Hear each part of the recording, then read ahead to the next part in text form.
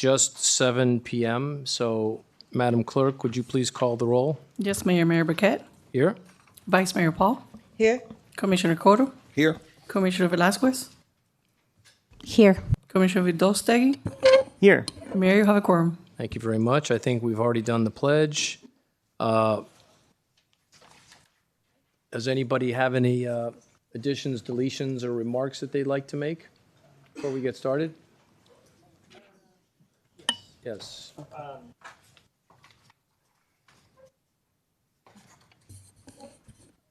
So are we on item 1E? Well, no, yes. Well, I guess we are, yes. Yes, we are. Okay. So forgive me, it's my first meeting. So do we have opportunities to make comments? Is that 1D or is that 1F? Yeah, let's do 1D. 1D. Okay, then I'll wait on my 1E. Oh, well, Please go ahead. Yeah, whatever you like. First, I asked for comments, but yeah, it's okay. I just wanted to say welcome and thank you. It's really great to be here, sitting with my colleagues. And we look forward to serving you in the next 2 years. Okay. I echo those comments. Okay, Gerardo? All right. Yeah, I'm very excited to be here for my first regular commission meeting. I do have a couple of quick announcements and notes, just because I've been involved during the campaign in this process of getting to know so many people in the town, and I hope that it continues right into the term. I want to announce I'm still figuring out how exactly this will work, but I want to have at least some weekly office hours in a local coffee shop where residents and anybody who would like to talk, staff, can just come by and have a cup of coffee. I'm out of campaign funds, so this will have to be Dutch treat. But tomorrow morning, I'll be at Starbucks from 9 to 10 a.m., and I'd invite anybody who wants to chat about town affairs to stop by. In the next couple of weeks, there are a couple of events that I'm especially excited to attend, and I want to just quickly mention them. On April 17th, the city of Miami Beach is doing a charrette design workshop about the recreational uses of the west lots on the west side of Collins Avenue, just south of Surfside. And I think anybody who's interested in parks and recreation issues and the future of recreational facilities in the area would be well served to attend. I hope to be there Wednesday evening. I believe it's at 6 p.m., but I need to confirm that. And I'm also excited to take part in the plastic fishing event on April 21st. So I hope to see and to meet more residents at those events. Great. Anybody else? Well, thank you very much, everyone, for being here. Yes, this is our first commission meeting, town commission meeting, regular commission meeting, I mean. So I'm very happy to see so many residents here. Hopefully we have a great meeting and we can answer all the questions that you might have. There's things that I'm sure that are a little controversial that we've seen in the past week or so. There's solutions for everything. And the point is to move our town forward in a way that benefits all our residents. So I'm very happy for that. We have our new town attorney with us and our new interim town manager. I'm sure we're going to see great things from them. And thank you very much for being here. Oh, and our new town police chief. Yes, thank you. I just want to add that I think that that round table that we had is a very effective tool. Yes. And I hope that maybe near the end of this meeting, we can schedule the next one, because I know that we've all probably got stuff we want to talk about, a little bit more lengthy. Sure. And I think that, there are items that I think we want to sort of decide which ones are priorities to put on the agenda. So I want to I think, Tina, that was your idea, and it was a great idea. And it turned out to be super productive, and thank you for teaching. Well, I saw that as the opportunity for us to learn from the manager before his departure on the ongoing projects, so that we could be familiar with that. And so I also thank the former manager, Mr. Gomez, for doing the roundtable. It was his suggestion to use that format, but yes, Very I good. asked for that meeting. Terrific. Thank you. Yeah. Okay. I just want to add that I think that roundtable was a great idea, because a lot of our ideas and the things we want to accomplish overlap. Yeah. And we kind of ironed it out right then and there. Why do the same, speech 3 times. Correct. So I think it saves us time and then makes this more efficient. Right. Speaking of that, anyway, that's good. Now, there's another item on here, community notes. Madam Clerk, what exactly do we mean by community notes?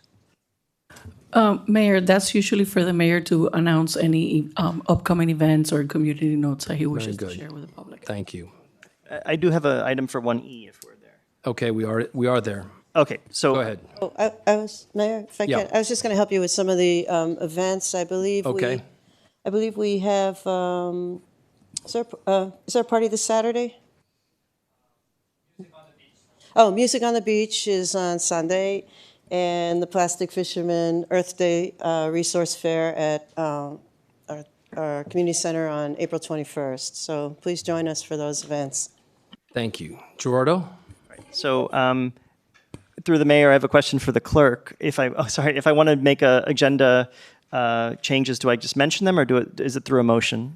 It's under agenda and order of business, so Yes. it's through a motion. Through a motion. Okay. Well, I'd like to make a motion to make 3 changes to the agenda. I'd like to move item 9M, the discussion of the Champlain Memorial event, up to the top of section 9. So that would be the first thing we talk about. I would like to add a new item, and I'm going to just say 9H, a discussion of the Taste of Surfside Tourist Board event that's currently scheduled for May 5th. Actually, that's postponed. Oh, it's postponed? Yes. Oh, okay, I wasn't aware. Then strike that. Yeah, after the roundtable, it was brought to my attention that it should be postponed because the new board is forming we're appointing the new board tonight, and they'll be Okay. meeting for the first, yeah. All right, then that's addressed. Then, so just to repeat, the motion is to move item 9M to the top of the 9 list, and then maybe add a new 9H, which would be discussion. The mayor proposed a roundtable. I would suggest maybe having another special meeting, and just to toss out a date, I would say Tuesday, April 30th, because I feel we might want more time to discuss these item 9 topics before the next meeting so we can get some momentum. So I would add in a motion to discuss a special meeting at 9H. Can we, well, I like that idea. Can we sort of circulate a date? Because I think the date could be even sooner than that, because we want to give ourselves enough time in front of the next meeting, which is obviously going to come closely after that date. Shall we discuss it under the item? We can, but I'm saying I like the idea, let's do it. Okay. But I'm just saying as far as the date goes, maybe Sandra can circulate some convenient dates and we can sort of pick from those. Sure. Okay. I'll second the motion because I was also going to move up 9M to the beginning of the 9th. I just want to make sure we get that one tonight. So otherwise, I'm fine with the order. But actually, on the consent agenda on 3A, the minutes, I wanted to pull the March 12th minute meetings. It was brought to my attention today that they were incomplete. Some information at the end of the meeting was left out. Okay. Any objection to doing that? Then we'll pull those minutes. And what we're going to do is the motion is to bring up 9M to number 1 under 9. Is that correct? 9M. Well, 9M comes before 9A, right? Okay, so we're good with that. Is there a motion and a second to do that? Yes. All right, you want to call the roll, Madam Clerk? All in favor say aye. Aye. Any Okay. opposed? The motion carries. Thank you. Anything else, ladies, gentlemen? Okay, then we can move on to the next item, which is 1G, appointment of boards and committee members. Who would like to start with that?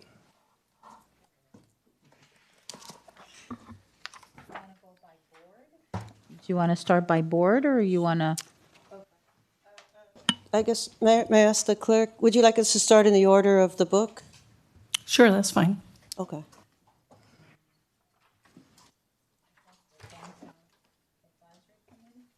Parks and, oh, yes, exactly.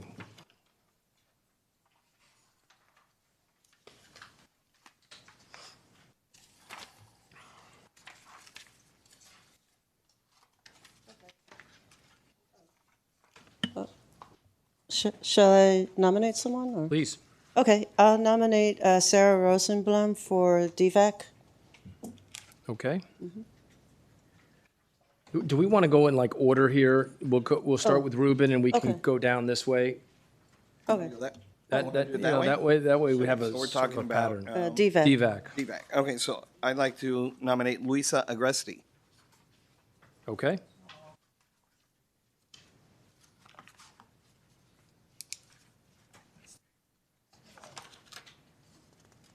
I'll nominate Francisco Malman. Okay. Okay, and I nominate Sarah Rosenblum. I would nominate Marina Sarabia.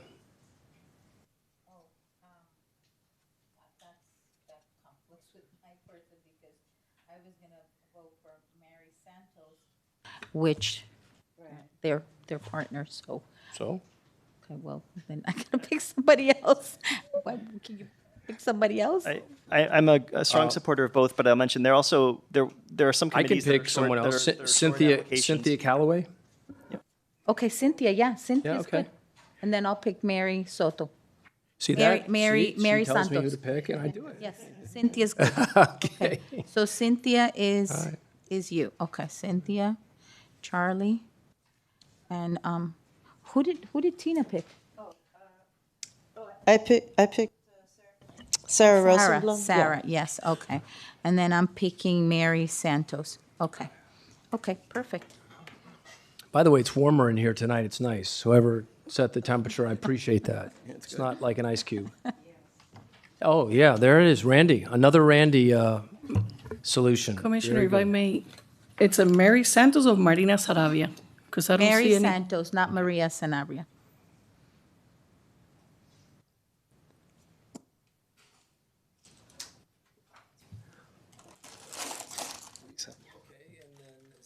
Yeah, that's all five. So, pension board? Oh, no. This is Parks and Recs. Frank McBride. Could you come back to me? I nominate Oliver Sanchez. That's my second. This is my second.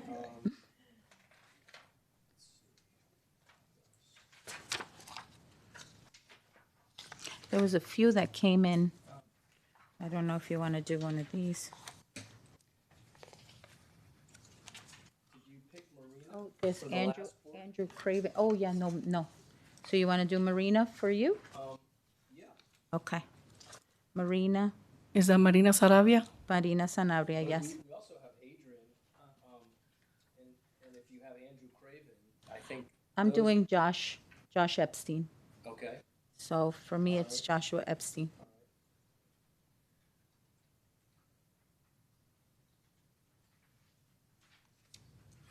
And then, what is Gerardo doing? So sorry, the names so far are McBride. Commissioner, can you speak into the mic, please? Frank, Oliver, Marina, Joshua, and Okay. I'll nominate Shia Schneider. Shia.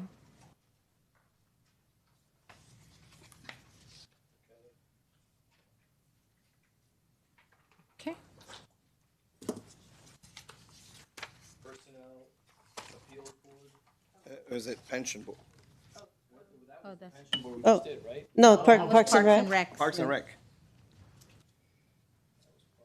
Yeah, I think Mayor. Just for the record, pension boards, 2 members are large. So it will be by a motion in a second.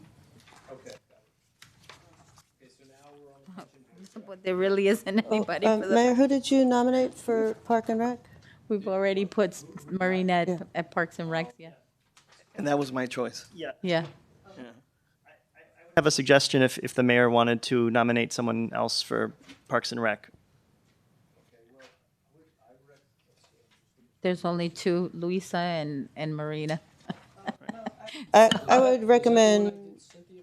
I would recommend Rita Bennett. I would recommend Rita Bennett. Yeah. Rita Bennett? Big- I Okay. think there should be a woman on the board. Okay. I'm good with that. The mayor had picked Oh, no, Marina she's- Saravia. She's saying Rita Bennett. For Parks and Recs.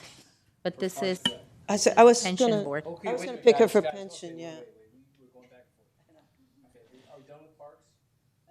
Yes, yes. Yes, Parks is done. Mayor, would you like me to say the names for the Parks and Rec? Yes. Mayor Burkett appointed Marina Saravia, Vice Mayor Paul Oliver Sanchez, Commissioner Cotto, Frank McBride, Commissioner Velazquez, Joshua Epstein, Commissioner Vildostegi, She Shriver. Yes. Schneider. Yep, but then the issue is that when we do get to the pension board, we might need Marina for the pension board. Well, then, if we don't, if Marina wants to go to the pension board, and that's okay with me, Is Marina here? then Adrian, No. I think, Mayor, can you turn on your mic, please? I beg your pardon. Adrian would be my choice. Adrian who? Adrian, Victoria's husband. Evans? No, Adrian should be for the PNZ. Okay, well, he applied for Parks. So, okay, so, That was my issue, is that for pension board, I wanted to choose Marina and Luisa because they both applied for that. But they've already been selected on other boards. So, because it's hard to fill pension and, those ones. okay, guys, I'm open. If you want to put somebody else somewhere, if you want to put Marina somewhere else. Rita Bennett for pension? So put. Oh, I guess we can speak to her and see if she would want to do a different board. well, Maybe wait on this one? We can wait on this one. My suggestion to the mayor is that he nominate Marina to the pension board and Rita Bennett to the Parks and Rec board. That sounds fine to me. I don't agree with that. No? No. I think Marina worked very hard, and I think she would prefer to be on Parks and Recs. So I think I would rather her be where she wants to be. Yeah. So Okay. I don't think So the pension then- board. I think maybe pension board, we should leave it for next month. Let's and wait on that one. Okay, Yeah. all right, And I so. guess the personal My pick appeals for board? Parks is going to be Marina then. Yes, Good. Glad to do it. Okay, so we're going to skip the pension, right? yes. And we're up to the Personnel and Appeals Board? Uh-huh. Okay, Ruben, you want to go? Sure, Michelle Kligman? Terrific. Okay. Gerardo. Well, I think we face this challenge again. Mary Santos was going to be my pick for Yeah. this board. And Lisa also. I would say the same. I had Michelle Kligman or Mary Santos, and Second Yeah. choice. I so, guess we just pick Michelle for this board for now and yeah. figure out the rest later? Okay. Okay. So planning and zoning? Oh, yes, so here we go. Mayor, have provided the qualifications for the planning and zoning boards all on the dais for everyone. It says at least 3 of the members or alternates shall each meet at least one of the followings, and there's a list of 10. Well, personally, I want to see the people that this commission wants to pick and put on the planning and zoning board, get on the planning and zoning board. And if we have to change the rules and the qualifications, I think we should. But let's see where that goes. Because we want the right people. We've had the wrong people before, and now we want the right people. I think we'll meet the qualifications. Good. Yeah. Okay. Ruben. James McKenzie. Absolutely. You stole that one from me. Commissioner, do you know Darn you. which of the qualifications he meets? Well, he's an architect. An architect. Okay. Okay.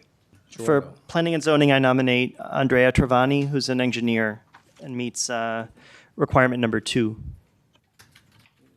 Okay, I will nominate Lindsay LaCour, who has the experience we would like. Very good. Okay. I would nominate Carlos, and I know we sent his application in, Madam Clerk, today. And we- Yeah. And we What's his also last name? circulated it. Carlos Aparicio. Yeah, he's an architect, and he'll be fantastic, He's good.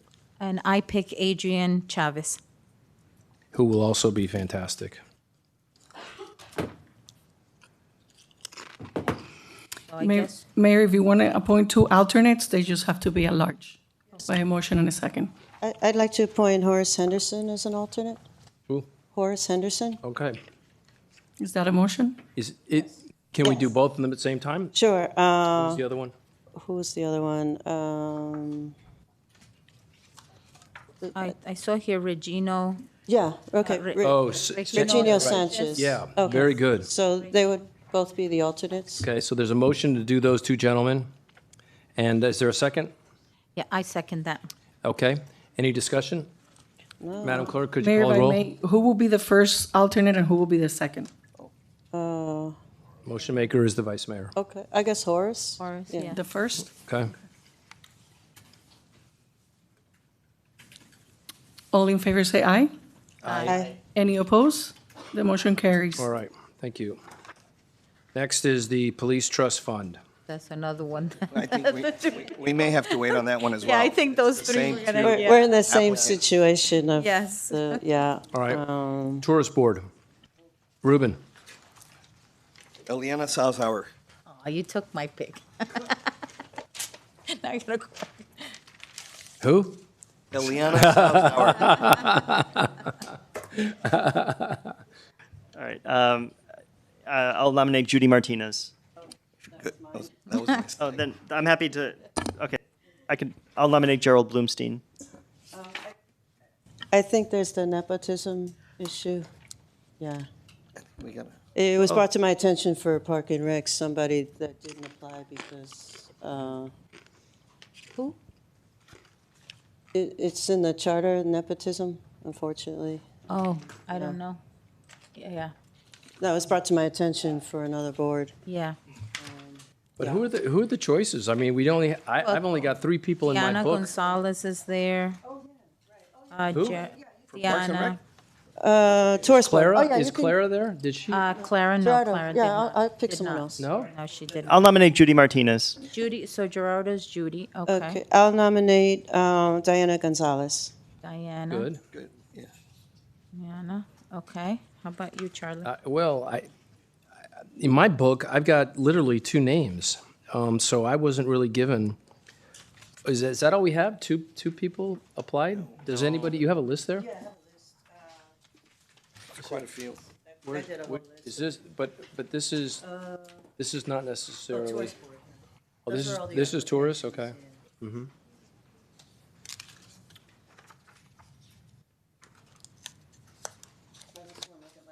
Yeah.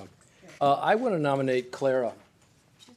I know, but and she can turn it down if she wants, but Because there's a I want to nominate her. Delgado too, Yeah.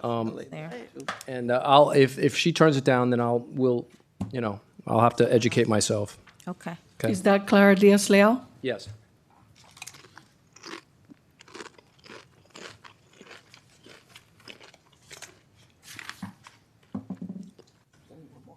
Okay. All right. Next. No, wait, I haven't picked. Oh, okay. I'm gonna pick, hold on a second. So we took Freddie, we took, Clara. Okay. I guess I will do Freddie.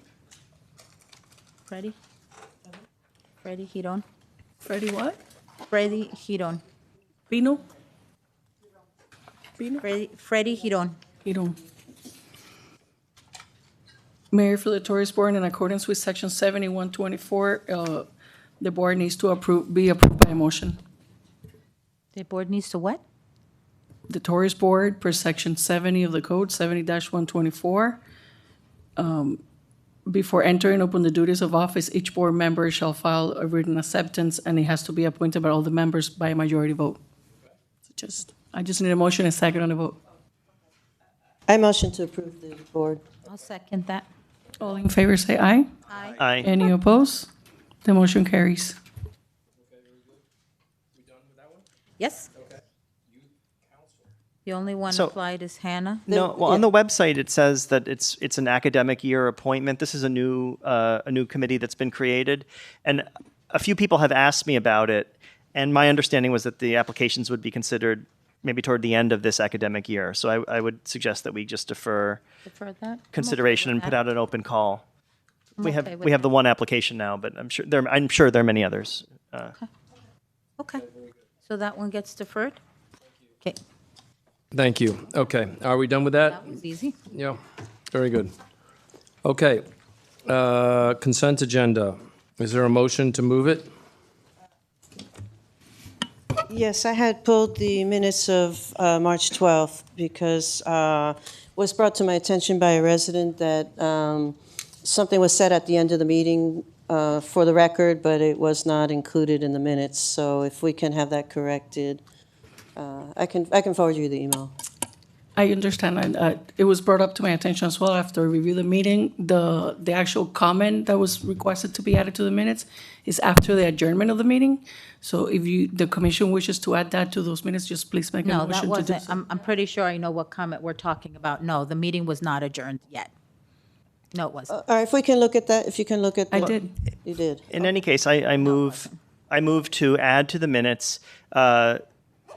The comment in question for those in the audience was a parting comment from Commissioner Maischeid, who is finishing her term, and I think that we owe her the respect of putting that in the minutes.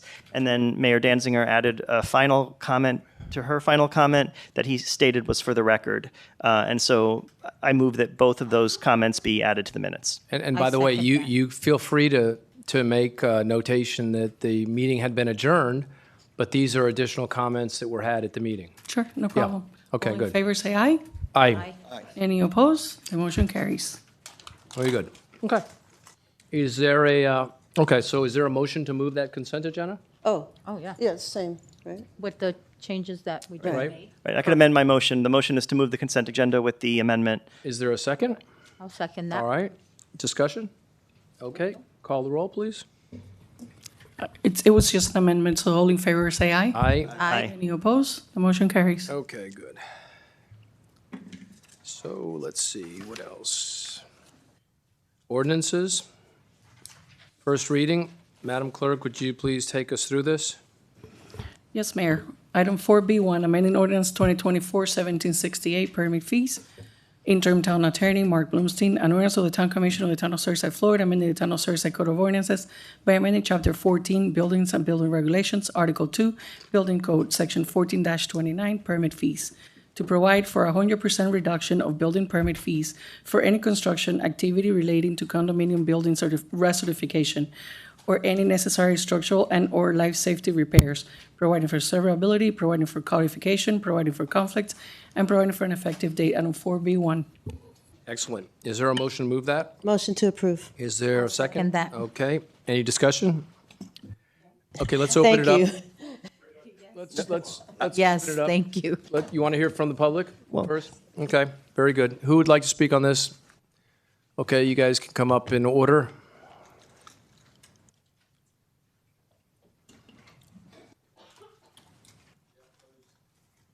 Thank you.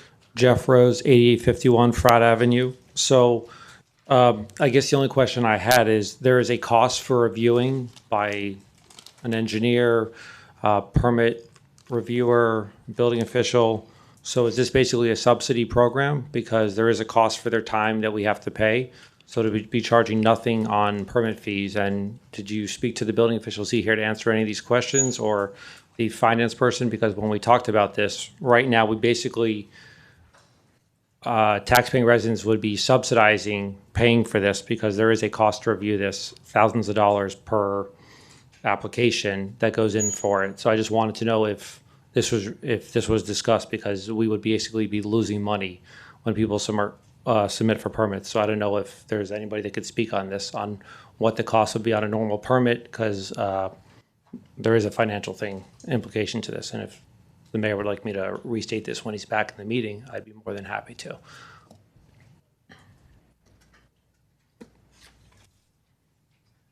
Mr. Mayor, this question was for you. So there is a financial implication to this. Do you have the finance director or the building official to speak on what the cost of this is? Because if somebody submits let's call it a $10 million restoration project, Look, I'm gonna structural. break with tradition and entertain you. Oh, I appreciate that. Not really interested in, what your thoughts were on this subject, because we heard it clearly when you were the vice mayor recently, and Just a resident right now. Well, I'm thankful for that. Yes, I we know you are. We see how you talk to residents. But we heard you. We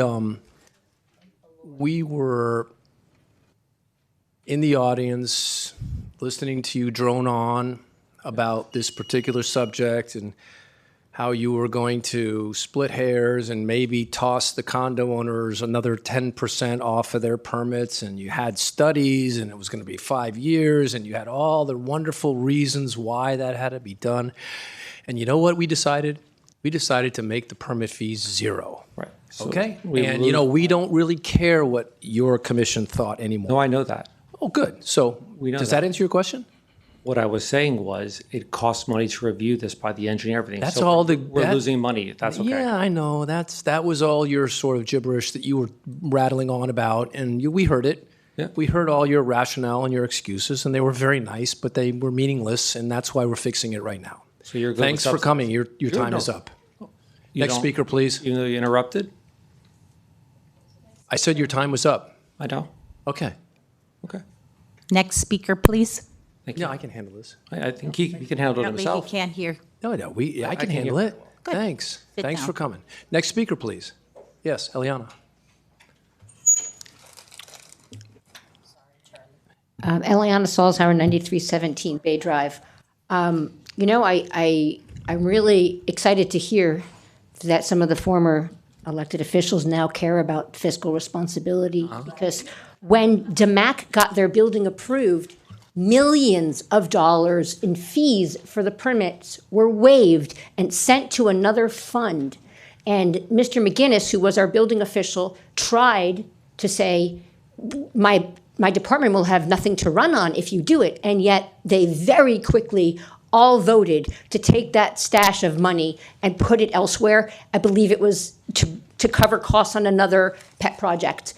There was absolutely no concern for fiscal responsibility, when I believe they also tried to do the same with the building across the street with the new bonus floor 9300 project. So I'm really excited that you guys are interested in valuing legacy residents and keeping condo owners being able to afford to stay in their buildings, because unfortunately there's no profit in keeping people happy and letting people live near the beach. There's profit in destroying the buildings and saying, oh, you can't afford your fees, we're going to buy you out at pennies on the dollar, get out, we're going to put up a big new building. And that's what's happening all across South Florida. And usually the people sitting in your seats are all too happy to make those deals with the developers and make that happen. They've greased the wheels with Live Local, they've greased the wheels to put people on the street, to put people out of their oceanfront buildings that they had worked their whole lives to be able to afford, to never be able to afford to buy back into that lifestyle. All those people that lived in Champlain, the ones that were lucky enough to get out with their lives, can never afford to live on the beach again or in this town because costs are astronomical. So I want to thank you. I don't live in a condo. I have no personal interest in this, but I really want to say that this is a really wonderful gesture, in the face of the overwhelming money-making development machine. So thank you for protecting our condo owners, our legacy residents, and letting them be able to do the life safety repairs and stay in the town. Thanks.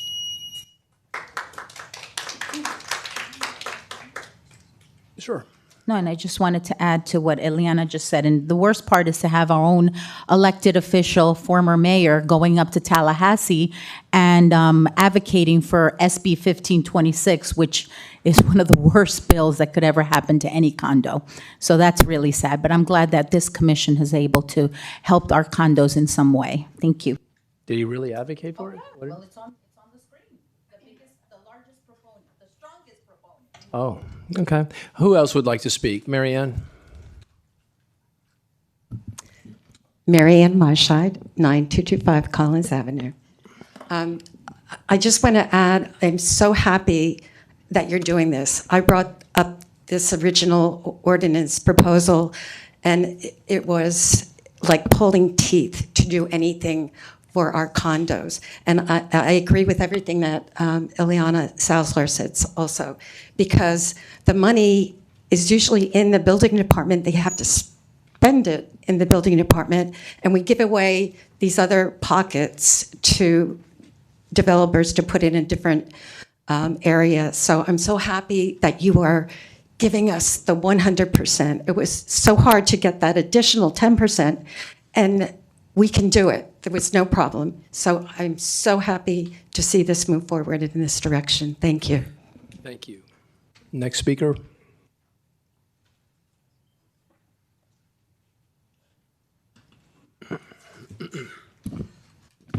Jared Brunabend, 8934 Garland Avenue.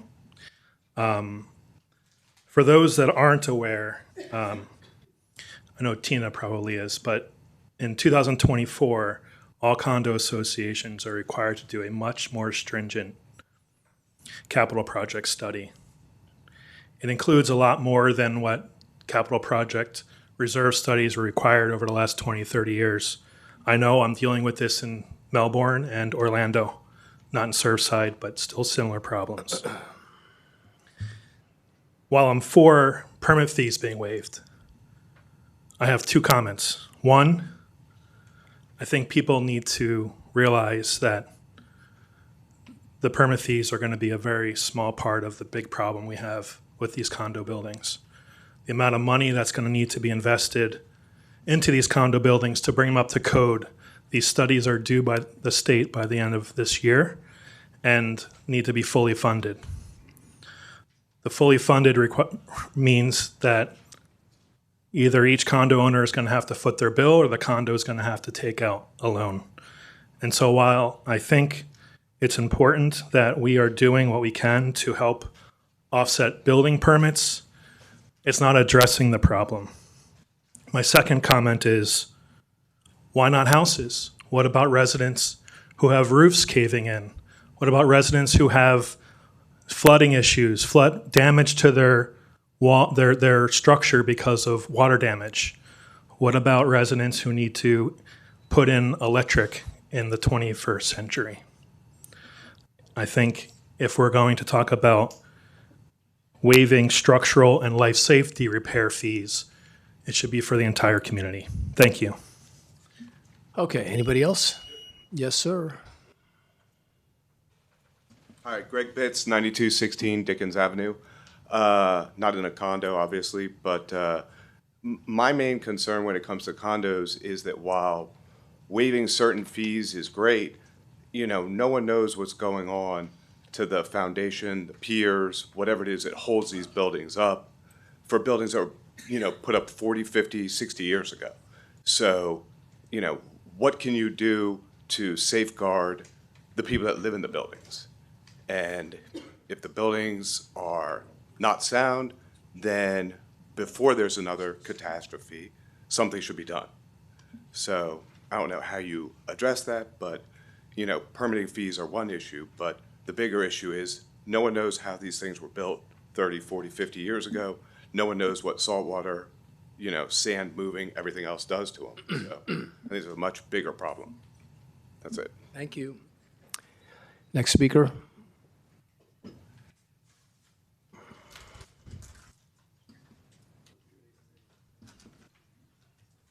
Shlomo Danziger, 9000 Harding Avenue.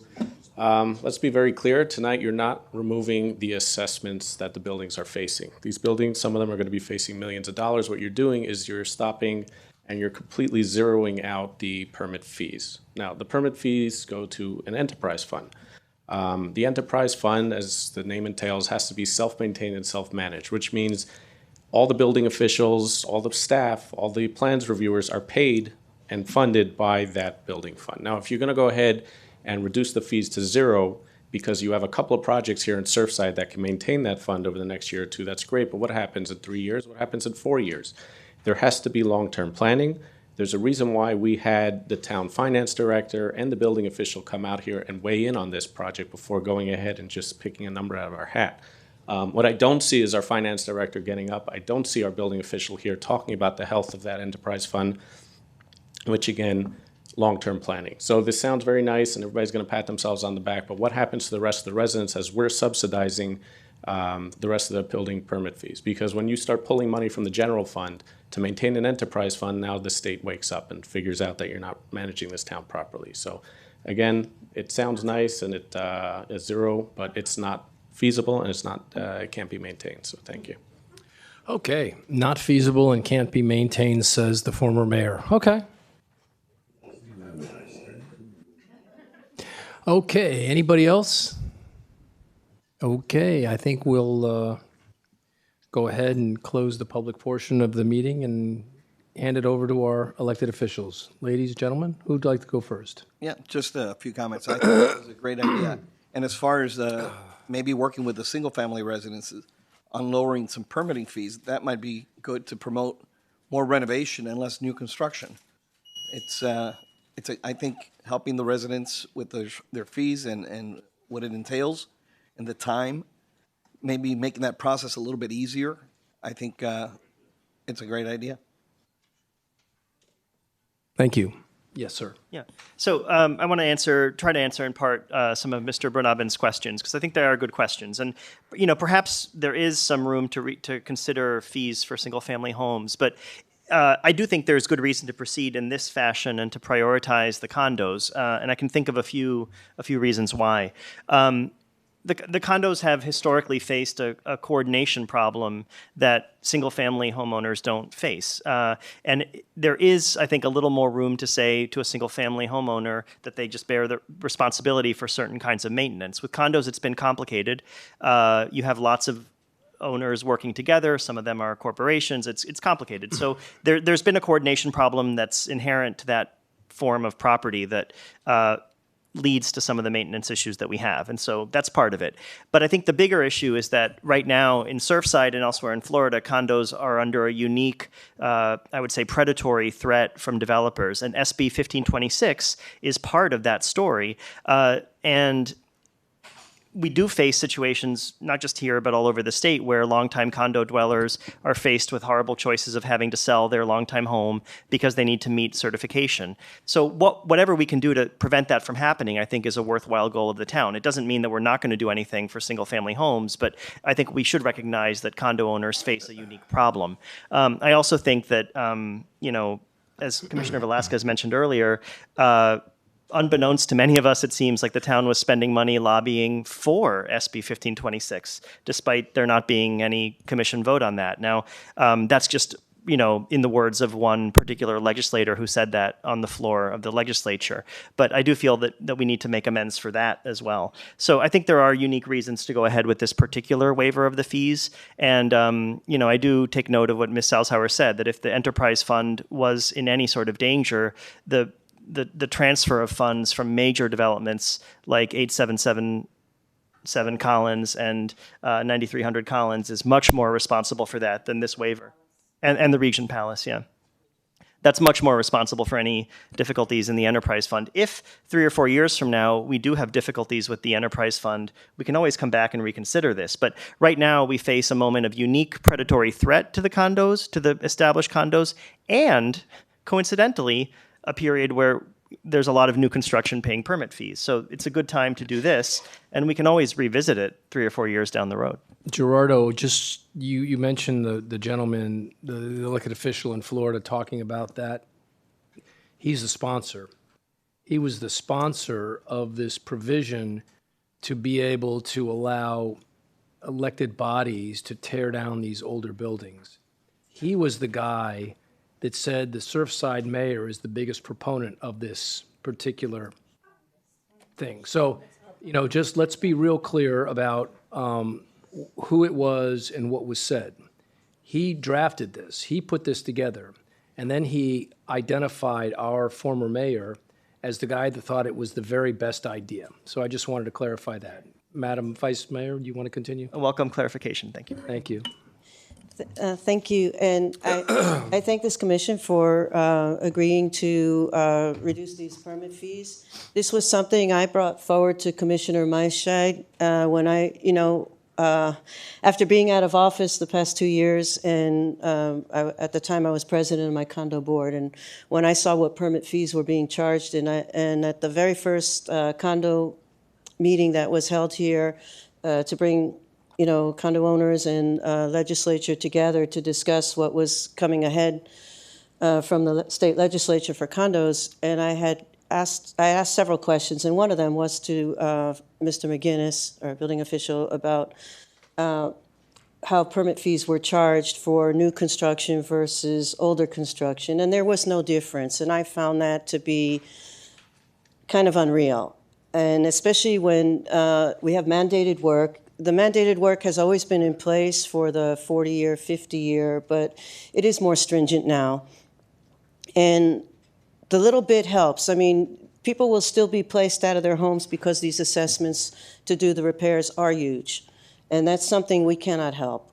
But in whatever way we can help, I feel that, especially for Surfside, we should be the example to other areas, to other municipalities, that this is something you can do that doesn't take a lot on the town and actually does help the condos. And I think we need to find other ways that we can be a leader for condos that are different from what the legislature is doing. The county has done a wonderful interest-free loan program, and the state legislature, on the other end, is creating a lot of hardships. We do need to look after our buildings and take care of them, and I think most buildings, it's their desire to do so. But this SB 1526, it's just brought all the developers out, circling our buildings and trying to do buyouts and takeovers. And at the same time, some buildings just want to do their repairs and continue to live in peace. So we need to find the right balance within our state and be leaders. So I really, I feel that we need to go to Tallahassee and implore our legislatures to work with us, not against us. So I thank this commission for understanding what condo owners are facing, because it's not just me in my building, it's every building in Surfside that is approaching the age of 30, 40, 50, 60. And these buildings have withstood a lot, so, God bless them and the people that live there. Thank you. Thank you. Nelly? Well, I have to say, as a community, I think today it's for one group, tomorrow's for another. And today this particular bill is to help our condos. Later on, we're going to talk about how we're going to help our single-family district, which is undergrounding the power lines, which is the Abbott Avenue Drainage Project. These are projects that come out of all the funds from our entire taxpayer community. So these are things that I feel that we need to unite as a community and help each other.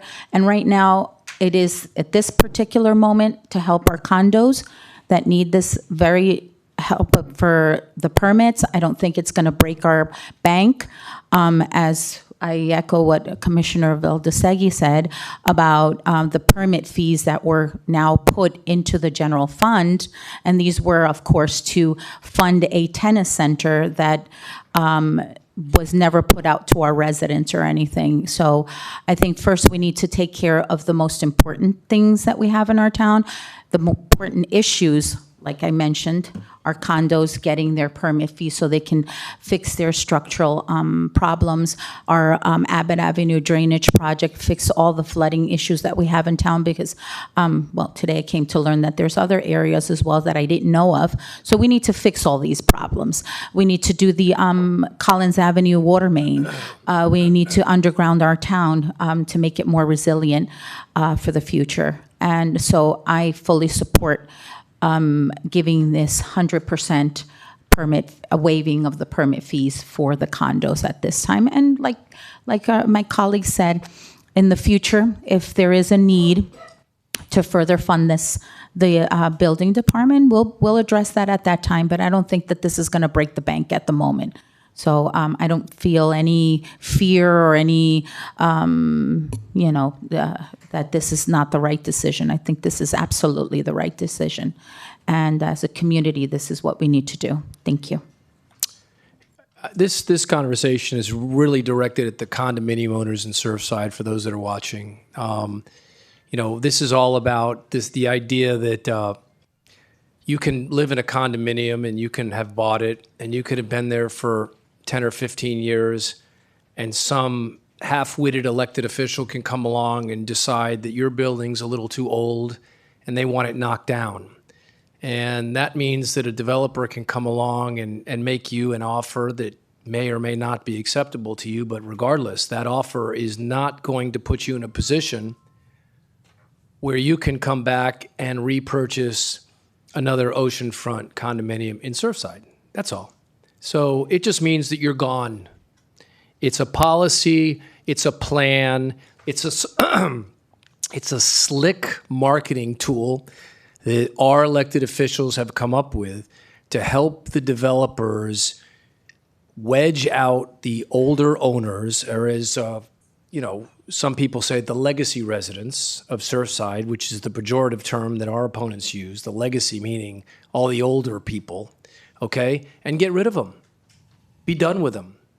Out with the old, in with the new, right? And we just need more tools to be able to do that. And that's what this was all about. So this is a tiny step forward by this elected body to say, and we talked about it in the campaign. We said, listen, these guys up here before twisted themselves into a pretzel arguing between reducing it by 10% or 20% and made a big deal, and they paraded up you heard the mayor a few minutes ago say, oh, we brought up the finance guy, we brought up this guy, and they said you couldn't do. It's all theater, folks. It's theater. They were told what to say. They said what they said. They said, we'll study it for 5 years. And the bottom line was, you ain't getting nothing. We ain't helping you. You ain't getting nothing. We're not working for you. We're working for the other guys. We're working for the guys that want to buy those buildings, knock them down, and build something nice and new. Now, we all like the new stuff, but it ain't so great for the people that live there right now, okay, and want to stay there. That's the problem. So that's what we're talking about. That's the issue right now. It's mostly for the condo owners, but as my colleague said, we will be focusing on the residents and the homes too. So there's something for everybody, but that's what this was about. We have a motion on the table. I think, Madam Clerk, would you be so kind as to call the roll? Yes, Mayor. Commissioner Velazquez? Yes. Commissioner Vildostegi? Yes. Commissioner Cotto? Yes. Vice Mayor Paul? Yes. Mayor Burkett? Yes. Mayor, the motion carries. All right. Thank you very much. Madam Clerk, would you take us through the next item, please? Mayor. An ordinance of the Town Commission of the Town of Surfside, Florida, amending the Town of Surfside Code of Ordinances by amending Section 90-74, temporary signs, to amend Section C pertaining to number of signs, and amending Section D pertaining to construction sites, providing for inclusion in the code, providing for conflicts, and providing for an effective date. That's item 4B2. Ordinance amending Ordinance 2024-1770, amending Section 90-74, temporary signs, by Mark Bloomstein, interim town attorney. Thank you. Is there a motion to move this item? I'll motion. I'll Okay. second that All motion. right, very good. Anybody in the public that would like to speak about this?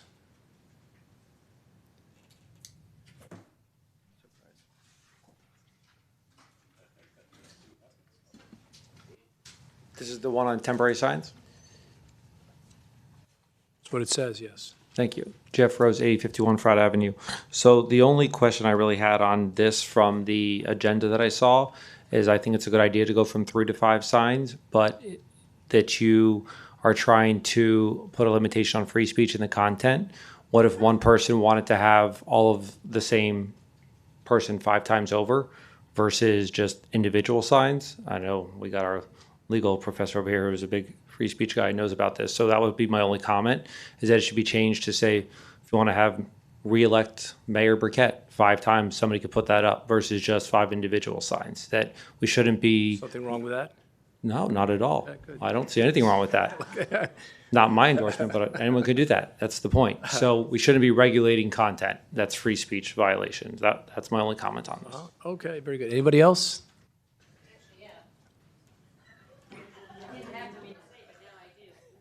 So I just want to point out that commercial speech is regulated in a different manner, okay? So I love these lectures by people who know nothing about law or speech or anything, and from people who restricted public speech in a manner that this town has never seen. So I want to clarify that there's different types of speech. There's government speech, there's individual speech, there's commercial speech. The most restricted kind is commercial speech. That's why you can't say, oh, this cures this and that cures that, and this is free, and you buy 2, get 1. There are restrictions around that. So if you need to restrict the commercial speech, you're well within your rights. Again, I didn't even sign up to talk because this is sort of a routine manner. Obviously, if we have 5 positions, there should be allowed to be 5 signs. And if you want them to all be Burkett signs, you can do that. If you want them to be different signs, you can do that. No one's regulating the content other than, I guess it has to probably be, not vile or whatnot. That's it. Thanks. All right, boy, nobody's using up all their time tonight. Isn't that fantastic? Anybody else? Okay, I will close the public portion and turn it over to the commission. So just on the proposed change to 9074C, I do agree with Mr. Rose that when it comes to the political speech, the relevant case here is, say, Reed versus Town of Gilbert. I used to teach this when I was a con law professor, and it's a case involving signage on yards. And once you introduce any sort of content-based restriction, it raises the level of scrutiny that courts give to the regulation. So I think we're fine just deleting one per political candidate, so that if somebody did want to have 5 signs for the same candidate, that's fine, and simply regulate the number. And the number 5 seems to me sufficient for our purposes. So I think our motion is to discuss, but when... Well, no, actually, it's to approve, It but is you to want approve. to, edit it? That, I'm sure the motion... I would ask the will- motion maker to edit the motion then to say motion to approve, but without the parenthetical phrase at lines 27 to 28. Yeah, I'm okay with that. I can. Okay, very good. Is the seconder okay with that? Okay, very good. Anybody else comment? Okay, Madam Clerk, would you please call the roll? Yes, Mayor. Commissioner Velazquez? Yes. Commissioner Cotto? Yes. Commissioner Velazquez? Yes. Vice Mayor Paul? Yes. Mayor Burkett? Yes. Mayor, the motion carries. Thank you. Okay, next one is resolutions and proclamations. Could you take us through 5A, please? Thank you. 5A, Education and Sharing Day, Commissioner Geraldo Valdostegi. So I'll introduce this one. Okay. Yeah, so this is a proclamation that the town has issued in the past 2 years. It's also, as I learned a couple years ago, something that the White House has done every year since, I think, the Carter administration, going back to 1979.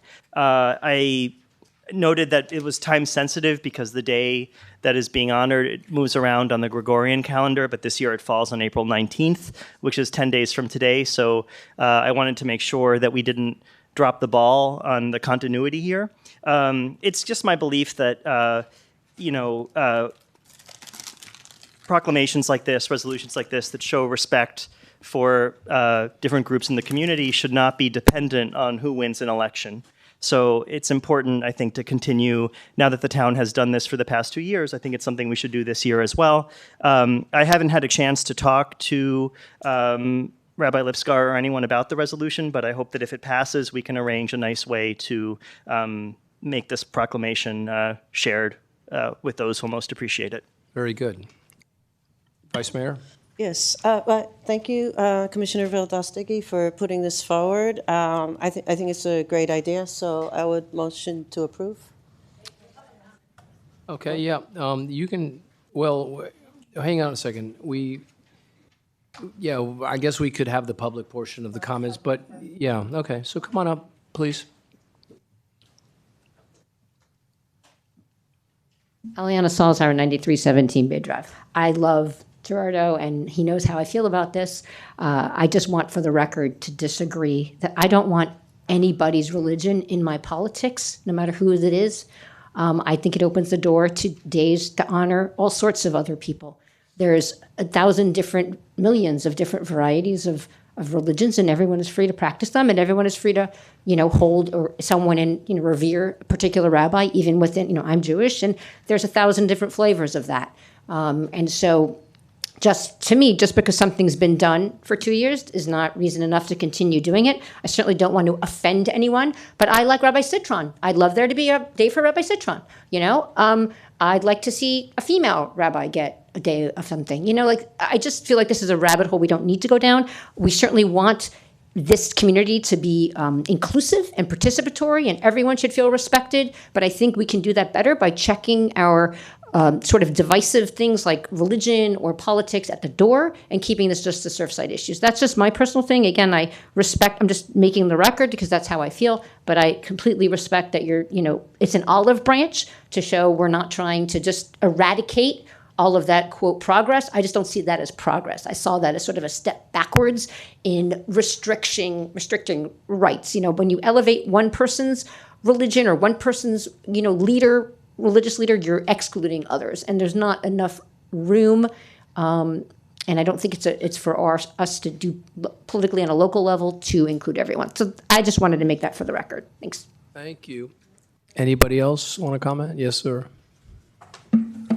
Zariel Wasserman, 9032 Emerson.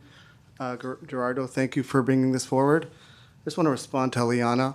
This is not about religion, it's about education. And we're honoring a great rabbi and his impact on education throughout the United States. So this has nothing to do with religion. We don't want to bring religion. And this is about education and a tremendous rabbi that had an impact on my life and many people's lives in education. So thank you. Thank you. Next speaker, please. Shlomo Danziger, 9000 Harding Avenue. First of all, I want to thank you, Commissioner Velazquez, for bringing this item forward. It is definitely a very nice gesture. I appreciate it. To echo what my fellow resident mentioned, this is not a religious proclamation. I'm curious if the first speaker actually sat down and read it.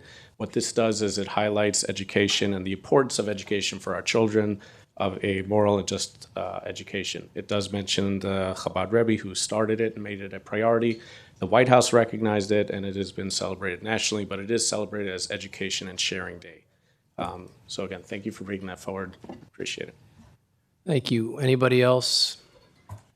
No, but Eliana, you can't do that. No. Clarify, it's for the Rebbe's birthday. No. That's the problem. It's pegged to the can't. Rebbe's birthday. Okay, thank you. Thank you. You can't do that. Yeah, go ahead. No, I mean, but look at, we have, this is we're a little different. And again, I mean, look at, we're flexible and we try to be fair, but everybody else has to be the same way.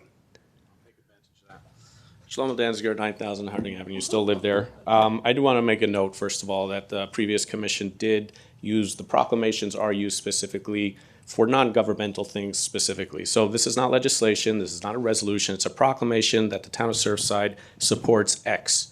Whatever that X is. And we've done that for many different things. Maybe I don't personally. Okay, keep it. She was very short, so you keep it short. So I have to stick to her time. All right. So again, we've done Hindu National Day. We've done many different things, code compliance. We've done a lot of proclamations. I don't work in code, but we appreciate it. And there's nothing wrong with the town of Surfside recognizing and appreciating somebody's work. Thank you.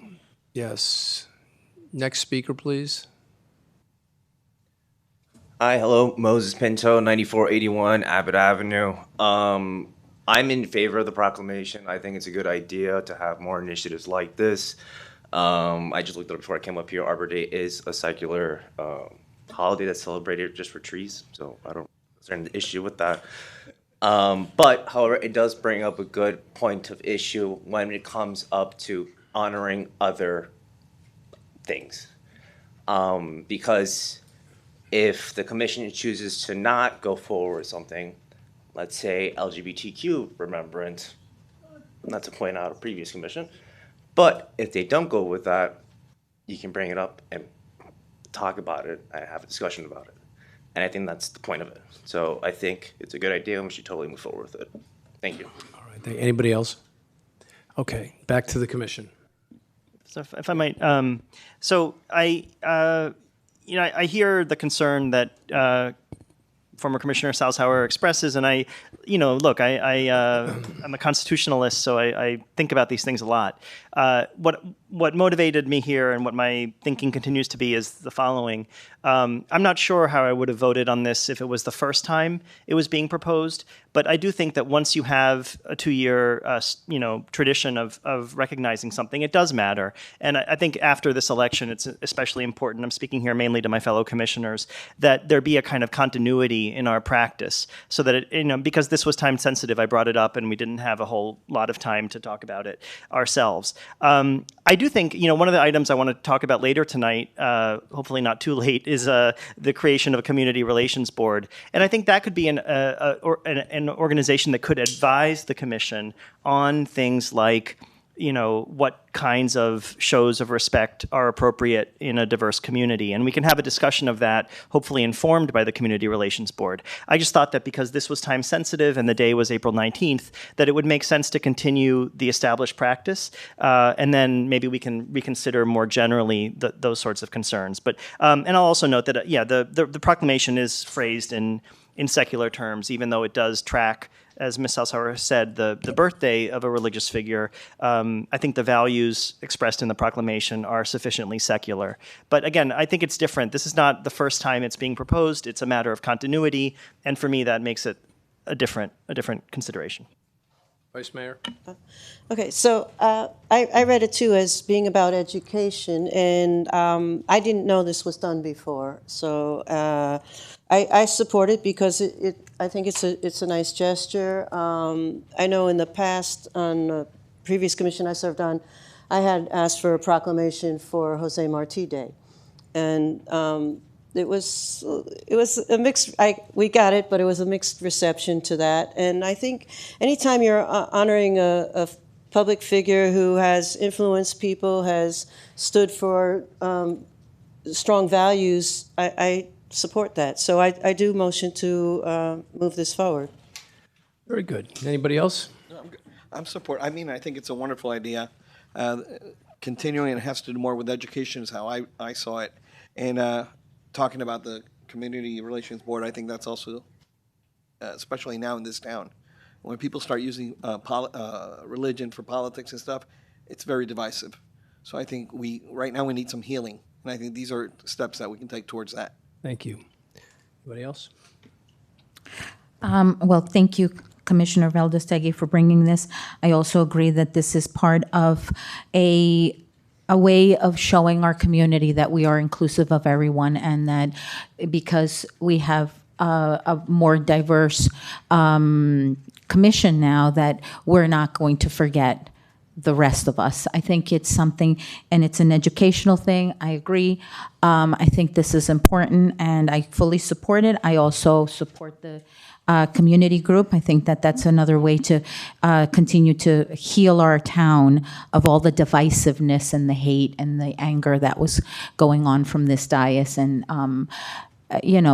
but there were so many residents that came here. I mean, look at this room right now. I'm so happy to see so many residents here, and even our police force. Half our entire police force is here.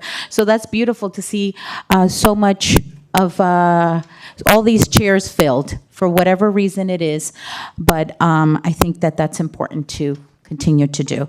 So I fully support this, and thank you very much for bringing this. And yeah. Great. Okay. You want to call the question? Well, I have a motion to approve by Vice Mayor Paul. Okay. Is there a second? I'll second it. All right. Commissioner Cotto? Yes. Commissioner Velazquez? Yes. Commissioner Valdez-Tegui? Yes. Vice Mayor Paul? Yes. Mayor Burkett? Yes. Mayor, the motion carries. Thank you. Could you take us through 5B, please?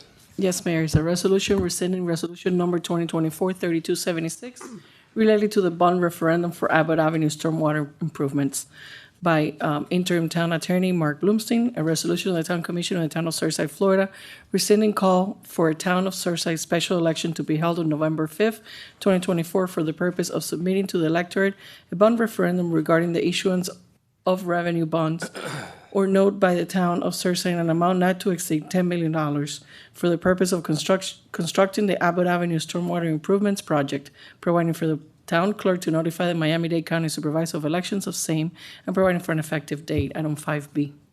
All right. Is there a motion to move that forward? I motion to move this forward. Is there a second? Second. Thank you. Is there anyone in the audience that would like to speak on the item? Okay.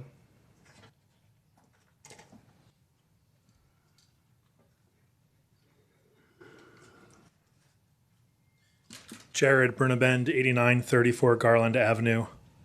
I'd like to at least ask Town Council if this is approved tonight, what is the process, if we needed to put it back on? Will the county allow us to do such? My concern here is I understand all your intention. You want to kill this, pay for it out of our funds, out of the 21 million less the 6, leaves us 15, maybe it costs 11, 12, 20 million. We use all that money for Abbott Avenue.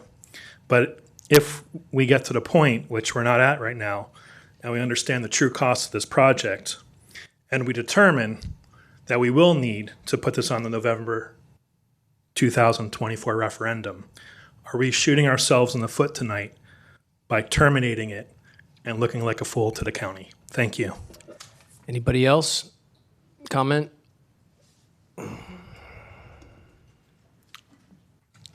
Jeff Rose, 8851 Fraud Avenue. I echo everything the previous speaker said. I just wanted to speak to Vice Mayor Paul. I know this was $1 million project, I believe, when you were on the commission the first time with Mayor Deitch, and it didn't move forward at that time.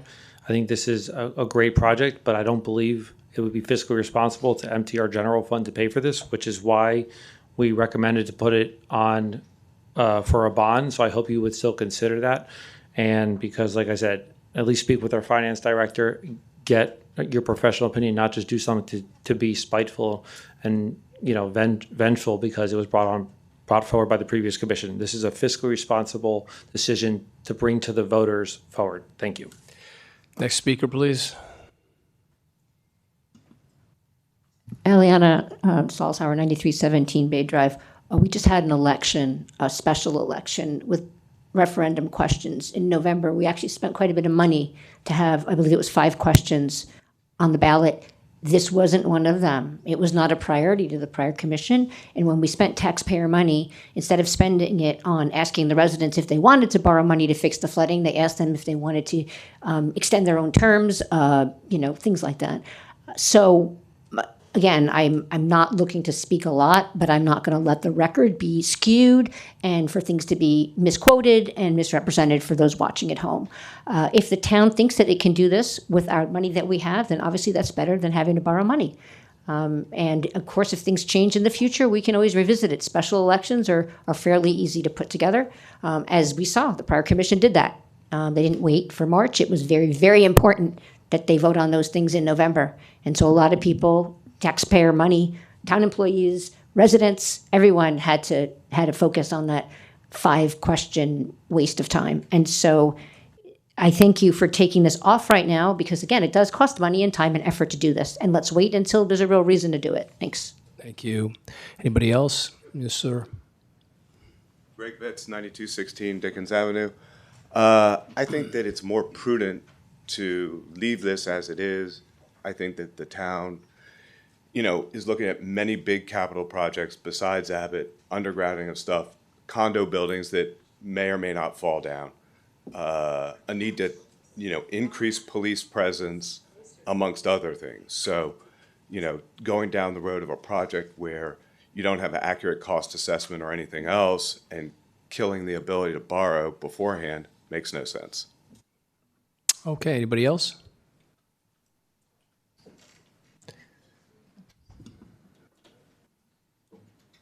Shlomo Danziger, 9000 Harding Avenue. So first of all, regarding the November referendum, this project was still being priced out, which is why it wasn't on a ballot question, because the assumption is that the $3.5 million that we had with the state was going to help cover that. Unfortunately, the project that was priced out for much cheaper came in at a higher cost that we could not afford.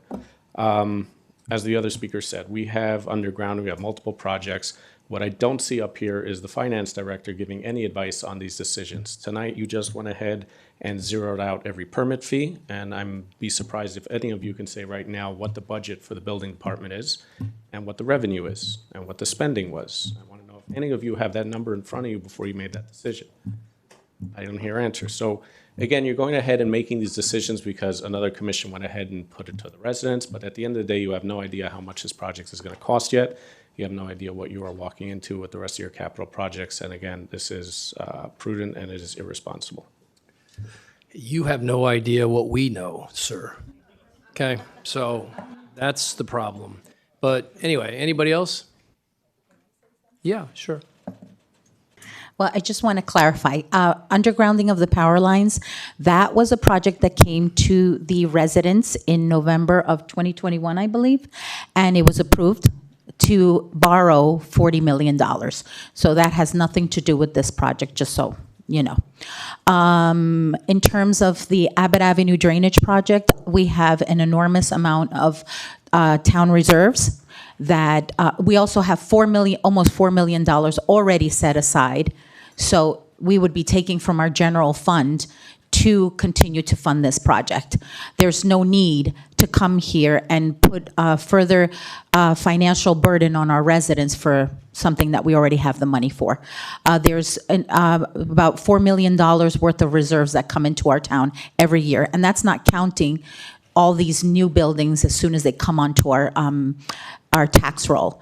So our town is going to be very, very well off. I don't see this being a problem. And honestly, during these development orders, this commission, not this commission, the previous commission should have taken into consideration the issues that our town has to have some of these developers pay for these things, not give an entire floor of underground parking for a measly $400,000. That's what we got. And then a whole bunch of debt that we're probably going to put into our town with pumps that they're getting 60 days to do, and if they don't put the pump in 60 days, they give us $400,000. The pump could cost up to $1 million. Who's going to foot the rest of the money? Our town is going to foot the rest of the money, our taxpayers. I'm not okay with that. Resurfacing several of our parking lots. If they don't do it within 60 days, they give us chump change, and then our town has to do it. And that's another burden that will be put on our taxpayers. So giving this back to our town and our residents that pay taxes and their properties get damaged there's cars that get flooded. There's homes that get flooded inside their homes. They're damaged garages. I mean, that's wrong. And that's something that this is a government issue, and it's something that our town needs to fix. And we have the money without having to borrow or without putting our town in a fiscally responsible way. So having misleading comments is just wrong, and we really need to move forward and start fixing our town and getting the things that we really need. So on that note. Thank you. Anybody else? Just one comment. One of the other things we forget, with the new projects that are taking place now, there's going to be a substantial amount of revenue coming in as well to the tax base and everything. So that's additional funds. Commissioner, can you speak into the mic? That's additional money that's going to be available to us. So I think putting a stop to this is a great idea. Thank you. Gerardo? So I favor keeping the referendum question for now. So I guess I oppose the resolution. My thinking is this: I was and remain very critical of how this played out with the prior commission. While it's true that they didn't have the bids back when they set those November 2023 referendum questions, I think it was foreseeable that the cost would be quite high. Correct. And so rather than having, and again, the point isn't to litigate the past. It's really to say, I don't want us to be stuck in that same situation. We're putting out a bid. We're hopeful that the bids will come back in a range that fits our commitment to use general funds for this. I share that. I don't want to borrow, but I don't want to be stuck in a situation late in the summer where we get the bids back and then we find ourselves without the money to move forward. So I think we still have, I checked with the clerk, I think we still have until June to rescind this if we want. There's no need to do it today. I would propose just leaving it on for now. My plan is to use general funds for the Abbott project. I'd like for it to move forward ASAP, but I do think it's good to leave ourselves a little bit of wiggle room on this. Okay. And also one quick thing, even though it's tangential, I do think I want to say for the audience, we keep calling it the Abbott Drainage Project as a shorthand, but I want, our engineers have told us, and it's my firm belief that it benefits the entire town. We might need a better name for it so that people don't think it just benefits Abbott Avenue and it somehow excludes other streets. It's trying to address flooding at the lowest lying point. So I think maybe for branding, we might need to come up with a better name for this project. But that said, I remain committed to using general funds. I just want to leave ourselves the option. And I do think, one last point, sorry, that we might have to put some kind of borrowing question on the ballot anyway, whether it's for this, whether it's for undergrounding. We need to see how the money plays out. So there's advantage to putting a question on a presidential election ballot because you'll have a high turnout and high engagement. So I don't want to lose that opportunity. So I'm in favor of leaving this for now, maybe revisiting it in May or June. Okay, Vice Mayor? Yes, so I don't think we lose that opportunity since we have till June. Is it June or July? We have till July to decide what ballot question we might need to have. There is already about 4 million that is allocated for this project, so we certainly could start this project regardless of what the bids come in at. You know, I mean, I'm hoping they come in at a reasonable figure. This is something that's been put off for many years. I joined the commission in 2016, and this Abbott flooding issue was brought to our attention. It wasn't until 2019 that we actually did a study and then said, well, it's costing too much, let's just go for grant money. And we did get the grant money. And then our commission in 2020 moved forward with getting another estimate for this that evaluated other streets that weren't included in the original one. And we were in the design phase. In fact, I did have questions for the former town manager from his report because this is in there. And it doesn't even mention the design work that was done from 2020 or 2021 till present. It only mentions 2023. So I'm wondering, well, what happened? Because, you know, this was approved in 2021.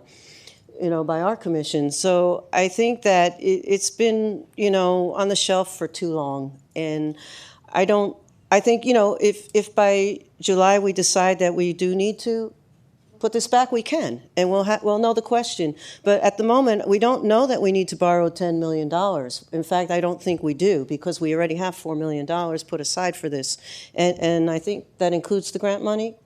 And we're also going to look for more grant money since it came in at a higher cost than initially. When we got the grant money, it was we were to match the grant. So clearly we're paying more than the grant. So that's something that can be revisited.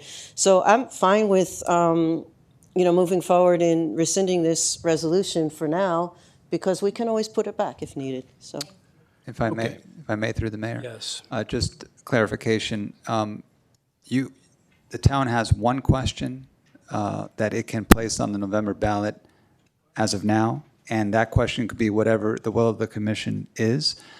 So it can be this, it could be another, it could be one that's not yet thought about, but we have to do that by July 26th. So that's the placeholder that the town has presently. Very good. Through the mayor, does that mean, is that a limit of one, or it's just we've currently? Well, we have one that's been approved. We have to request to get additional questions, but the deadline for any kind of resolution out of the commission is going to be July 26th. And I know we're coming up on good and welfare, so just be mindful of that. Okay, so let's vote on this. Call the roll, please. Commissioner Velazquez? Yes. Commissioner Vildosky? I mean, I think we all agree on the substance that we all want to do this and we want to do it with general funds. I'll vote yes, but with reservations that I've expressed. Commissioner Cotto? Yes. Vice Mayor Paul? yes. Mayor Burkett? Yes. Mayor, the motion carries. Okay, good and welfare. Who would like to speak first? Yes, Luisa.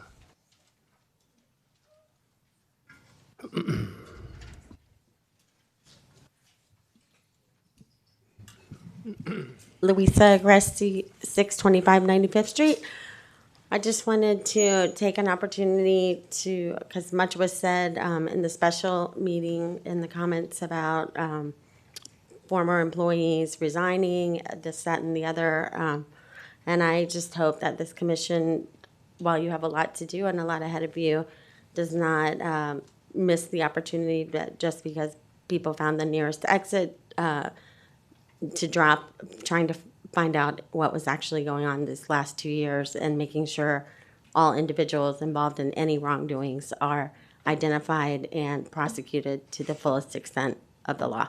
Thank you. Thank you. Next speaker.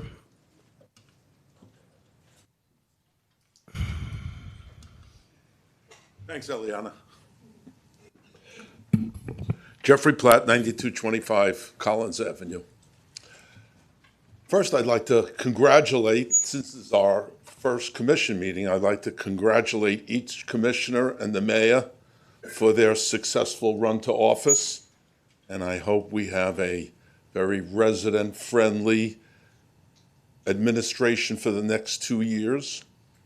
I also like to welcome our new police chief, our town manager, and our town attorney. I'm sure they'll do a very good job. I also like to mention that our agenda does not have the decorum paragraph that was specifically entered into the agenda for me many years ago. I'm glad it's not there. And I would like to say that this meeting has run quite orderly and in perfect behavior of everybody here. Thank you. Thank you, Mr. Platt. Next speaker, please. Azriel Wasserman, 9032 Emerson. I don't know if I didn't see it on the agenda. I wanted to talk on the 88th Street roundabout. I first wanted to talk about an experience that happened with me this week, as on the day that that was changed, and we're talking about, you know, healing. So I was driving up there. I drive there quite often, multiple times. I bring my kids to school there. I come back. I also work down there on off 71st Street. So the first day I didn't know. I'm driving up there. I make the turn on the roundabout, and our dear new mayor is up there. So I say, hey, this is pretty annoying for me because I drive by her quite often, and it's adding quite a bit of time to my commute. So the response that was given to me was, I'm the mayor now, and if you don't like it, you can vote for someone else. So I said, excuse me? And the response was, you voted for Shlomo, didn't you? I was shocked, really shocked, first of all. Shlomo knows my issues with him. My wife's parents passed away in the Surfside collapse. And so I'm not a big, I was vocally critical of some of those decisions that were made. So I was quite shocked by that response. So I really hope that moving forward, we do so in a peaceful way and not identify or make assumptions based on a yarmulke or a beard. And then on the 88th Street roundabout, I wish that was just put on an agenda and discussed so we had an opportunity to express ourselves. My wife also had an experience where with the mayor, where the mayor told her, you'll be okay. Not realizing, because I don't know why he couldn't recognize her, being that she's been at many meetings, that he was forcing her to drive by the building multiple times a day due to the change. So on multiple accounts, it was just, it didn't feel good, and I really hope that we could heal and move forward in a positive way and not, and represent all of our residents. Thank you. Thank you. You know, the rest of the story was, yes, you and I did have a conversation, and I did tell you you're always free to vote for anyone you want to vote for, including the former mayor. Your assumption that I said that because you had a beard and a yarmulke is also an assumption, okay? That's something that's going on in your head. It has nothing to do with me. But the bottom line is again, sir, you've already had your say. So, Can I get some more time? No. Well, listen, sit down for a second. Let me finish my comments, then you can ask for more time. Okay, but the bottom line is I was out there, people were turning around, you were hostile, you were unhappy about what was going on, okay? And you were being very aggressive, okay? And it got to the point where I said, listen, you can vote for anybody you want, okay? I'm the mayor. We did this, okay? We care about the people. We care about the speeding. We care about the cars. We care about the kids. And it's something that we want to do and we want to try to fix the problem, okay? Obviously, you're not excited about it. You're so not excited about it that you felt like you had to come to a meeting and try to talk about it. But the bottom line is that's something that we got elected to do. And that was a problem that we campaigned on. We talked about it with residents. And it's something that I wanted to see done, okay? Because I want to fix that problem. So if you're unhappy about it, I get it, okay? I get it. I understand. I'm sorry you're unhappy about it. But anyway, you want to speak? Go ahead. You can in a minute, yeah. I didn't come here for that. I came here for 9M. Well, again, you didn't come here for that, but we're talking about it. But this is not what brought me to the meeting. I came here for 9M. All right. I came here because my wife couldn't make it here tonight. Okay? So that's why I'm here. Good. You admitted to saying that what I didn't make anything up. I came there. I was obviously, I wasn't hostile. All I said was, You already. Can I finish? You can, but again, you've told the story. You told your version of the story. I told my version of the story, and we don't have all night to keep talking about the same version of the story. So, go ahead. Take 30 more seconds and finish up, please. Okay. I just hope the rest of the mission heard what happened and the way I represented the story. And I hope that we could all move forward and represent the entire community. That's all I'm here for. I did not feel that way. That's not what I felt based on what I expressed. And I hope that all of us can move forward and stop talking about the past. Let's move forward and build. Good. Let's not let's just move forward. Thank you. Okay, you're next, sir. Come on up. Good evening, everyone. I'm Freddy from 9056 Collin Avenue. Yes, since we're talking this topic on the city, I know there's a lot of people who are feeling a little bit offended or feeling there is a little bit of pushing in one side or another side. We need to all be clear in the city that a city is an entity to help the community. Religions are out of the topic here, in my case. I've been living here for the last 10 years, and if I want to go to the shops, everything is closed. If I want to go to the swimming pool, I don't have a canteen open. If I want to do anything, I can do it.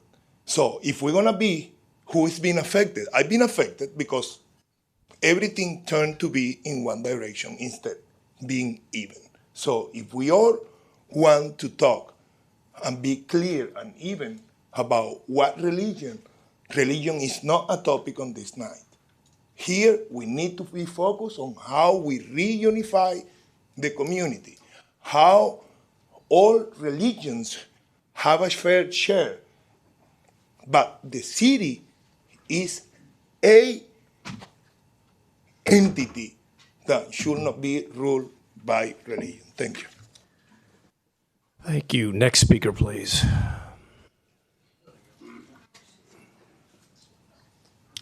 Eliana Salzhauer, 9317 Bay Drive. I do think it's important to heal and move forward, but it is equally important to take a look at what has happened here and do a post-mortem so that it doesn't happen again. We had rights violated for 2 years. We had police investigating a parody email that ended with no one being arrested, but then, a year later, my son was arrested for expressing his First Amendment rights. And that's not okay. And so the police department that did that investigating, that, quote, thorough investigation, we have to look back and say, what is a thorough investigation? Because, my son has me. I have a big mouth. There are other people that may have been on the receiving end of a, quote, thorough investigation that are not as lucky. There are Baker acting up and down our police reports for the past 2 years in astronomical numbers, not fit. I mean, this whole community would be a psych ward if we had that many Baker acts that were actually necessary. And my concern is that there are people who don't have resources, maybe still stuck in the system. We might have a whole psych ward of people that were just, they decided to clean up the town and use that, right? Not okay. So it's important to look at the postmortem of what happened before we move on, and that is an appropriate use of town resources. I'm also here tonight because I want to report a theft, okay? There's a theft of public records that happened here, and we just found out about that yesterday, okay? I put in a public records request for Mayor Danzinger's cell phone, his town-issued cell phone that is full of 2 years of public records, his meetings with developers, his trip to Dubai, his endless trips to Tallahassee. You can't even count how many there were. Everything is on that phone. I put in that request shortly after my son's arrest. Okay, that request was supposedly being filled. It was, when I was a commissioner, I had to give back everything. Yeah, I missed that phone. It was a great phone. I had to go back to my crappy iPhone 6 after that. I had like an iPhone, I don't know what it was, a 10 at the time, but I had to give it back, and I gave it back. And I gave back my iPad, and I gave back my shirts, and I gave back everything else, because they weren't mine, they were the taxpayers. But this former mayor decided that he wasn't going to give back his items. And I don't know whether he's returned his computer, his Wi-Fi hotspot. I certainly know that he has not returned that phone. And that phone isn't just worth more than $1,000, okay? That phone is priceless because there are 2 years of public records that our residents, that the entire state of Florida is entitled to. That is a crime.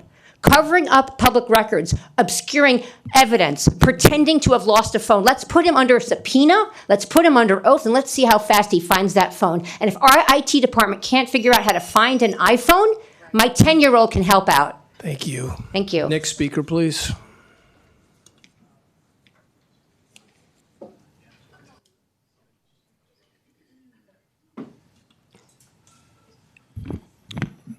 Good evening, Frank McBride, 8959 Hawthorne Avenue. I'm looking for the Commission's support tonight for two concerns.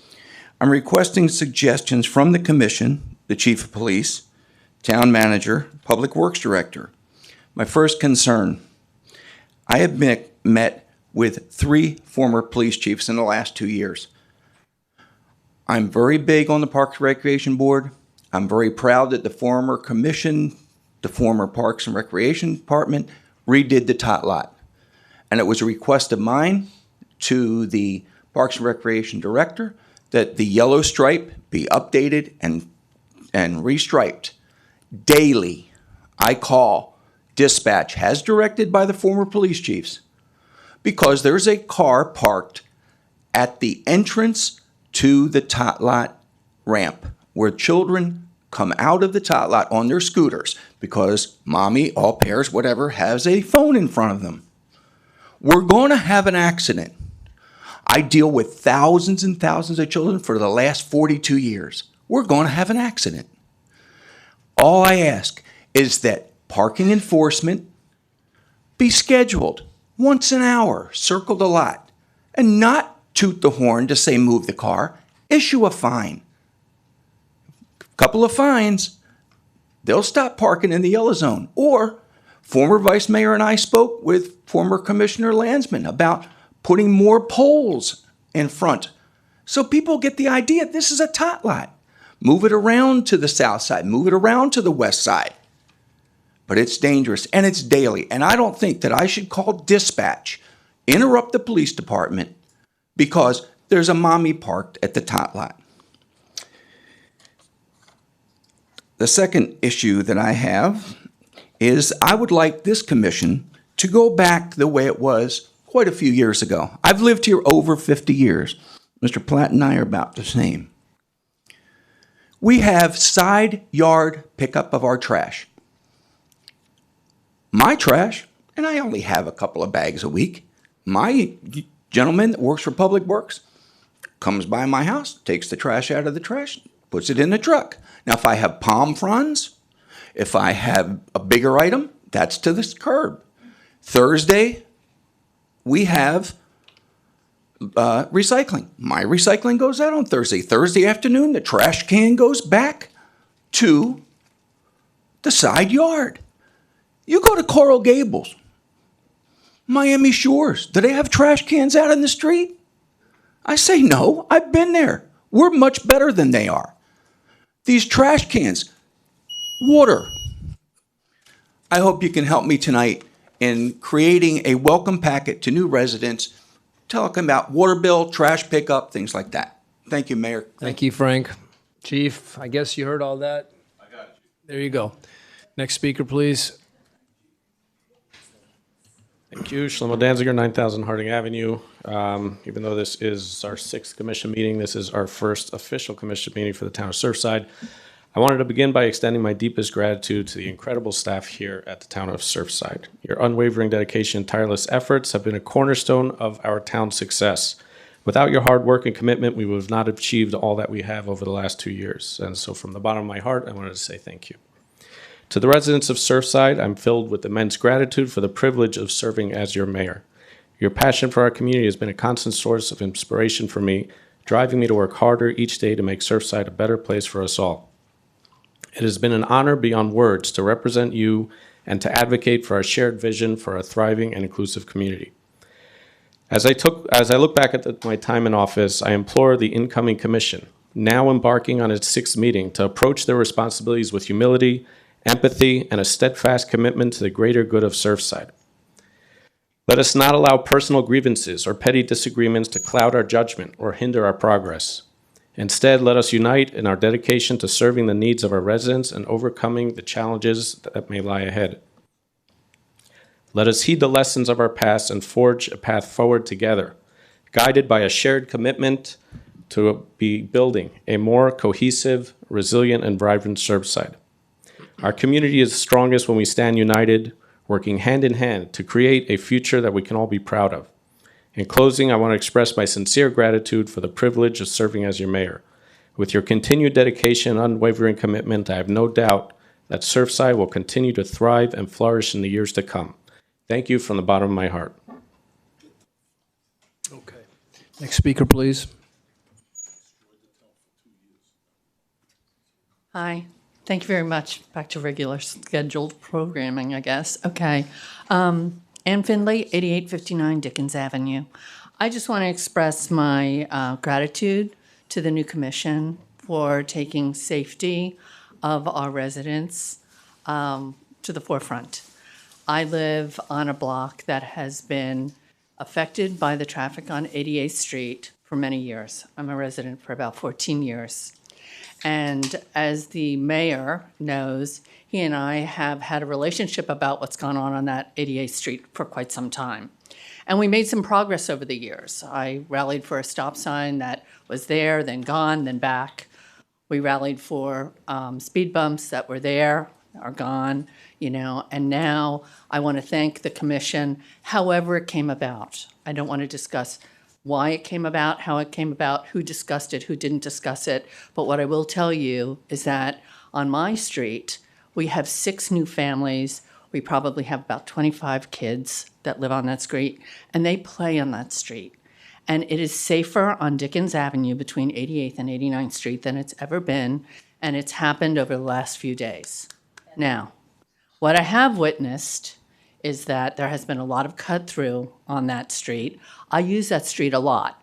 So I go in the mornings. I have several appointments during the week in the mornings, and I actually go down 88th Street and I come back on 88th Street. And what I've noticed are the same cars, because I'm at that area each day at the same time, same cars doing the same cut throughs. They're residents. They're ticked off residents. Now, I would think that the residents would put the safety of children above and beyond whether or not you have to race them to or from their commitments to school. I would like to see that they take the extra time and take consideration for the rest of the residents and the safety, because it could be one of their kids. I don't have kids. I don't have a vested interest in this other than I am concerned about the safety of the people that live on my block and the people in my neighborhood. So I'm willing to give up that time, and I hope that others will too. So however you need to deal with this political back and forth over how the polls got up there are many of us in that immediate area that are very happy that they're there. So thank you. Thank you, Ann. Next speaker, please. Good evening. Tammy Campbell, 9293 Harding Avenue, Surfside, Florida. I am the union president for Surfside FOP Lodge 135. I have a statement that I would like to be reading tonight, and I would like to be able to finish it in its entirety. And I'm asking the commission's permission in order to read it myself as a whole. If not, I do have several union members that will continue on in my place if I'm not allowed, but it will be read. Go. Okay. Before I begin, I would like to thank all of the surrounding FOP agencies and the FOP district director from the Florida State Fraternal Order of Police who are here and supporting this department and its officers. There are a few issues that have come to our attention that are concerning to our members, which I will be addressing tonight. This statement is coming from the union members of FOP Lodge 135 in unison. During Mr. Burkett's swearing-in ceremony on March 20th, 2024, a statement was made, "I can assure you that no one will be arrested tonight or thrown out of this meeting." During a town commission workshop on March 26, 2024, Mr. Burkett again made a remark, "I don't want my kid popped." while inquiring as to how arrests of residents can be prevented in the future, questioning again the Surfside Police Department and its ethics. During this workshop, there were several questions and remarks in regards to safeguarding residents from arrest. Once again, in the same meeting, Mr. Burkett asked the Chief of Police if we have to worry about our kids being arrested. Retired Chief Antonio Marciante attempted to defend the men and women of this police department at the March 26 Commission workshop. However, he was cut off. It was then demanded of him to answer questions on how we were going to not arrest Surfside residents. During Chief Marciante's questioning by Mr. Burkett at this meeting, the chief stated, "We have highly trained law enforcement officers who make good judgment calls and arrests based on their education and training daily." Chief Marciante was interrupted by Mr. Burkett, who stated, "The actions have to line up with the words." There have been multiple remarks from this commission and the mayor that reflect poorly and are disparaging to shed a negative light on our police department and its police officers as a whole. The Surfside Police Department is a respected and accredited police department who achieved this prestigious accomplishment through our merit and hard work. The men and women in this agency are professional and ethical, and it is an honor to serve with them daily. Our members are charged with enforcing the laws, and arrest in particular continues to be brought up in a negative light towards the police department. The Surfside Police Department makes arrests based on probable cause and in accordance with the laws of the state of Florida. The Surfside Police Department also regularly reviews arrests with the Miami-Dade State Attorney's Office when necessary. Recently, a message written by Mr. Bloomstein with the approval of Mr. Burkett, however, without the approval of the town manager or the interim chief of police, was sent out to the community from the town of Surfside that states the following.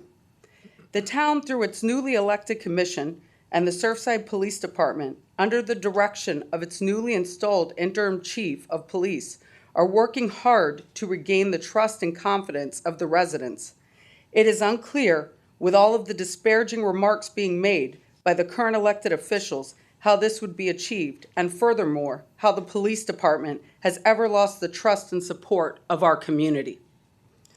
It is never an easy situation when someone is arrested, but we as police officers are charged with the duties of enforcing the laws and protecting victims of crimes.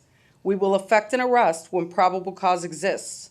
Our police officers serve this wonderful community and its residents day in and day out. To make comments insinuating anything else is not only wrong, but it is an injustice towards the men and women who put their lives on the line every day serving this fine community, its residents, our visitors, businesses, and houses of worship. During our national climate of law enforcement being targeted, it is disheartening to see our political leaders villainizing our officers, which will only lead to officer safety issues. Every officer has the goal of going home at the end of their shift. We have recently had incidents of residents yelling statements that are disturbing to our officers while on patrol. I myself, while training a brand new officer in our department, experienced this firsthand. A man drove by and yelled, "We have too many cops here." I can personally attest that I have never experienced anything like this in this community in the 24 years I have been employed here. We had an officer attempt to say hello to a resident, and the resident responded with an expletive, "F you, you're a Nazi." Another employee was motioned to roll his window down, and a motorist stated, "I hope you die." The statements that have been made by our elected officials pertaining to our department appear to have been made in an effort to cause a divide that has never been seen in this community before between the residents and our police officers.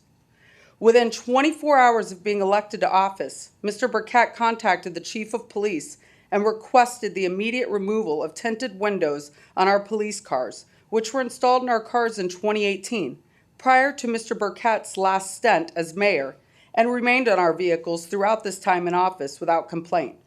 Mr. Burkett's reasoning behind this? The tinted windows are intimidating and we need to wave to the public.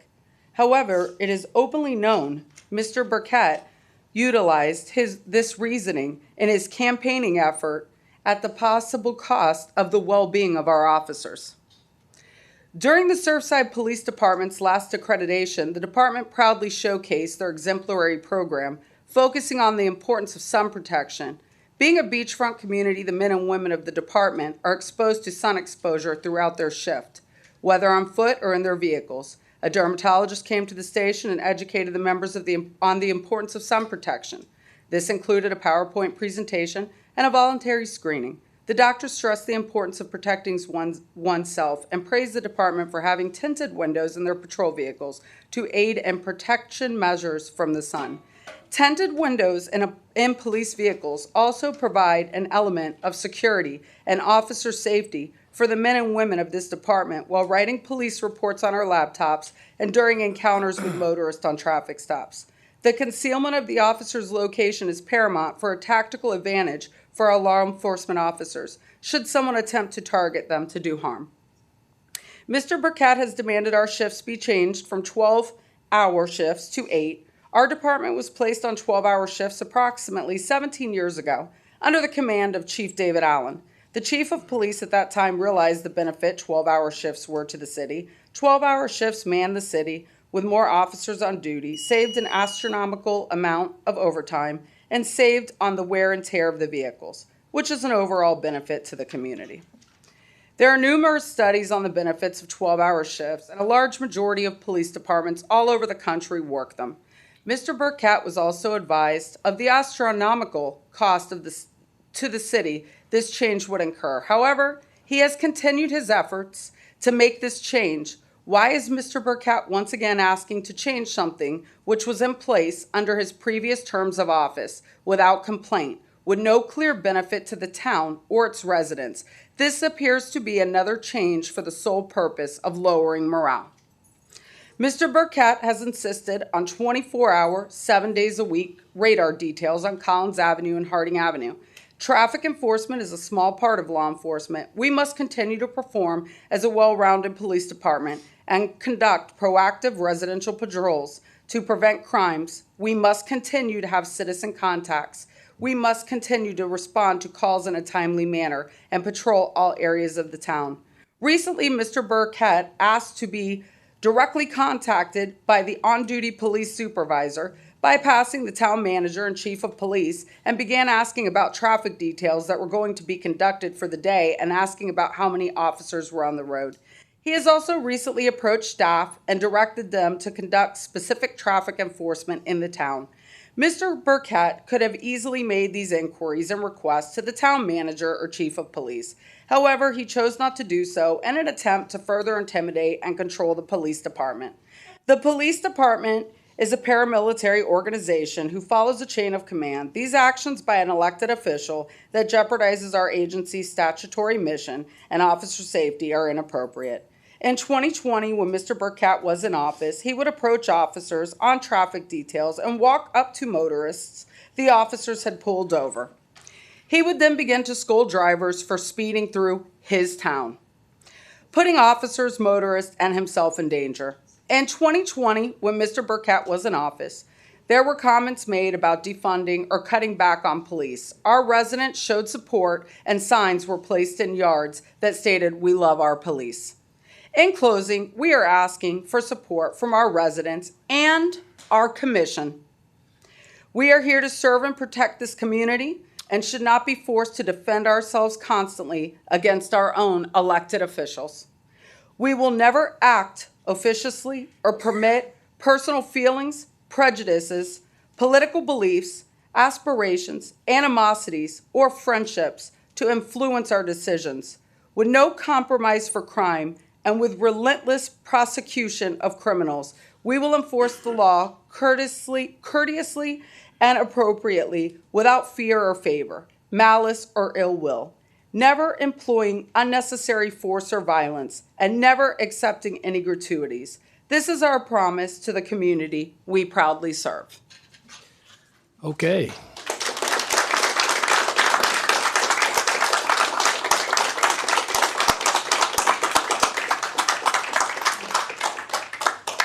I guess what we'll do is we'll go through our normal good and welfare, and then we'll have a chance to sort of talk about all these things at the end. So who would like to go next?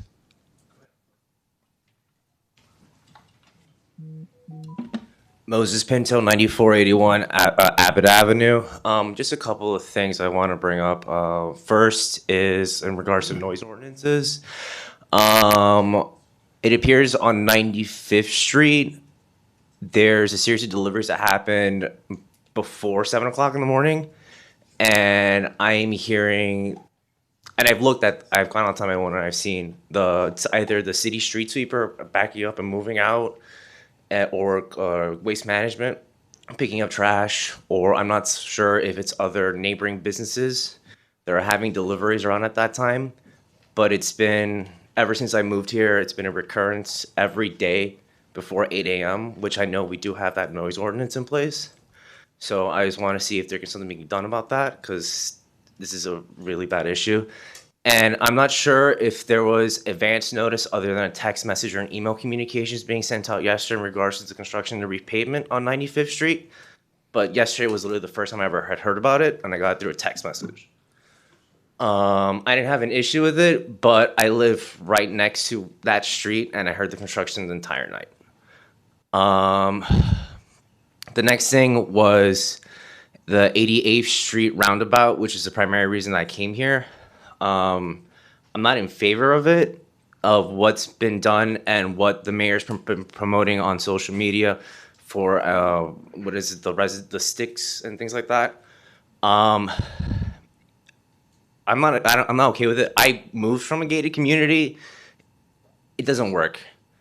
Either you need a security guard there in place to enforce it, or if you're gonna have the key fob there too. What always happens is residents or motorists don't respect it, and they'll break the pole. And you put a camera there, they'll break the camera.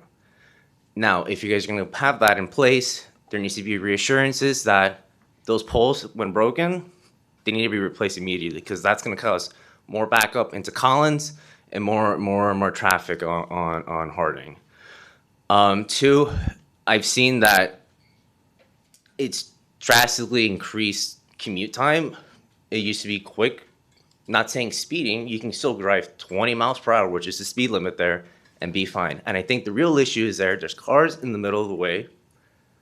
Shouldn't be parked there. I see cars parked in front of stop signs. You did weave around them, and I know kids play there too.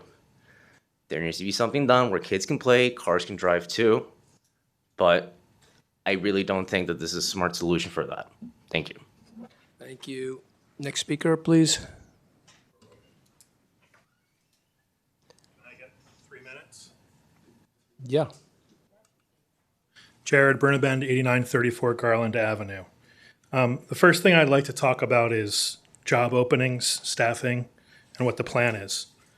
As of around 6 o'clock today, jobs posted: lifeguard, town planner, finance manager, recreation leader, communications operator, certified police officer. I don't see town attorney on here. I don't see town manager on here. I'm assuming, we haven't been told, but I'm assuming this means there's no more town planner, and I'm assuming this means there's no finance manager. I also am curious as to who else is going to have to go on this list and what the process is, who's taking the lead on this, and when we're going to backfill these positions. It's very important that we have proper staffing for our government. The second thing I'd like to talk about is transparency, which you guys all ran on. I'm a pretty transparent person. I answered questions up on the commission, debates too. And I'd like to talk about the 88th Street Circle.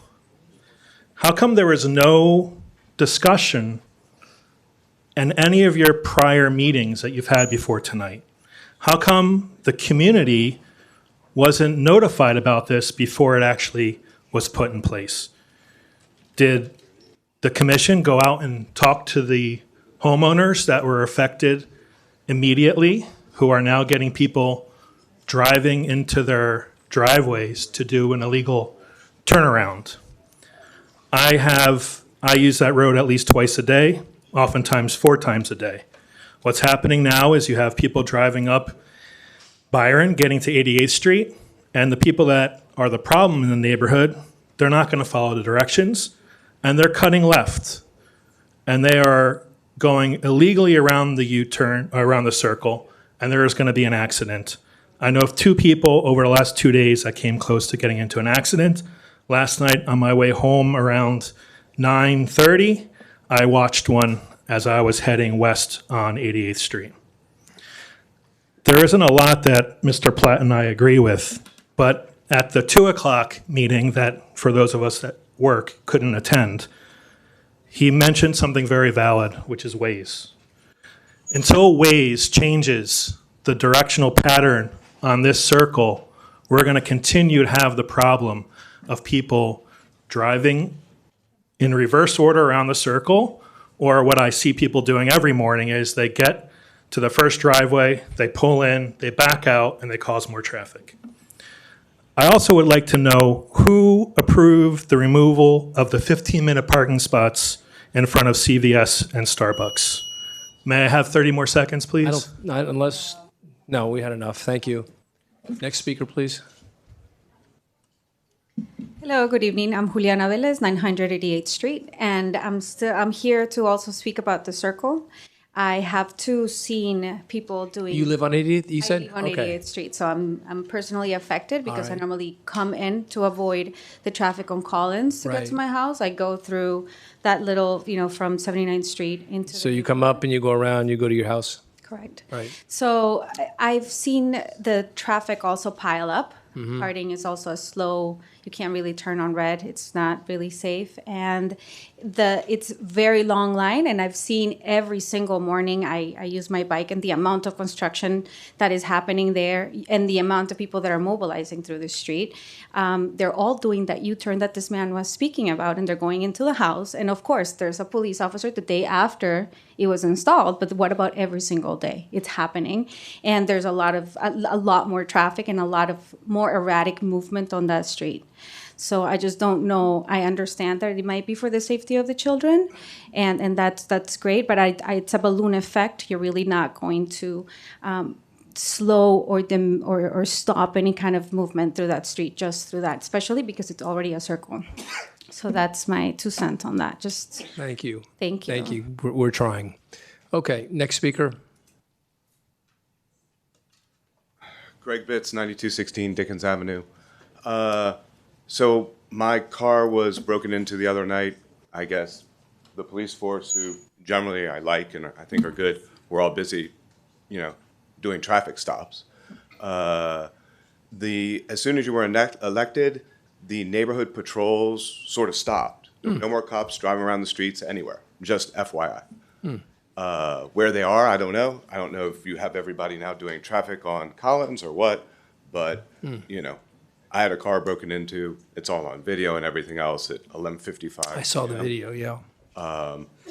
So, clearly you have a lot of work to do with getting more police and getting them patrolling the neighborhoods besides whatever other stuff you want them doing. And then also, not that I really use 88th Street or know so much about the circle thing, you campaigned on transparency, and I guess everybody's up here bitching because there was no talk about this thing, no discussion, no transparency, whatever. The entire campaign was about it, but go ahead. Okay, well, that's not a discussion that's open to the community. It kind of is. No, it isn't. A little bit. No, it's not. Your Little bit. campaign was a whole bunch of smear and talking crap about Okay, well, you didn't like it. or whoever. Yeah, I know, you didn't like it. Yes, I didn't like it. Okay. So, It's and okay. now you campaigned on transparency. There you go. If you're not discussing things or having a traffic study transparent. done, We're transparent. no, and now you're just talking over me. So now you're just being an asshole, which is something else you complained about the other people being. I'll tell you what. You refrained from using bad language, right? Or you had a timeout. That's all. Okay. So Please refrain from talking over me. Okay. Do not equate one with the other. Just don't use the bad language. Okay. Go ahead. Transparency is transparency. Was there Yeah. a study? Was there anything done about it? Mm-hmm. Someone else complained or started to complain about before you said he was done about the 15-minute parking signs. Are those gone? I have no idea. Why are they gone? Whose decision was that? Was there a discussion about it? that is helpful since there's so much construction parking and other parking in that lot that people that actually live here and want to go to CVS or Starbucks or something, you know, those spaces were generally useful for residents. So that's it. Next speaker, please. Jeff Rose, 8851 Fraud Avenue. I too want to thank all the residents, all town staff, everyone that I got to work with for the last 2 years. It was an honor and a privilege to be able to serve and represent this town. I had a lot of things I wanted to talk about tonight, but I didn't want to distract. I just did not know this was coming, but what was said speaks volumes to how you are run. And I'm going to speak to the three of you because 900 of his over 1,100 votes came from your supporters. You can't just sit there and be complacent. You have to hold him accountable. You guys put him up there. You three are what got him elected. Your base and your supporters. And I hope you will stand up to him. I hope you will hold him accountable because what you see happening here is because you guys worked together and got him back into office.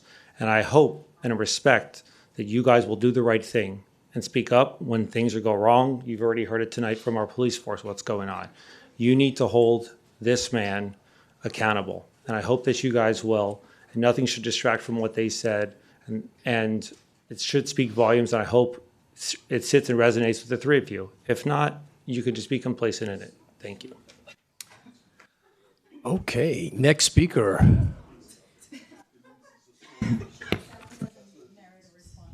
Mary Ann Maishai, 9225 Collins Avenue.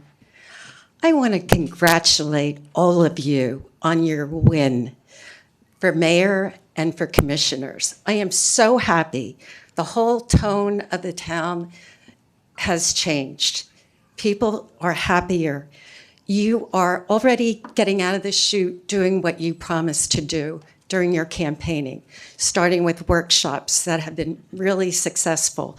So I encourage you to keep on doing what you're doing.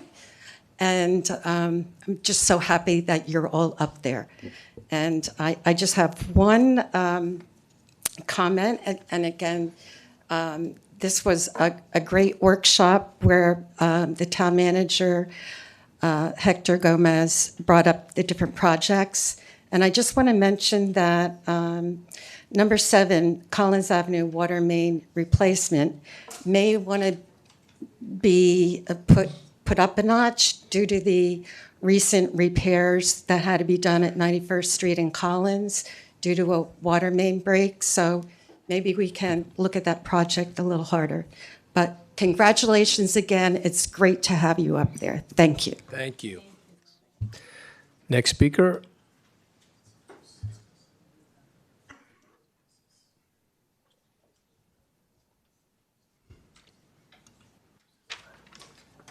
Hello. My name is Gustavo Ortega. I actually do not live here in Surfside, but I'd like to introduce myself. Thank you for having me here. My name is Gustavo Ortega. Like I said, I am a special education teacher and a candidate for Miami-Dade School Board District 3. I currently teach at Biscayne Beach Elementary, kindergarten, first grade children with autism, and I've been doing that for the last 15 years. And I love it. It is one of the best professions any of us could ever go into. As a teacher, I have firsthand knowledge of what our students need, starting with universal pre-K at 3 years old. I understand that listening to parents or abuelitos or whoever it may be is what is best needed for our students. Finding solutions is as important as teaching 1, 2, 3 and ABC to them. Ensuring all our children feel safe, and that means all of them, because we know if you don't feel safe, you're not going to learn. You're not going to perform your best. And finally, we need to address teacher salaries. We are losing teachers left and right. And perfect example, myself. I've been in the education field for 15 years. I make a little bit more than $50,000. And every day, teachers are struggling to pay the bills, especially here in the Miami-Dade. So ladies and gentlemen, let's bring hope to all our beautiful children and work together to provide them with the best education. And I have one final question for everybody here. Who better to be on a school board than a teacher? And thank you for allowing me to speak. Have a great evening. Thank you. Next speaker. Pablo, welcome. Good night and congratulations to the new commission. My name is Pablo Langesfeld, 11310 Northwest 53rd Lane. I just want to ask the new commission to push back into the Surfside collapse investigation. It's been almost 3 years, and basically we know nothing. We need to find out why it happened and who's going to be responsible for that collapse. 98 people died, and a whole building went down. I will ask the town of Surfside to do your own investigation. We all know that NIST is doing their own, but it's taking forever. And who knows what we're going to have back. I will ask again for the city of Surfside to push for an investigation. I don't know where it stands. I understand that Mr. Kirchheimer was in charge of that, but I don't know where we stand. Again, we do need to know why that building collapsed and who's going to be responsible. Thank you. Thank you, Pablo. Martin, too, welcome. Good to see you. Next speaker, please. Ann Findlay, 8859 Dickens Avenue. I was not planning on speaking about this, and I know that this is going to be, it's a difficult topic for me to discuss because it is a very emotional topic for our town. And it's regarding the arrest of Joshua Epstein and how difficult that was for his family, for us. I think it's a dark time for our town. However, I just have to say that I was very emotionally moved by our police department tonight because I have lived in this town for 14 years. I know some of these police officers for a very long time, and I know that they serve this community really well. And while this has been a very difficult time for everyone involved, particularly Joshua Epstein and his family, I just want to make sure that we do not negate the good work of our police force. They have been nothing but well-serving to our community, and I don't want to see that lost in this particular incident, which in and of itself was a travesty. However, I am in support of this police department, how they have served us over the 14 years that I have been here, and they have been very good to me and my immediate community since I've been here. And so it pained me to hear them tonight have to defend themselves the way that they did.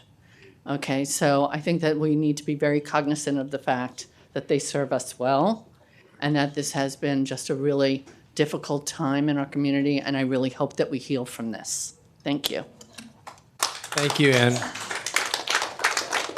Next speaker. Okay, anybody else? Then I guess we'll close the public, we'll close good and welfare, and we'll go to the commission. Ladies, gentlemen, who'd like to go first? Just a couple comments. Yeah. Like the last speaker said, the situation with Joshua Epstein. Commissioner, you need to get closer to the mic. Okay. I'm like sorry. Uncomfortably close. Is that better? A lot better. Okay, and like I was saying, the last speaker, I agree. I respect our police. I know some of them from living here 34 years, and I appreciate everything they do. It was a very ugly situation that was, I think, could have been handled a little bit better. But as far as respect, I've even spoken to the new chief, and we've talked about bringing the community closer together. You know, it was ugly. It was an ugly situation that could have been handled a lot different. But I respect every single one of you guys, not only you guys, but all the police, because you do a tough job. So that's how I feel on that. Gustavo, as far as a teacher leading the school board, I agree. It's very important. You know what to deal with, and I appreciate what you do with the special needs. I really do appreciate that. Mr. Langesfeld totally agree as far as an investigation has to be done. We have to find out what really happened. It's a tough situation for you and your family and all the people that got affected. Mr. Rose, as far as votes, I think I ended up with a lot of Charlie's votes. And I appreciate your support. And you have, I think we make a good team. So I think working together is an honor, and I'm looking forward to continuing to do good work. Likewise. As far as the traffic situation, it's tough because we ran, and a lot of the residents were complaining how tough the traffic issue was on Carlisle, and it was ugly. We ran and we said we were going to start doing things right away. The circle and putting up the poles, I think, we had complaints from both sides. We had a group that was very upset because of the having to go for a couple more minutes. I understand. But then the idea of putting a gate there for residents, I think is probably the way to go. We've gotten a lot of good, at least I've gotten a lot of good feedback from residents where they're saying the traffic has really slowed down. It's a lot less. And as I've spoken to the chief as well about enforcement and presence, I think that's the other thing we need to do. We just need to show more presence. And I know we're short-staffed. I think the chief has mentioned that to me, that we need more officers. But as far as the circle, it's a tough situation because it does affect some people in a negative way. But I think we can work within that idea, maybe doing the gate, maybe doing some other options. I think we should continue looking at different options and get feedback from the community, see what else we can do. That's all I've got. Thank you. Oh, I'm sorry. Frank McBride, I know you have an issue there at the tot lot. I don't know if Frank's still here. But yeah, I would ask the chief to please look at that because that is a safety issue for the kids with the cars parked on the ramp. So I don't know if Frank's still here, but that's okay. That's all I've got. All right. Anybody else?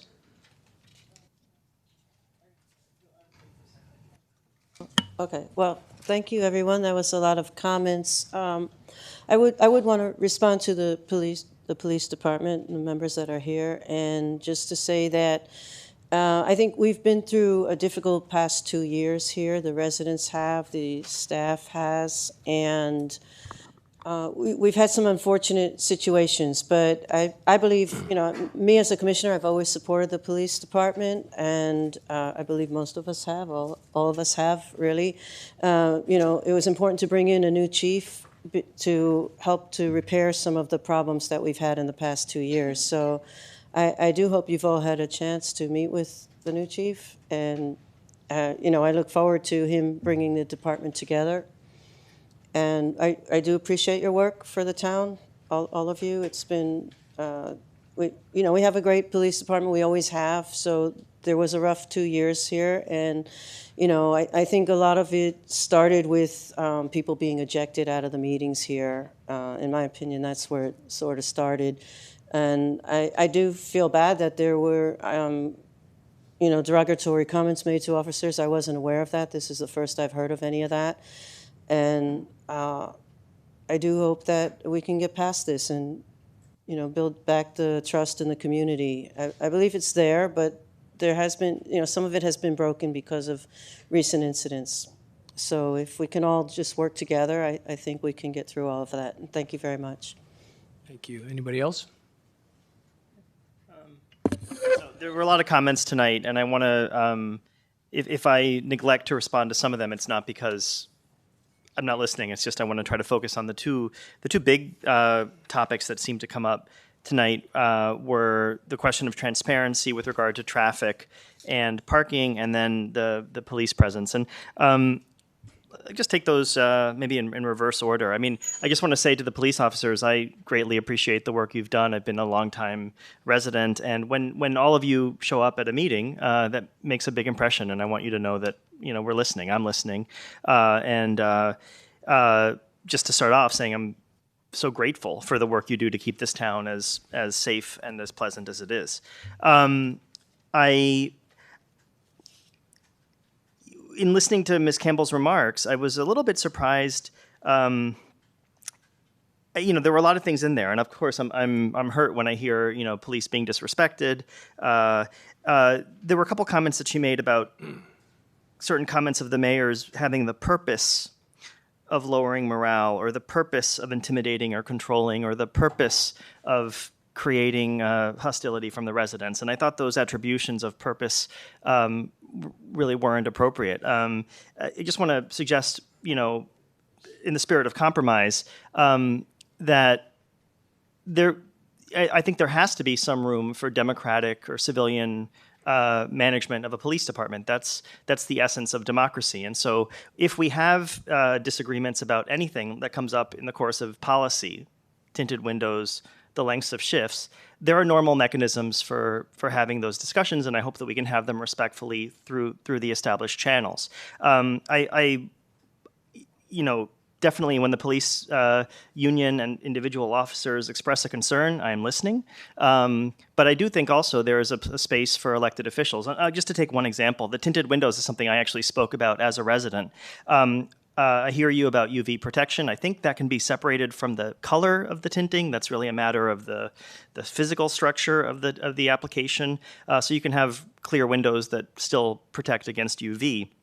But there is, I think, a benefit to having, we talked about transparency in another context, just being able to see police officers really creates a level of trust in the community. So I think, that's something that's the kind of issue that can come up in a democratic conversation. And I hope that there's room for that, for some give and take. So I want to say to the police department in short that I'm listening and I'm grateful. And also that, we will have conversations about how best to run the department. I think that's our duty to the residents as well. So I just want that to be always on a basis of respect and through the proper channels. That was another point that Ms. Campbell raised. I think that, the commission gives direction to the manager. We do it publicly through the meeting and indirectly then to the chief of police. But I do think we have a role too in setting policy, and I hope we can find a way to work together and to talk about what's best for the town. On the other transparency-related point about traffic and parking, these are issues that, I think it might help all of us just to sort of take a breath, because with traffic in particular in South Florida, everybody's just, everybody's super stressed out all the time. We're always stuck in it. We're always wondering what to do about traffic. And there's going to be some element of trial and error that has to be part of any attempt to make things better. There are going to be also some situations where we have to make trade-offs, where we say that, the increase in children's safety on certain blocks might be worth some inconvenience. And we have to figure that out. So, I think a bit of humility on all sides is probably the appropriate solution there. I want to stress too, though, that I also don't know how the decision was made about the parking spaces. I was confused about that, and the traffic redirection, though it's something that we might have separately talked about during the campaign. It wasn't a commission decision. We didn't do that at a meeting. So. I think we're figuring that out. I've heard a lot of good comments about the 88th Street redesign, in addition to some very good concerns. So yeah, I would just say on this point too, we're listening and we're doing our best to try to figure it out. Okay, thank you. Anybody else? Thank you, everyone, for being here. I want to start off with the comments from the representative of the police. Before I was elected as a commissioner, I had a situation here with Officer Campbell. She literally came out and cursed at my husband and me. I came to the police department and I spoke with Chief Yarrow. Wearing the uniform and cursing at a resident is so inappropriate. And to come and sit here, I feel like there's a better place to do this type of situation, and it's not here. We could have all sat down in a meeting and had a conversation and discussed the situations that might affect you.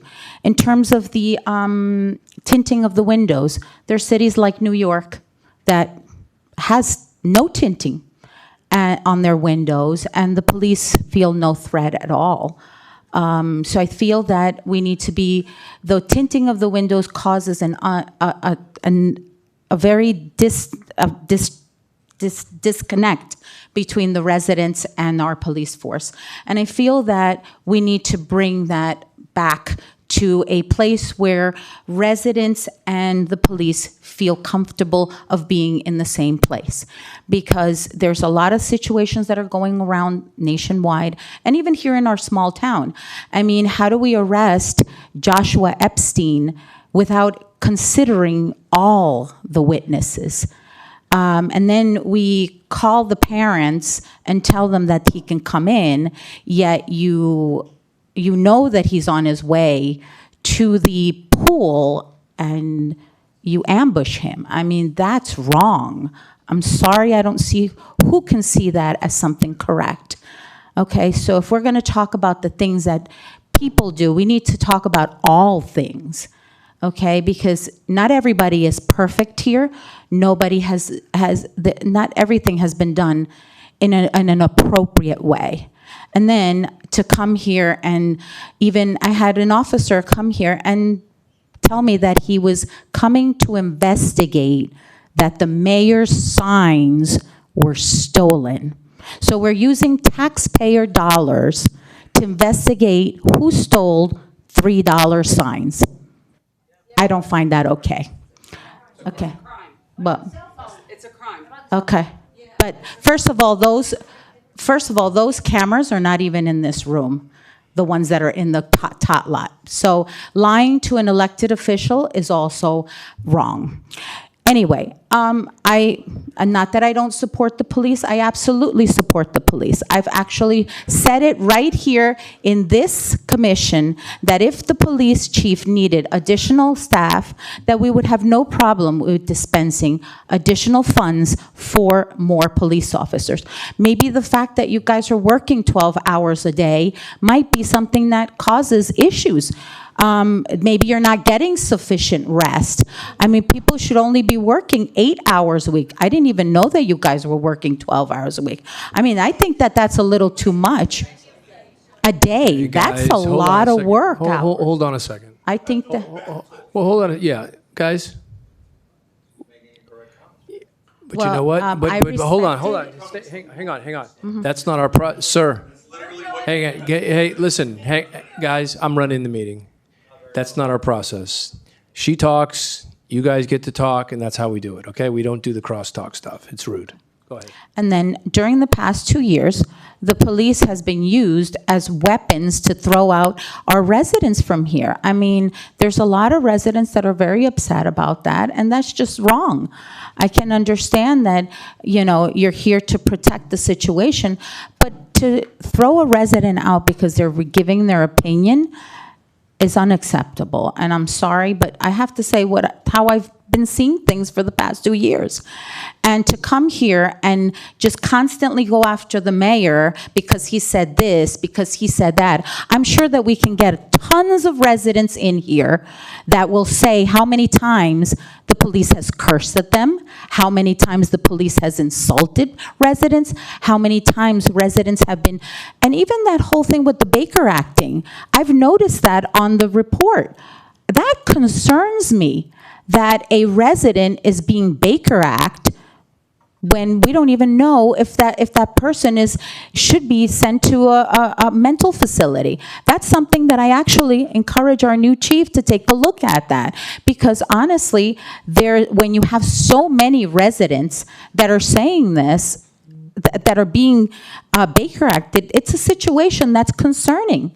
So you guys want to say what you want to say, but we also need to say how we feel and how we've seen things and the complaints that I've heard from several residents in this town. So I think that if there is some type of sit down that we talk about things in a professional environment, not coming up here and bashing the mayor or trying to I'm not sure exactly where we're getting with that, because I find that very unprofessional to be doing that. So on that, I feel that we should sit down and have a talk, and that's the appropriate manner to handle things. And honestly, if people, like I've always said, if people are unhappy with the job, you look for a new one. That's just that simple. So it's very simple. Excuse me, I've respected you when you were talking. Okay, so you will respect me. Okay? I understand you are accustomed to not respecting residents, but you will respect me. Okay? So, in terms of what Luisa said, yes, I do agree we need a full investigation of everything that happened here in the last 2 years. We need a full investigation, an outside investigation as to what happened to Joshua, because to not have heard all 7 witnesses prior to arresting him is not okay. Okay. In terms of the roundabout, I do agree that we need to do something about that roundabout. I think the idea was great. I think the idea that Commissioner Cotto said of putting a lift gate and giving residents a pass so that, like a fob, so that every time that's only for residents to be able to make that curb is what we need to do. And in the meantime, we should probably have a police officer there, whether it's liked or not. This is part of controlling traffic here in our town. And yes, we have speeders on Collins Avenue. I've been complaining about that for the past more than 5 years, okay? That we need to control our traffic. We need to make sure that people understand that speeding in Surfside is not allowed and will not be accepted. How is it possible that we go over the bridge in Ball Harbor, the minute you're coming down that bridge, every person brakes immediately? Why? Because they know that those people mean business. Well, I want that here in Surfside. And I'm so glad that you guys are here, actually, because I can tell you right here, I want to see this problem fixed. I've seen residents almost getting hit by cars on Collins Avenue and on Harding. Actually, we had a pregnant mother come here during my last term saying that she was hit by a car here on Harding Avenue. That's not okay. Okay. Yes, I talked about investigation, traffic control. That's a very serious thing, and it needs to be fixed. Parking enforcement at the tot lot. I agree with Frank. We need to fix that. If we have to put more paint or whatever needs to be done, then we will do that. Investigations.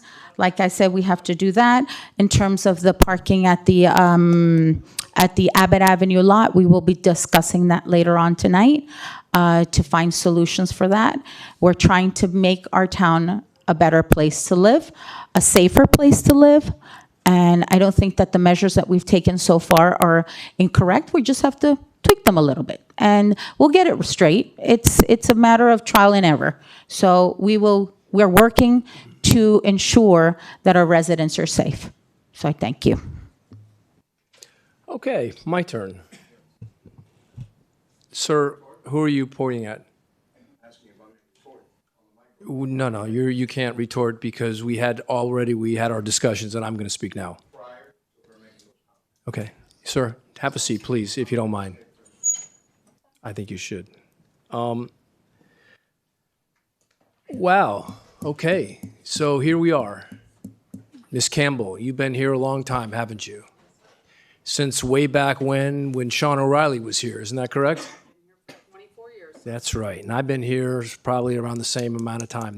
When that first police department where we came in and we had police officers setting up elected officials, okay, we had problems. We had to bring in Dave Allen and John DeCenzo.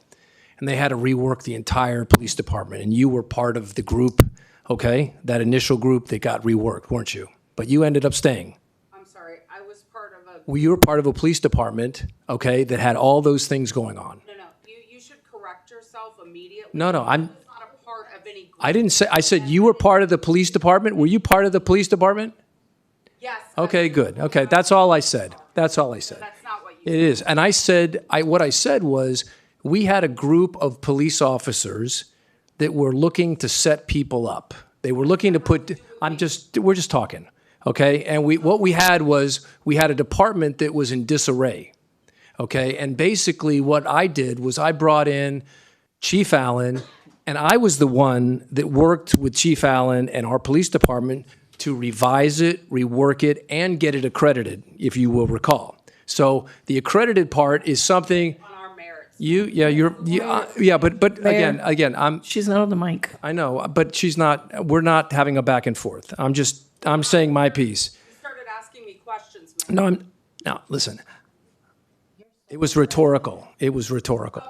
Okay, but the bottom line is the first part I want to start at is we're way down the road from that. Okay, we're 25 years away from that, and we've had really good relations with our police department.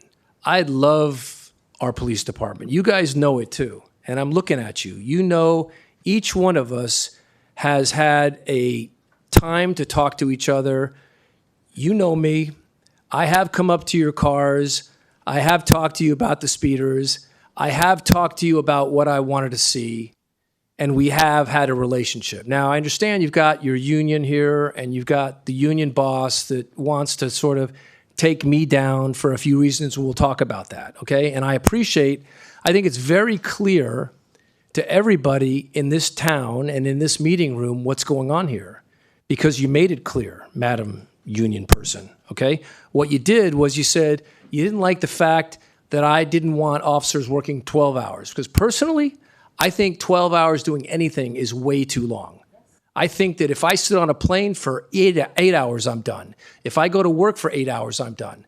I think that the people of Surfside deserve officers that are well-rested, awake, and ready to do their job. I think my personal opinion is after 8 hours, you're ready to go home and nobody's doing anything, okay? Everybody turns off after 8 hours. 8 hours is long enough. Now, I know you like 12 hours probably because you don't have to come to work as much. I get it. I get that. But my job is to respond to residents. My job is to deliver a police department that will work and be effective, okay? It's my opinion that somebody working 12 hours isn't as sharp as someone who's working 8 hours, okay? And I've talked to the chief about this. And I understand it's going to cost more money, and you got up and you made it real clear, oh, it's going to be very expensive. You just don't know how much that is. Who cares? Our job is setting the police department up so it works well, okay?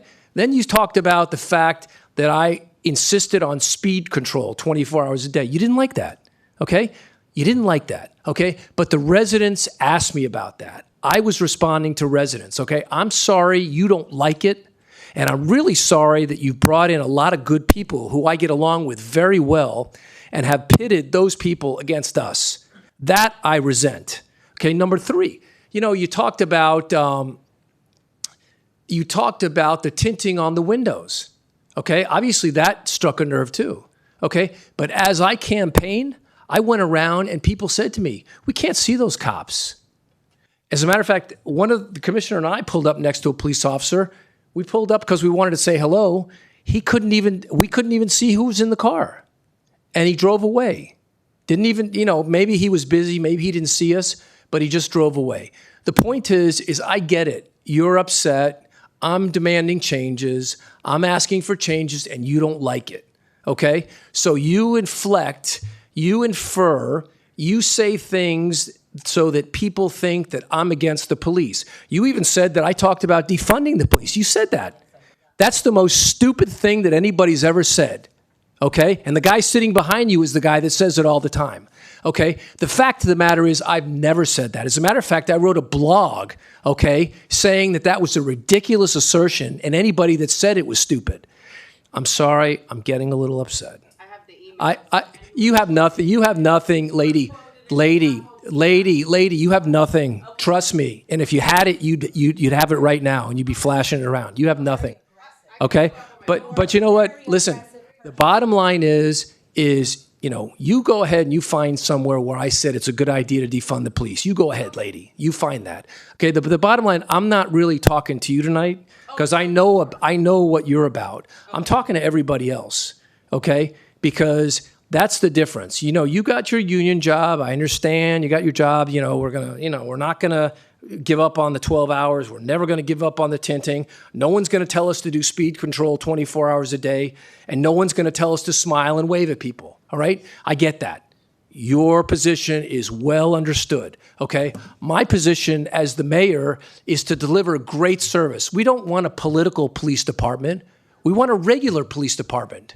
Okay? So, you can be as political as you want, but you should have let the chief handle this, okay? As one of the other commissioners said, there was a better process than for you to come in here and try to embarrass me, okay? Because I'm not embarrassed. You know what I'm upset about? I'm upset that some of my relationships right here with my other people that I've worked with for 20 years might be negatively effective, because I see people in the audience that I like very much, and I see people who I've talked to all the time, and I see the officers that I walk up to and shake their hands, and I ask them how they're doing, and what do they need, and what's going on, and let's get the speeders. Yeah, let's do that. I do that.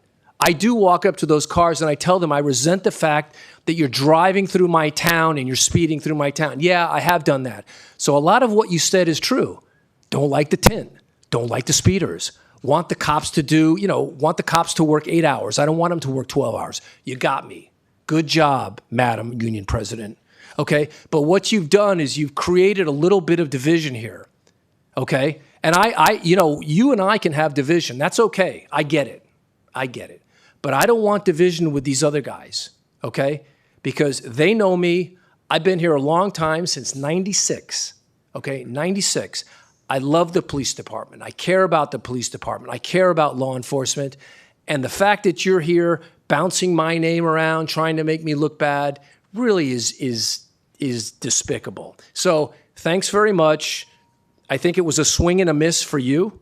I don't think you accomplished anything except creating some bad feelings. Congratulations on that too. Okay, we're still going to look at the tinted windows. We're still going to look at the 12 hours. We're still going to have speeding enforcement on Collins and Harding. We're still going to have more police officers patrolling, and we're going to still wave at residents. That's what we're going to do. So whether you like it or not, that's where we're going. Okay? Good. Can I respond? Okay. First of all, lady, listen. Your ability to respond depends on the elected officials. Can I respond? I don't know. I don't see any support for you. Is there anybody else that wants to speak? Because, yeah, this gentleman, yeah, you haven't spoken before, so please come up. And the young lady who spoke 3 times? Which one? This lady? On different subjects. Okay. All right. You're welcome to speak on all those subjects too. Okay. Thank you. My name is Al Palacio. I'm the District 6 Director for the Florida State Fraternal Order of Police. I represent over 4,500 officers, sergeants, lieutenants, and captains within Miami-Dade County and Monroe County. I think what has occurred today is abhorrent, because we have, I think, these are quote-unquote words that I heard from Ms. Velazquez. I think, I believe. You know what? I think and believe are subjective. Okay? The fact of the matter is, guess what? I was a former resident of Surfside. 8855 Collins Avenue, number 12H. I know. You can give me the thumbs up as you want. And let me tell you, I've never had a problem. As a matter of fact, you were my mayor. Don't speak over me. You were my mayor. I had no problems with you. I had the same thing he requested from other people, for him not to speak over them. So it's the same thing the same amount of respect. Okay? It's very simple. Her comments and your comments on video on the previous meeting are flagrant, okay, and dangerous. And it's what actually, we believe, has caused the negative comments from residents and from people that walk up to our members in a negative way. Can you do me a favor? I don't want to interrupt you, but you're not on a timer. What were those flagrant comments that you are referring to? Instead of just saying you made comments, you pointed to her and you pointed to me. I told you what it was. I believe. No, what were my flagrant comments? That's what you did. I believe that a person, you did exactly. Okay, so she said, it was that's okay. that way. So fair enough. So- What were my flagrant comments? Your flagrant comments? Yes. Very simple. Working 12-hour shifts has been, okay, it has been studied and it has been reflected. That was a despicable flagrant comment? That was Talking one about of the them. 12-hour You shifts? You asked one of them. The same way you're giving your opinion, I'm giving my opinion. Okay. Okay? All right, fair enough. Go ahead. Give your opinion. Carry on. I'm giving my opinion. Yeah, you got 12-hour shift. I got it. Former mayor. Go ahead. As a former resident, I never had an issue. As a matter of fact, one of my fondest memories here was Officer McGavin. Okay, God rest his soul. Okay, Officer McGavin was one of the kindest people, and you have one. And I've worked in other police departments, okay, with people who currently work here. And let me tell you, they're among the best officers. Okay, and it's despicable for the comments to be made about talking about an open case or a case that just got closed out, you know. And these officers have the power of regress. Okay, and they have the power. They have the ability to come up here and be able to speak their mind. Okay, if something's being done to them, it's simple. It's not only for the residents; it's your employees, and these are people speaking to you. If you have an issue, if you have all of these comments, okay, that people have made, that people have come up to you, there's a power of regress. As a matter of fact, you're not allowed, by law, to walk up to a resident and tell them that you don't like them speeding. That's what officers are for. It's actually a law. It's impersonating a police officer. You have no right to stop a vehicle. Okay, so that makes you unhappy. Okay, so I understand. So the 12-hour thing makes you unhappy, and that thing makes you unhappy. Sir, you said I'm not on a timer. You're not. Go ahead. Okay, then stop interrupting me. I'm not. We're kind of having a conversation. No. You said it was rude earlier when that listen, gentleman you interrupted. obviously want to fight. I don't want to fight. Okay, so you want to fight, and listen, I can vigorously. I can do it too. I will vigorously defend. Yeah, listen, but my members. Okay. I think thou doth protest too much because your members don't need to be defended from us. We love your members. Okay. I know you love them especially well. I've seen them. I've seen the YouTube video. Yeah. Which YouTube video are you talking about? I've seen the YouTube video. Which one? You love, and which one? You have crushes on sir. Hold on a second. I'm here to help you. He's here to help. Hold on a second. It's not conflict. Sir. It's not conflict. That's not conflict. All right, guys. So now the gavel. See, okay. It's all right. So now, wait. conflict. Hang on a second. You said the YouTube video. Which one? Sir, it's on there. I have it on my phone. You kept. What does it say? I have it on my phone. As a matter of fact, it's an Axon body cam video. Oh, it's a body cam video. It's saying what? It's on YouTube. I'm not going to get into that. All right. Of course you're not. Into that. The Marianne Howard, yeah.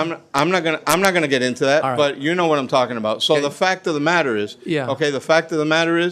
if she has a problem, she doesn't get to tell her officers, we will look into it. As a matter of fact, all those complaints have to be directed, and your chief can tell you, as a matter of fact, there's a state law that just passed about civilian investigations against police officers. It has to be, okay? If there's a complaint, all these people. A complaint by whom? By a citizen to a police against officer. a police officer? Correct. Okay. It has to be taken through the proper channels. The proper channels. But who said it wasn't? She did. What did she say?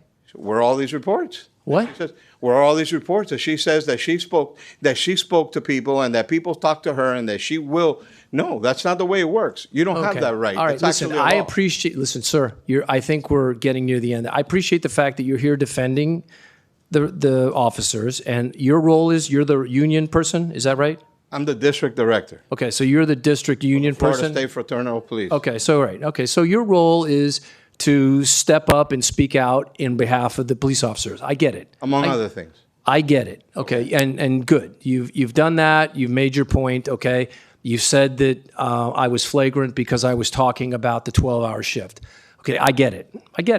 But yeah, your opinion. Okay, your opinion counts. Okay, good.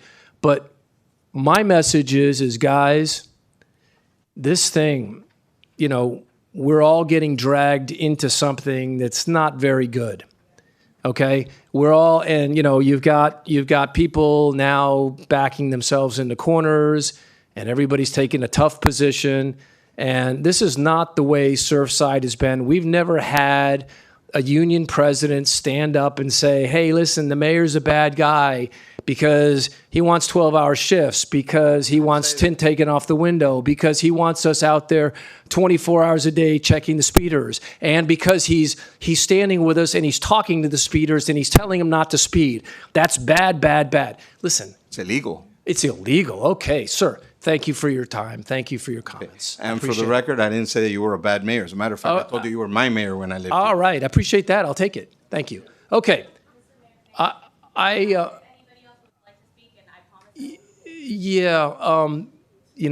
Again, we had good and welfare. But you can come speak. Come on.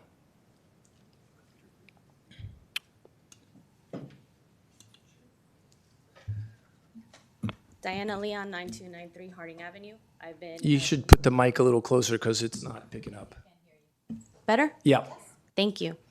Diana Leon, 9293 Harding Avenue. I've been a police officer here for 17 years. We're not going to beat a dead horse. We're obviously not going to see eye to eye. What I will say is that we brought our concerns today to the commission, to the residents, to you. We're not calling for you to be ousted. You can take it that way. Okay. Do you want? Okay. Can I speak? Yeah. He up here to be earnest. You don't like what we said, but nothing that we said was I not didn't. factual. Hold on, and I'm going to let you talk. Being very aggressive. No, I'm human. hold on. I know you think that we're robots hold on that a second. have a switch I- that turn on and off, but we are human at the Hold end on, of the guys. day. Listen. Stop. has Listen. nothing to do with 12 I want you to talk, and I want to hear what you have to say. I want to hear what everybody has to say, by the way. I want to hear what Les has to say and Luke has to say. You know, I want to hear what my friends have to say, okay? Because I care. And that's why I allowed you to come up here and say what you have to say, because I care, okay? And I don't think this is going in a really healthy direction, but go ahead.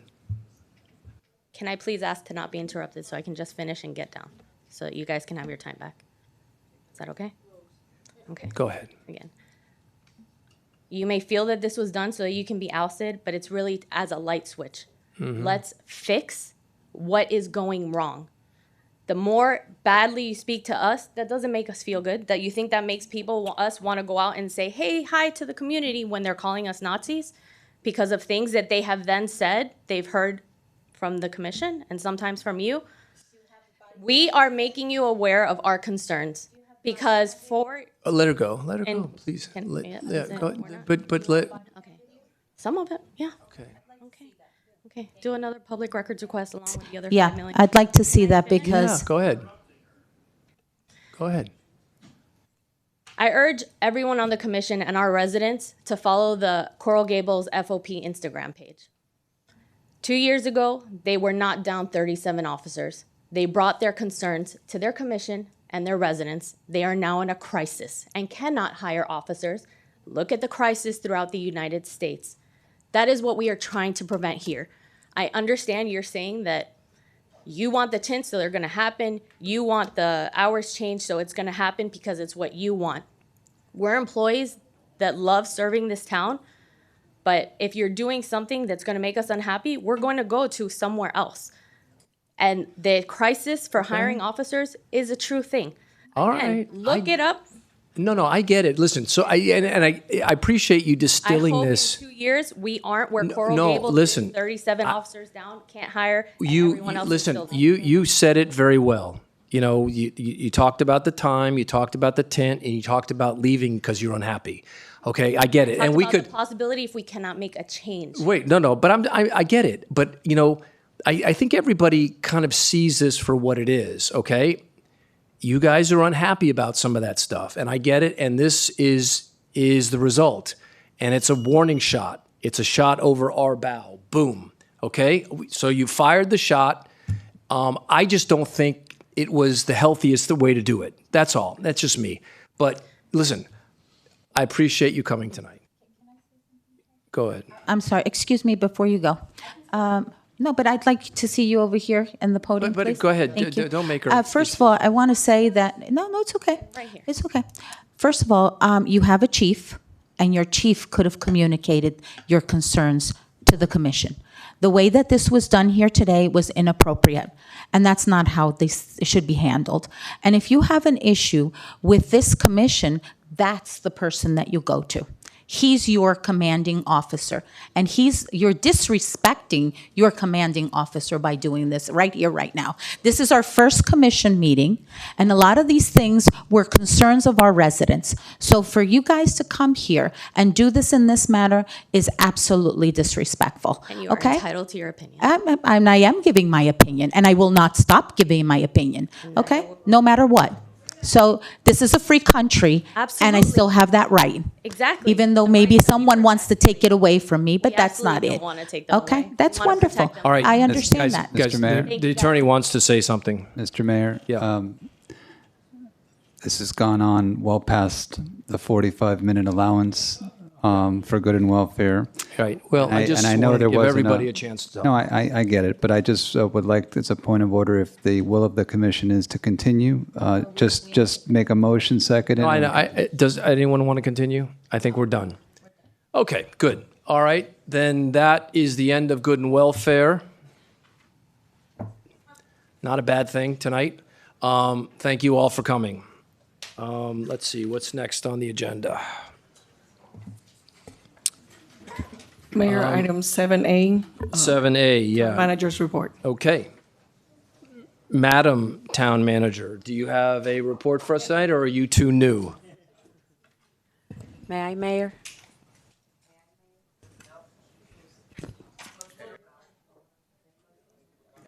Well, the light, no, Okay. the light, green light. Okay, I'm learning, sorry. There you go.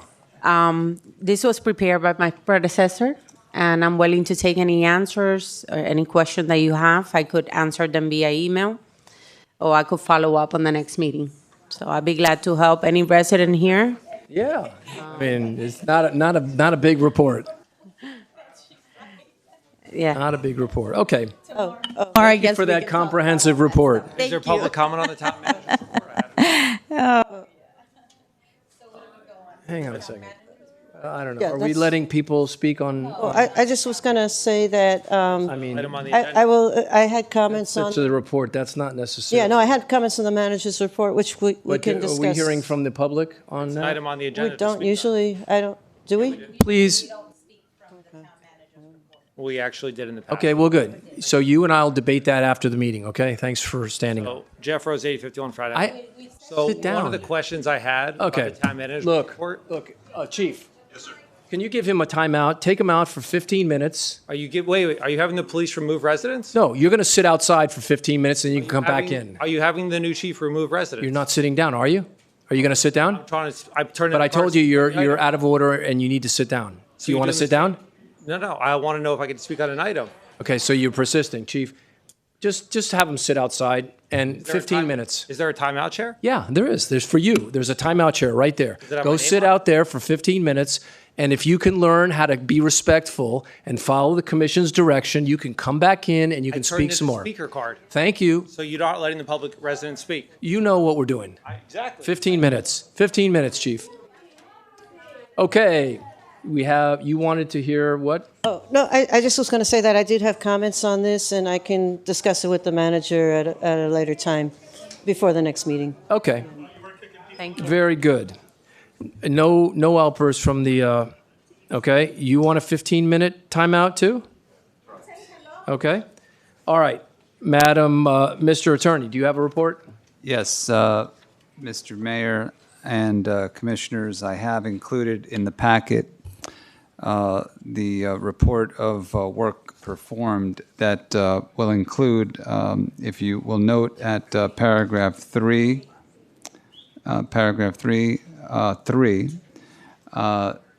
Which page now? we're on page 2 of 6 of the report. Okay, 206. That pertains to 9250 Bay Drive. That's the lot split that Oh, you yes, all know okay. about. Uh-huh. Page 2 of 6. 206? 108 on your agenda packet. What? Page 108 of your agenda. 108. I'm sorry, I should have referred to the page number. See, he's a new attorney. He doesn't really know how to count yet. That's what I'm My apologies. Yes, page 108 at the bottom is the one that you should turn 108. to. Okay. Got it. Thank you. So with respect to that, obviously this was an item that was addressed by the prior commission, and I had the opportunity to look into the matter with the Miami-Dade County Plat Committee. The sequencing of events basically resulted in the issuance of the resolution that was approved by the prior commission actually being certified out of the town on the day of the election, which was March 19th.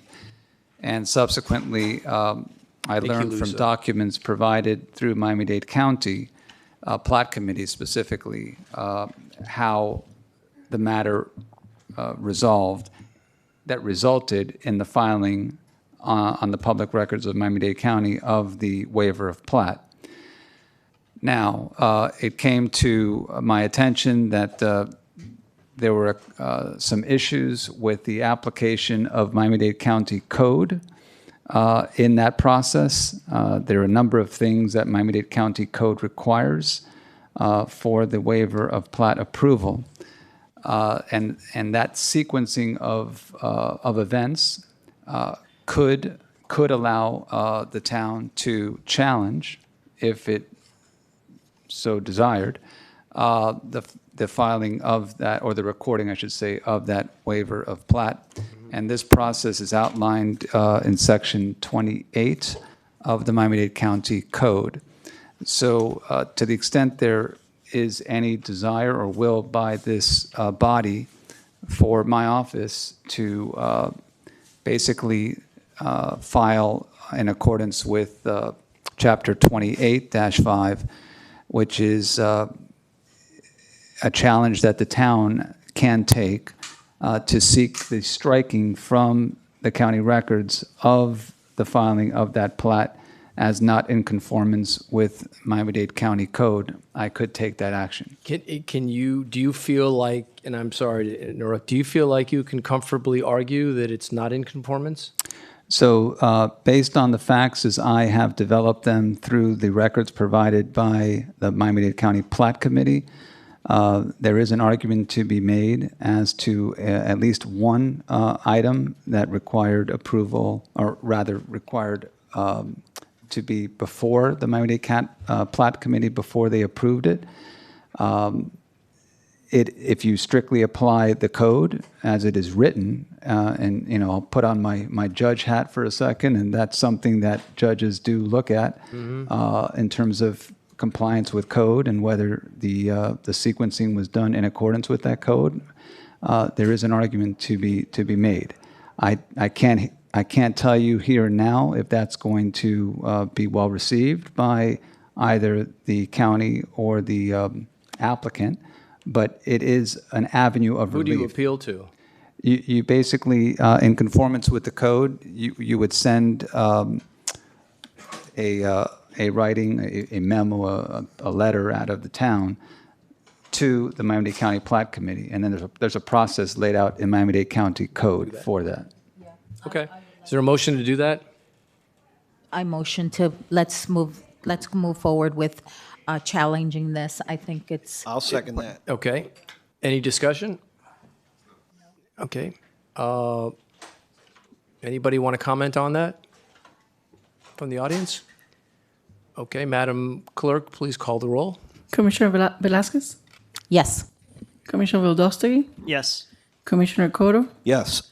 Vice Mayor Paul? Yes. Mayor Burkett? Yes, and Mark, do you need help with that? I mean, would you Initially, need no. assistance? I don't think initially I will. Okay. But I'll be in touch with the county now that I have that direction from this commission. Very good. We'll take Thank it. you for bringing that up. Is there Mayor, the anything else? motion carries. Can I also have a motion to approve the town manager's report? Yeah. Yes. Is there a motion to do so? Motion to approve town manager's Is there a report. second? Second. All those in favor say aye. Aye. Okay. Great. One other thing, if I could, Mr. Mayor. So in the course of getting passed down from the prior town attorney, there's a matter that is open and pending. It's referred to on page 110 of my report. It's the matter that's known as Schnabel Engineering versus KCE. Oh, yeah. So this, in general, pertains to a claim by a vendor that all happened years ago, and it's now led to the initiation of an action in all places, Virginia, the Commonwealth of Virginia. So that said, I am seeking some direction from the commission as to any authority I may have to resolve it for the town, if I can, and serve as the town's representative for those purposes. And if you give me that authority, then I can take it for action and seek to resolve it without litigation. We're in the mediation context. Okay. Is any thoughts on that? Through the mayor. Yeah. Mark, do we have any idea what the dollar amount is? Yes. So the nature of the claim is about $95,000 plus interest, fees, and costs. But I have a feeling we can resolve it. It's my hope, anyhow. What would be your recommendation? Resolve it and avoid. Well, without getting into the particulars, without some kind of attorney executive session, obviously I'm going to look to resolve it for less than the claim, and if I can get it to a reasonable number, obviously, you know my background, you know my experience, and in my capacity as judge, Mr. I've Attorney, resolved a lot. I think you ought to share with the commissioner. There are interesting facts that are very, very good for the town with respect to this issue, and I think that I want you to know that it's not like a slam dunk for the other side. Okay, for sure. Yeah, so we're in a good position. There are things known as nuisance claims, and there's cost of doing business for both sides. Just to be perfectly clear, so I hope to be able to convince the other side of the strengths of our position versus theirs, and the fact that we won't be in Virginia very long, if at all. So we have a far better argument to be made here in a friendlier climate of Miami-Dade County. Sure. Perfect. I mean, yeah, there are a lot of. I'm sorry. Anything else from anybody? Yeah. Okay. In light of all the things that have happened in the past 2 years, I'd like to ensure that we can start an investigation on all these losses of data. I want to make sure that maybe we do a independent investigation on ensuring that there's nothing that's being lost here, because as we saw, there's phones that are all of a sudden disappearing, and there's records that need to be preserved for the public. Okay, Nelly. So, but this is about. no, but don't we give him direction? Well, no, this is about. This is strictly about the Schnapple. The Schnapple, yeah. Yeah. I was just going to ask through the mayor to the Yes. attorney whether the attorney thinks there's any value in having an executive session to talk specific numbers or any strategic question or. I think he can talk to you individually because he did with me, and he really enlightened me, and I feel very. We have spoken about it a little you bit. have? But I wonder Okay. if just having the group together. Okay. Yes, that's fair. Would be helpful. So in the interest of time, I would advocate against that in this instance. I don't view this as a significant exposure matter. I view this as really a straightforward contractual dispute subject to the language of the agreements entered into by and between the town. So in this instance, I think getting direction here would help move this to resolution far quicker. So with that, do you all give me that authority? Well, the vice mayor wants to say something. Oh, I'm sorry. No, actually, I have that, I had notes of things I wanted to discuss with you. So this is one of them. I'd like to, I agree with what you're proposing, so I support that. But I would like to discuss with you. Not a problem. My knowledge of this. Well, and again, I guess you could file a motion to dismiss, but you have certain things that you have to do before that even happens, right? Correct. So before we deal with the litigation, one of the contractual provisions is to mediate. Okay. That's where we are. All right. So with respect to Gerardo's, do you want them? We're all good? If he doesn't think we need a Okay. All right. Very good. Okay. So is there a motion to provide the direction that the town attorney is asking for? Okay. Motion to have the town attorney mediate this case. Okay. I'll second that. Okay. Any discussion? All right. Call the roll, please. Commissioner Velazquez? Yes. Commissioner Coro? Yes. Commissioner Velazquez? Yes. Vice Mayor Paul? Yes. Mayor Burkett? Yes. Mayor, the motion carries. All right. Mr. Town Attorney, anything else? That's it. I'm good. Thank you. Thank you very much for Mayor, that. can I have a motion to approve the town attorney report as a whole? Yes. Is there a motion to do Motion to approve the town attorney's report. so? Is there a second? I'll second it. All those in favor say aye. Aye. Okay. Thank you. Okay, the next item is 9M. 9M, correct? The memorial. Okay. Whose item is that? That is the Vice Mayor. You're up.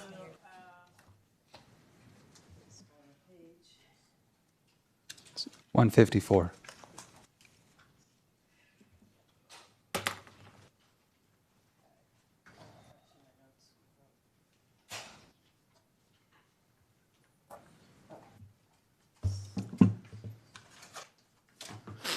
So the purpose of putting this on the agenda is because the 3-year anniversary of the Champlain Towers South tragic collapse is approaching, and the purpose is to direct the town manager to work with staff and the memorial committee on planning for the 3-year commemoration of this event, of this tragic event. And so I believe previously in our workshops we talked about reinstating the memorial committee. So this would be part of that. I think there are people from the public interested in speaking, but essentially we want to move forward with planning the memorial. That's the point of this. Okay. Anybody else? Okay. No, I mean, there was talk of changing the name of the memorial, and I'd like to hear from Martin and Paul and Pablo about this name change and something that, you know, I think that that's something that's important that you guys discuss with the rest of the families, and so we can figure out what, because that was... What were the, just for everybody listening, what was the old name and what was, a new name? Plain Memorial, but then somewhere down the line, somebody... I think it was called the Surfside Memorial? Surfside Memorial, when But I thought we were... We didn't do that. I mean... Yes. Can he come up, Charlie? Absolutely. Yes. Anytime he wants. Hello, Martin Langesfeld, 11310 Northwest 53rd Lane. As always, this is not a place I want to be standing in. I lost my sister and her husband nearly 3 years ago in the Surfside building collapse. And all 5 of you have stood next to me in protests that we shouldn't have had to do, and I really appreciate your support. But now you're in the position to do the things right. Regarding the names, there's a lot of different opinions. We had a committee prior with the previous commission.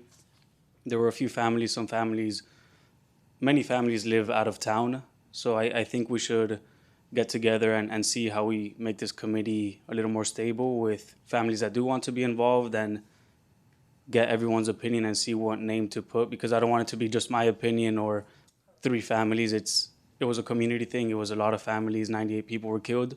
So maybe settle down and see what name the majority will like. Other than that, I know the previous committee that we were involved in was run by the town manager, which I'm not sure if I don't think he's the town manager anymore. And so maybe involve the new town manager and put them up to date with what was going on in the past. Hello. And other than that, just very important for my father, for many others, the investigation. We know NIST, it's a federal investigation, but getting involved in the political world, in the wrong way, I saw that they will keep pushing for funds and keep extending it just to get more funds on a yearly basis. So maybe bringing back the private investigation and getting 2 different opinions will never hurt anyone, because there's other buildings that may be in the same unsafe structures. So thank you, and I'm happy. Look at, we love you. We were put here to make sure that you guys are taken care of, your family to us. We want to make sure that it goes like it should go. You've suffered a little bit in the past couple years, and that's over, and it's going to be different. And I'm excited because we're all committed, every single one of us, to making sure that's the greatest memorial that Surfside has ever seen, and that it's named correctly, and that we do the upcoming memorial so that we honor the people, not the politicians, okay? So it's all good. These people here, they all feel the same way about you. They feel the same way about the families. They lived it, you know? They lived it. We lived it. So we know, we care. Thank you for coming. I appreciate it. Thank Sure. you, guys. Okay. Oh, yes, sir. Hi. Echo what he said. I Can't hear you, really. Name and address for the record, Okay, sorry. please. Is that My name is microphone on? Israel Wasserman, 9032 Emerson. I think my wife is the only family member that lives in Surfside that lost family. She lost both of her parents in the building collapse. She's on the committee, so I just want to make sure she wasn't able to make it. Does here she have an opinion on the name? Because I'm polling. I don't think it should be called Surfside Memorial. That's I very didn't discuss it generic. with her, so I would. Could you do that for me, please? I think that maybe that committee, if there's an email or because. Well, yeah. I mean, I'm just saying, if you find, just start. People need to start sending us. We can do Zoom. I mean, we can reach everybody wherever they are. We can have the Zoom sort of meeting. We can do a live meeting. But let's start. Give us the feedback because we want to get it done. We want to do it right. Okay. Okay, appreciate that. Right. So there is a committee, and if we can just put that together and have some scheduled meetings and get Yeah. things moving forward. And Do it. I wasn't sure if it had to be redone or if everything is set as Well, it is. that's a little bit of a different committee, isn't it? That's sort of like a self. We spoke about this with the former town manager at some of the workshops. Essentially, we were going to reinstate the same committee, and I believe he wanted to add 2 members. One was David Rodan, because he's an architect, and then also Yadi Santos, who is a survivor, because there are no survivors on that committee. So I would think that my wife would object to that, so maybe just do that sensitively and have that discussion. Well, it is sensitively. She's the right one to be added in there. Again, I don't want to speak for my wife, but Okay. It's the committee. The memorial would be for the people that passed. So as long as it's somebody that's there for the people that passed, I think. Yeah, that it would is. be It is. But I mean, there are survivors that care about it as well. Great. They were Great. their The more neighbors, people that care, the better. friends. So. Okay. Thank you. Looking forward to working with all of you. Okay. Likewise. Yeah. Yes, so motion for the town manager to, wait, I think I wrote it down. Oh, motion to direct the town manager to work with the Memorial Committee and town staff to plan for the 3-year commemoration of this tragic event, and also to move forward with the actual memorial plans. Second? Second it. All right.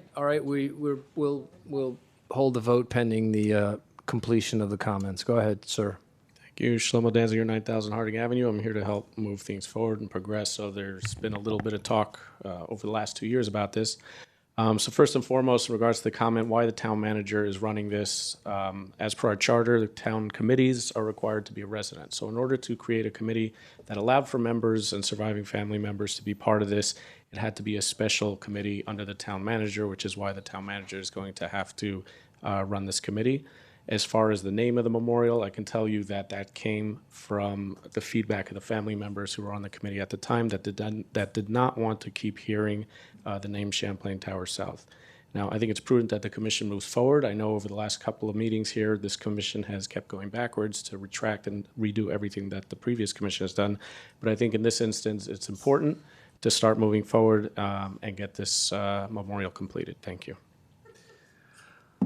Boy. Okay, come on.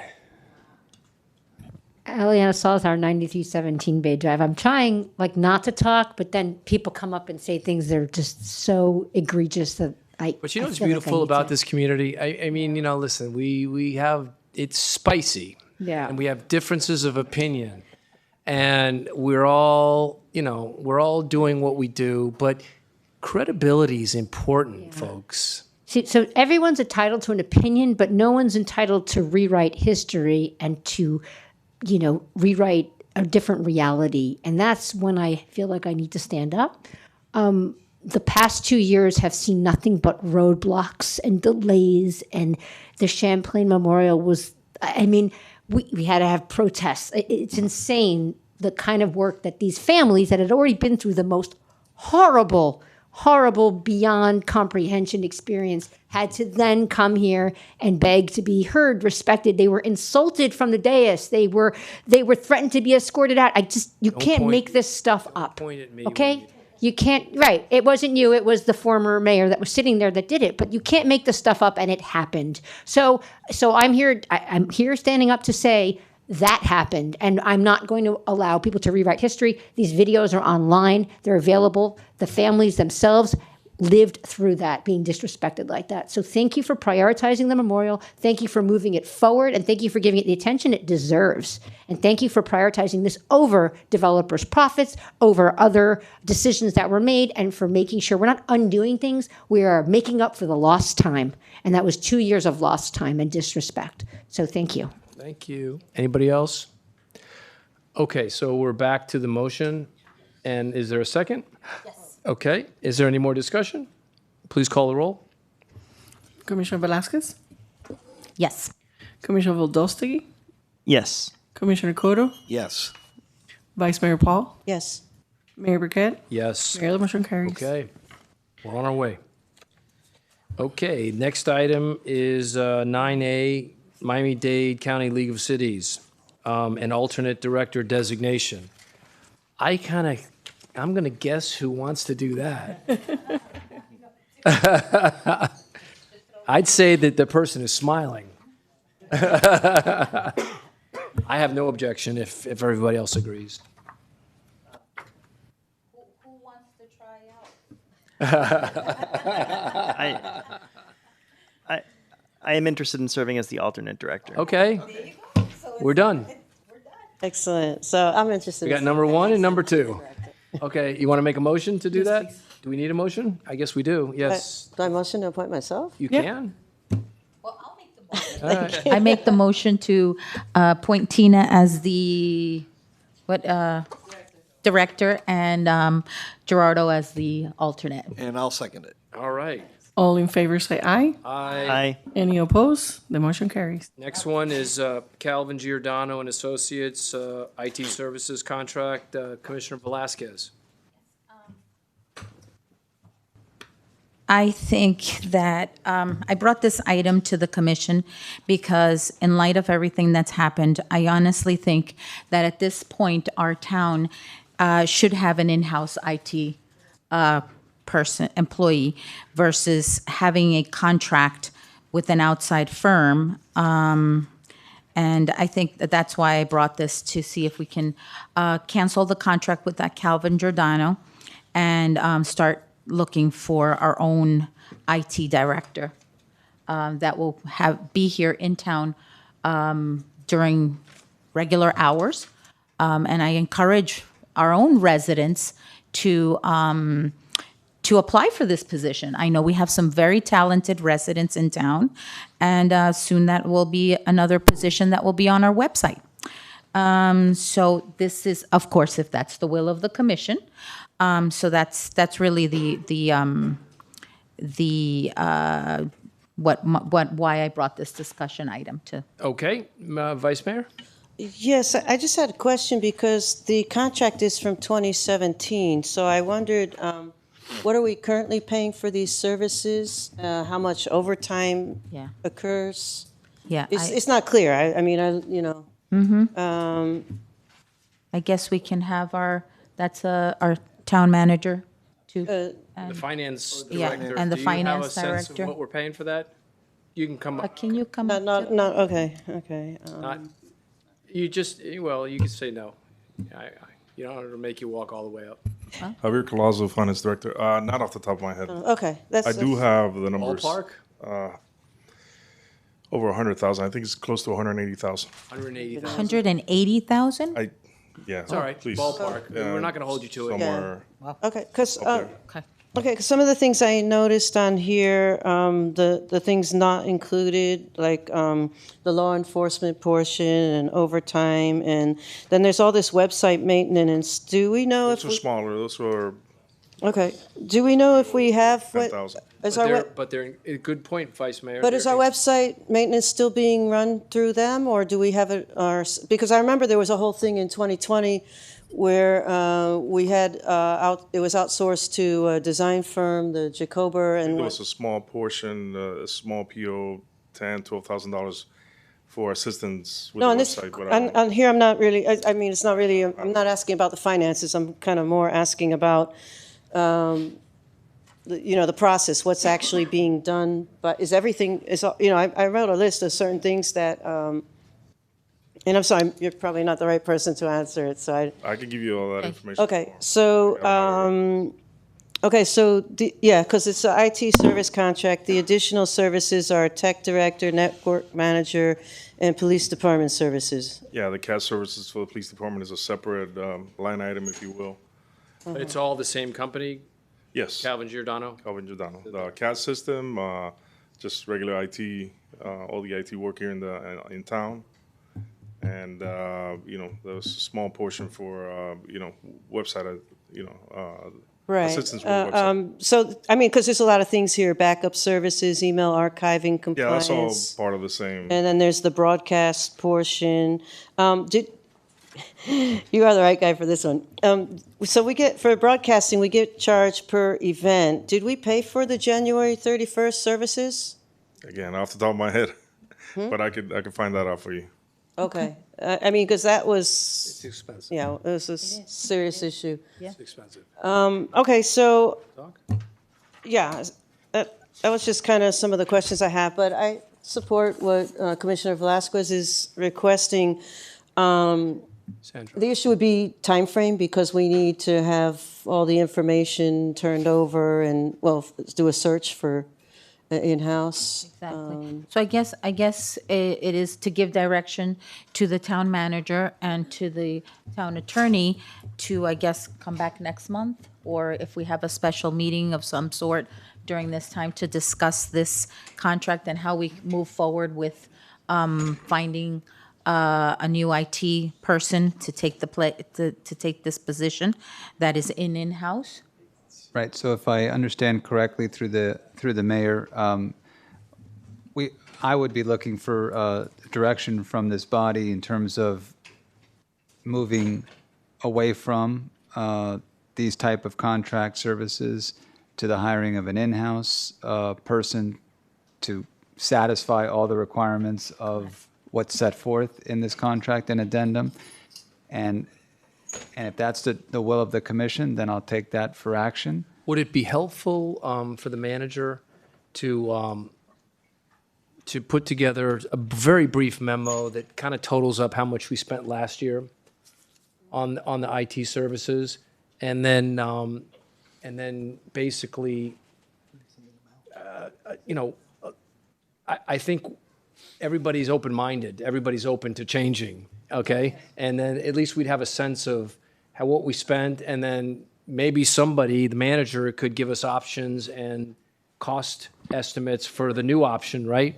So I guess for the next commission meeting? Yeah, I mean, I think that, because we're looking at multiple services, so it may require more than one person.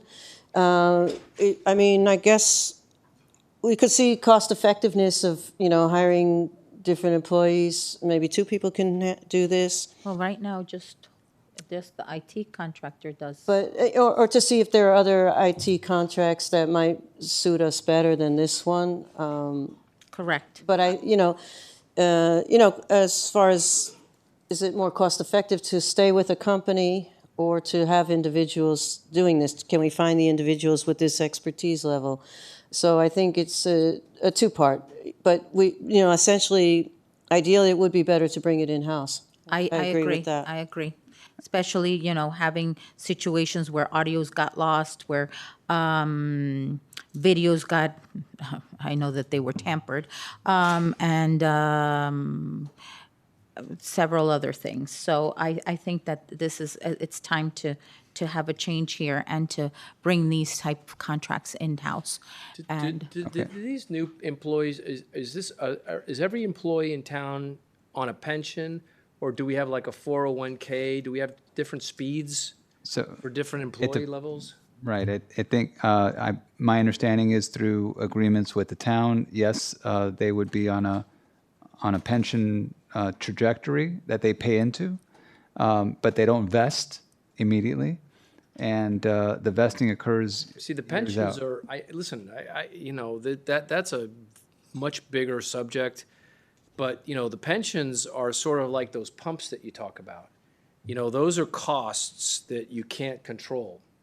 And, you know, you don't want to take anything away from anybody necessarily, but, you know, this kind of popped into my head right now. If we're hiring new employees, maybe we need to have like different speeds where the new employees are, you know, they have the 401k and they don't have, you know, but the old employees, you know, we made a promise, we got to keep our promises. Or maybe if they want to go into a 401k, we don't know.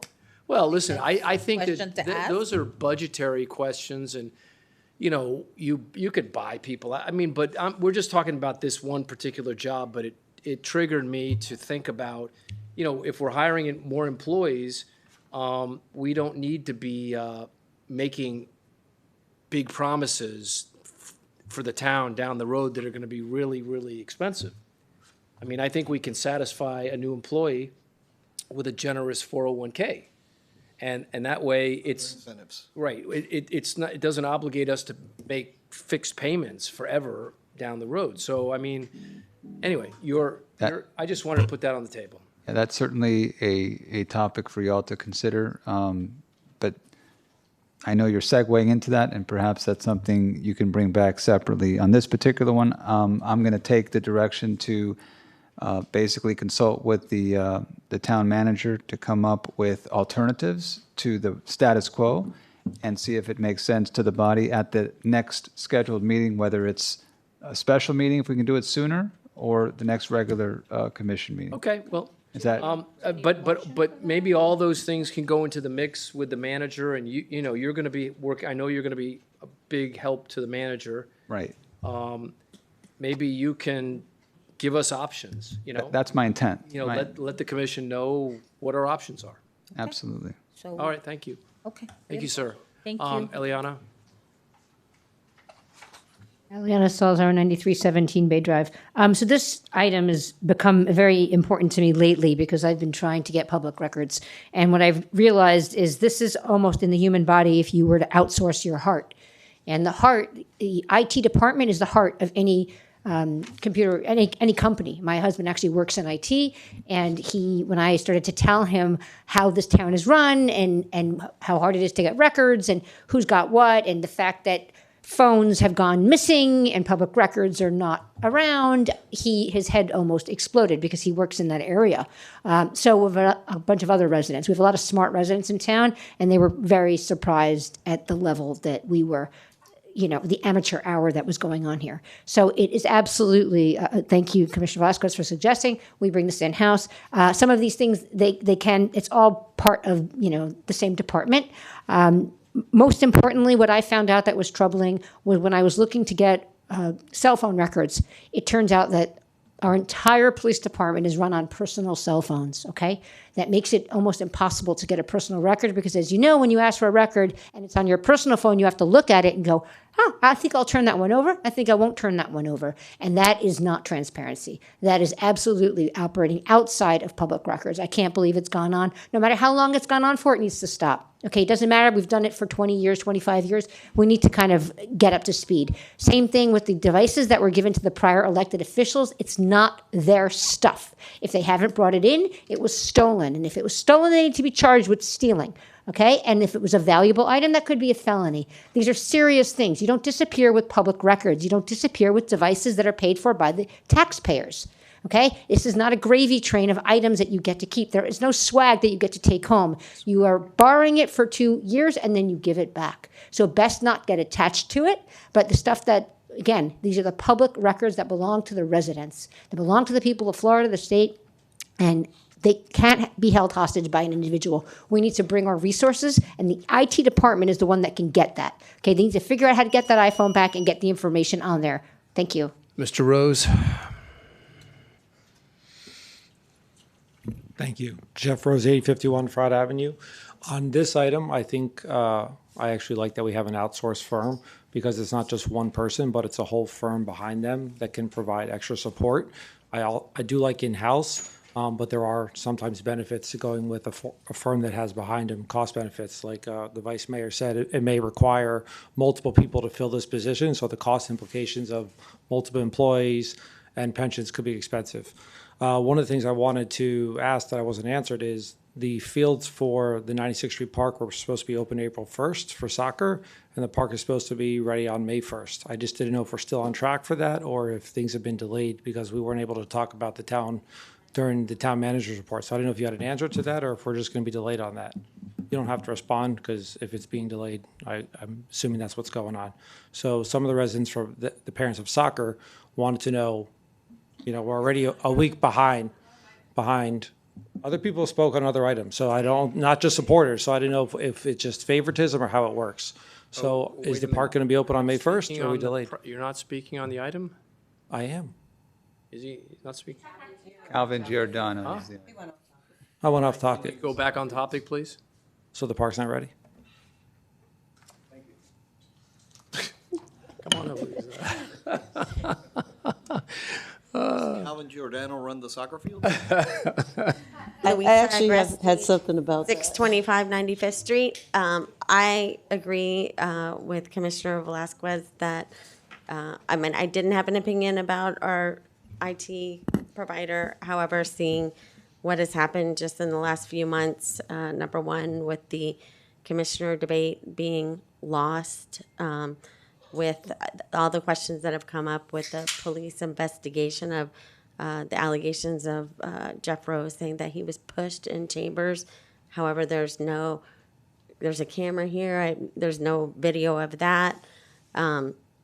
Just being in these meetings and hearing the beeping going off at inappropriate times, the adjustments wrong, it just doesn't seem like a good, competent job is being done by this provider. So if we don't have an in-house one, maybe we should seek one that's more competent to record the happenings of our town. So if need be, at a later time, like there was a need, that footage is available. Thank you. Thank you, Luisa. Okay. Shlomo Danziger, 9000 Harding Avenue. So first of all, I want to thank Jose for apparently, because it doesn't seem like he's going to be here after tonight, but he's been here for about 16 or 18 years of service to the town of Surfside, uninterrupted and great service. So unfortunately, this seems like a personal vendetta by a commissioner, as we have heard tonight. But I do want to take a moment to thank Jose for his service, for being here till 2 a.m. many times at these meetings, and I don't think that gets talked about enough. First of all, I do want to speak about, you had a brief estimate, and I'm glad you called up the finance director. About $180,000 is what we're paying, is what he said we're paying for a third party. Now, the benefit of the third party, what are the benefits? When you start bringing in-house, first of all, you're going to need more than one person, because that person is entitled to vacation, to sick. So you're at a salary of what, 120, 140. You have to give union benefits. You need to have pension plan, as you mentioned, is a long-term plan. But what does a salary take? And I, again, encourage you to look at your budget books. Is given a similar salary of $140,000, there's fringe benefits of almost $70,000, which brings us over to almost $210,000 already, plus additional benefits and costs, which come up to almost over $215,000. So that is for us one salary, and you're going to bring in two. You need to weigh $180,000 for a third party versus what could be $400,000 to bring in two people. So again, this is not about personal vendettas. This should be about service for the residents. So please take a look at third party again, because there are benefits to that, and those are benefits to the town of Surfside residents' taxes. Thank you. There it is. Okay, anybody else? Jared Burnabend, 8934 Garland Avenue. I certainly think evaluating your technology solution is valid. I think the order in which it's being done is wrong. I don't think you should be terminating a contract until you have a solution, and clearly you don't have a solution. I think there's many reasons why various entities use third-party technology solutions. I've worked in large global companies. I've worked at regional companies. I've worked for family offices. They've all outsourced their technology. I would suggest that the town manager and or the town council reaches out to some similar towns to see who they use. For instance, The last company I worked for in Miami used a company called VirtueWorks. I know VirtueWorks works for lots of different companies. They have lots of employees. We had one dedicated person, but that person was backed up by a whole team with a lot of different skill sets. A person who's running a video tonight is a little bit different than someone who can manage a server and monitor emails and deal with other technology requirements that a town has. This is at least a two-person job if you want to bring it in-house. And bringing it in-house has a lot of additional expenses. Thank you. Thank you. Next speaker. Nobody else wants to speak? Okay. All right. Do we have a motion on the table for this item? Is there a direction? No, I have direction. I don't need a motion. Okay. I'm going to bring it back as soon as I have the particulars. And just to be clear, nothing's being terminated tonight. Very good. Okay, next item is the Abbott Avenue Drain Improvements Project. Commissioner Velazquez. Thank you, Mayor. Again, this is a project that has been put aside for a long time. And we have currently 3.8 million, 3.85 million, and we need to put this out again for a bid, cast a wider net, because what we got was 4 companies run pretty much by the same family. They want to get to. So if we have to go to another state, put this out to the entire country, whatever it is that needs to be done. I cannot believe that here in the Miami-Dade area, not a single company came and bid on this contract. Can't, there's some stuff that don't know what happened here, but I think that we owe this to our residents. And this is one of the most important projects that we need to do right now. We need to fix all this flooding issues, not just on Abbott Avenue, but wherever else there are problems in our town. But as our engineers had brought to the table during our first term, fixing this area will improve many areas in town. So I think we first need to fix this, and then afterwards, if there's other areas that need to be addressed, then we will go ahead and address that. So I'm looking for direction from the commission to approve this, to give direction to the town manager to get this RFP out there. Is there a motion to do that? I'll motion to. Is there a second? Second that. Second. Okay. Discussion. I want to add that I've been working with Randy. It's funny that in the campaign, I think I heard the former mayor say that we had 2 mobile pumps that we were using to help offset the flooding problem on Abbott Avenue. And I thought, well, that sounds like a good idea. I like that. That was cool. And but I never had heard about it. So after the election, and we were coming up on this rainstorm, I thought to myself, well, listen, we got to get those temporary pumps positioned. We got to take a load off, right? We got to ease up on the flooding on Abbott. And I called Randy and I said, Randy, can you get those 2 mobile pumps that everybody was talking about in the campaign that is so wonderful? And he says, well, Mr. Mayor, we don't have any portable pumps. I said, okay. Another one of the lies. I said, okay, we don't, but we should. We should. And to that end, the fantasy pumps that were talked about earlier, I think should become reality now, because we're a couple years probably away from finalizing the project. But this is a tool that we can roll out. And what's cool about it is the pump can take the strain off of the existing pumps. So that means that, Randy rolls out this 6-inch or 8-inch pump, and I'm going to try to talk him into the 8-inch, but we're going to rent it at first to see if it really works, right? So we rent it for a couple times, and what it does is it goes over there by Bay Drive, and it basically empties all of the water that's coming from Bay which allows all of that stuff from Abbott to flow easier. More efficient. Right. So, but he's got it worked out. Listen, he's forgotten more about this stuff than all of us will ever know together, and that's why I love him. And you know, this is a real life solution that we can do quickly. That residents will see. They'll see that pump, man, and they'll see Abbott Avenue getting flooded, and they'll know that, you know, last time it took 7.5 hours to go down, and this time it only took 2 3/4. Okay, so, and now, if it works too, we can add another pump.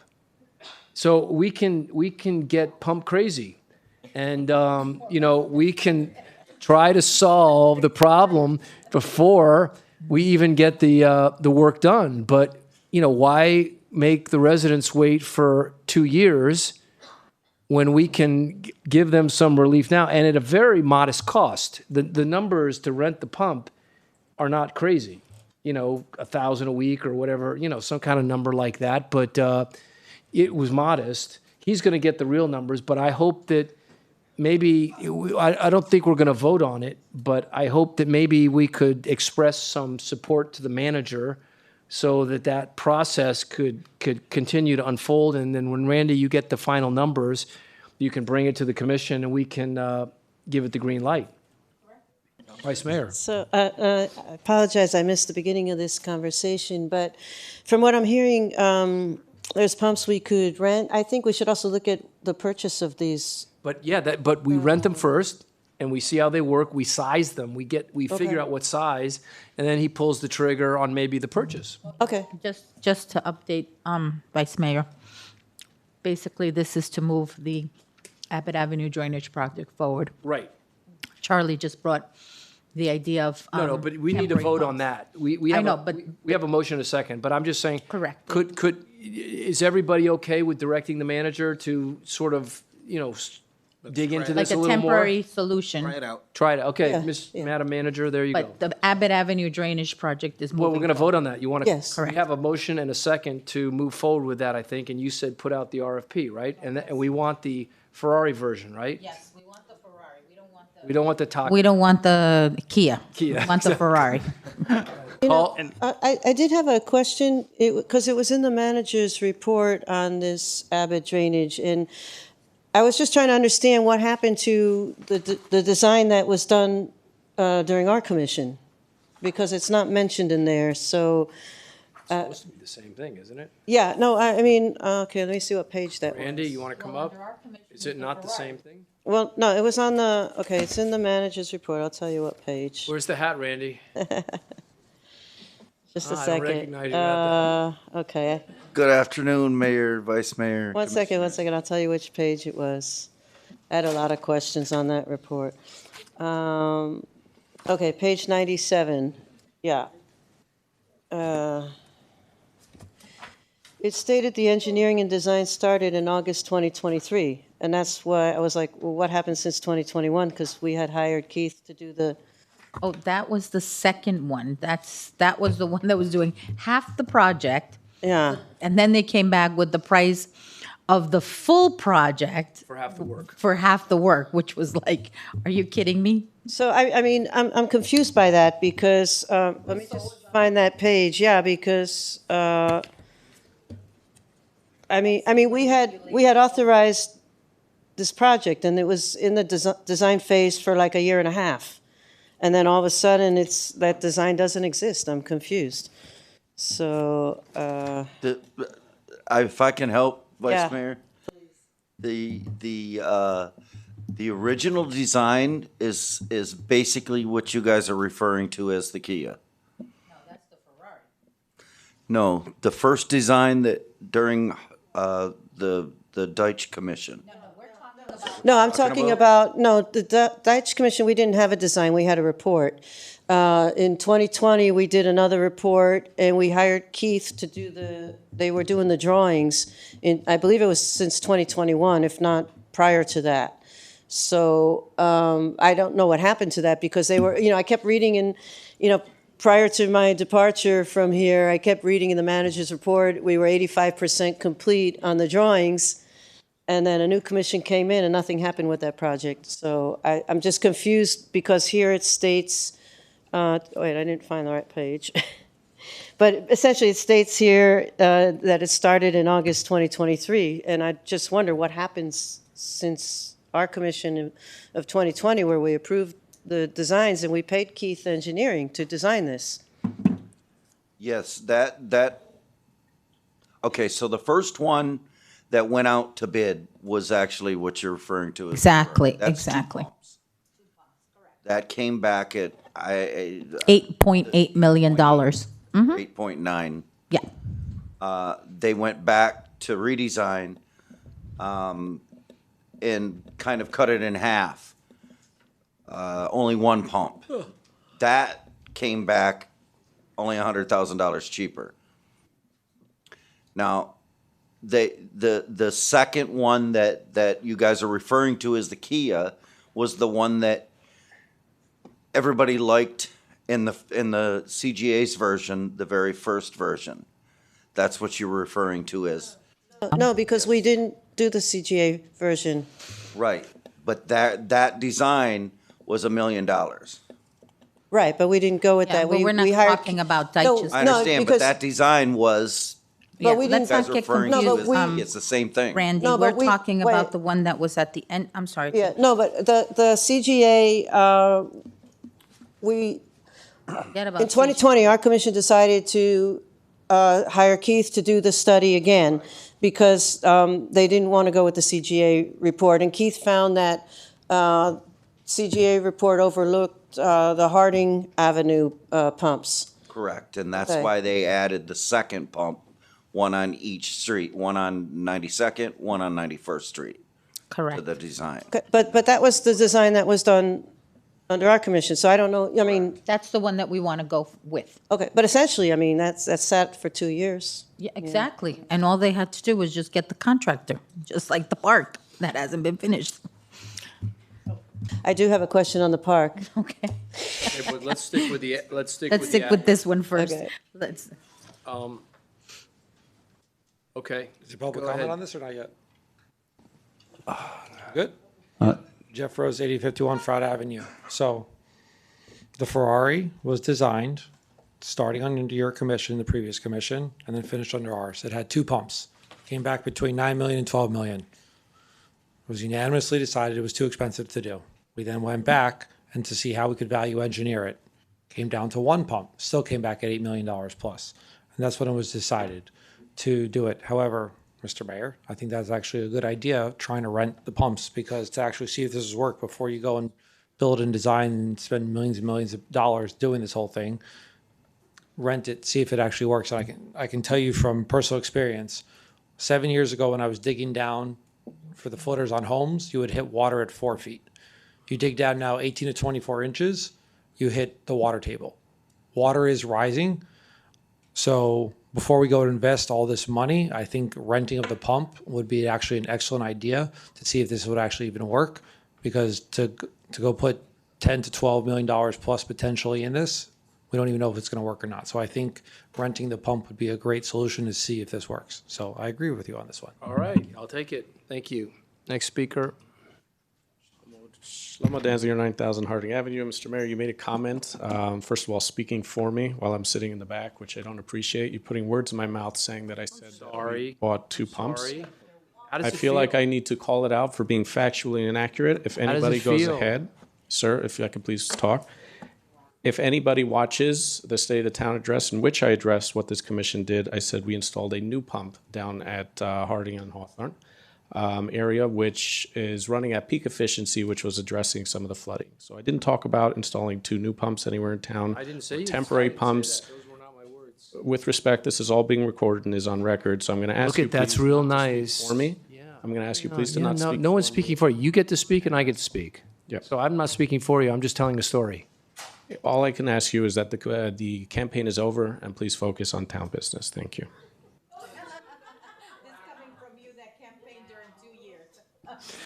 Listen, you know, like I said, it's spicy is good because it's getting late. Now, we we have some items on the agenda, and I'm wondering, do we want to kind of shoot to be done at 11? I'm glad you said. And given that, do we want to kind of move around some of the items? Is there anything anybody wants to get to? Yes. Because I think there's some that we can let go to the next meeting. I very much want to talk about the next two items, which are mine. I would move to extend the meeting. Okay, well, let's see if there's anybody else, because I don't have anything else that I really need to focus on. Does anybody else have anything? I had a couple things at the end here, but the truth is we spoke about the lot splitting, and I know Mark is working on it. Right. So that I'm good with leaving that for another day. Okay. The dock sizes, I spoke to Mark, just to give you a brief. Yeah. I spoke to the town attorney. He is doing some research on facts. Okay. I was getting different answers from different people. So I know that he's doing the research on that. So again, we can put that off to the next meeting. Is there anything that you want? Oh, that I want? Yeah. So Gerardo wants two, so we'll do those two. Okay. We can do those. Gerardo, let me mark those two. What numbers are those? They're the next two, D&E. Okay, so we're going to do those. Does anybody have anything else that they absolutely want to get to? I do have something that I wanted to address from the town manager's report that my memory was jogged, and it might be timely, so. Okay, so I'll just add, it's not a subject that's on here. It's a different. It's from the town manager's report. Oh, okay, about 96 report. so I'll put town manager Tina. Okay, so we'll talk about that. Anybody else? Okay, so we'll call it a night after that. Oh, wait, the parking fees. The parking fees? Yes. Yeah. Okay. What number is that? 9G. 9G. 9G. Okay, Gerardo, you're up. All right. Go- Wait a minute, do we vote on the Abbott Avenue drainage thing? So- No, we haven't voted on that. We haven't? No. No, we haven't voted. I think, I don't know that you need to vote. I think the direction was that you want us to issue The RFPs. the request for bids consistent with the Ferrari. with the greater impact of the The two pump drainage. system.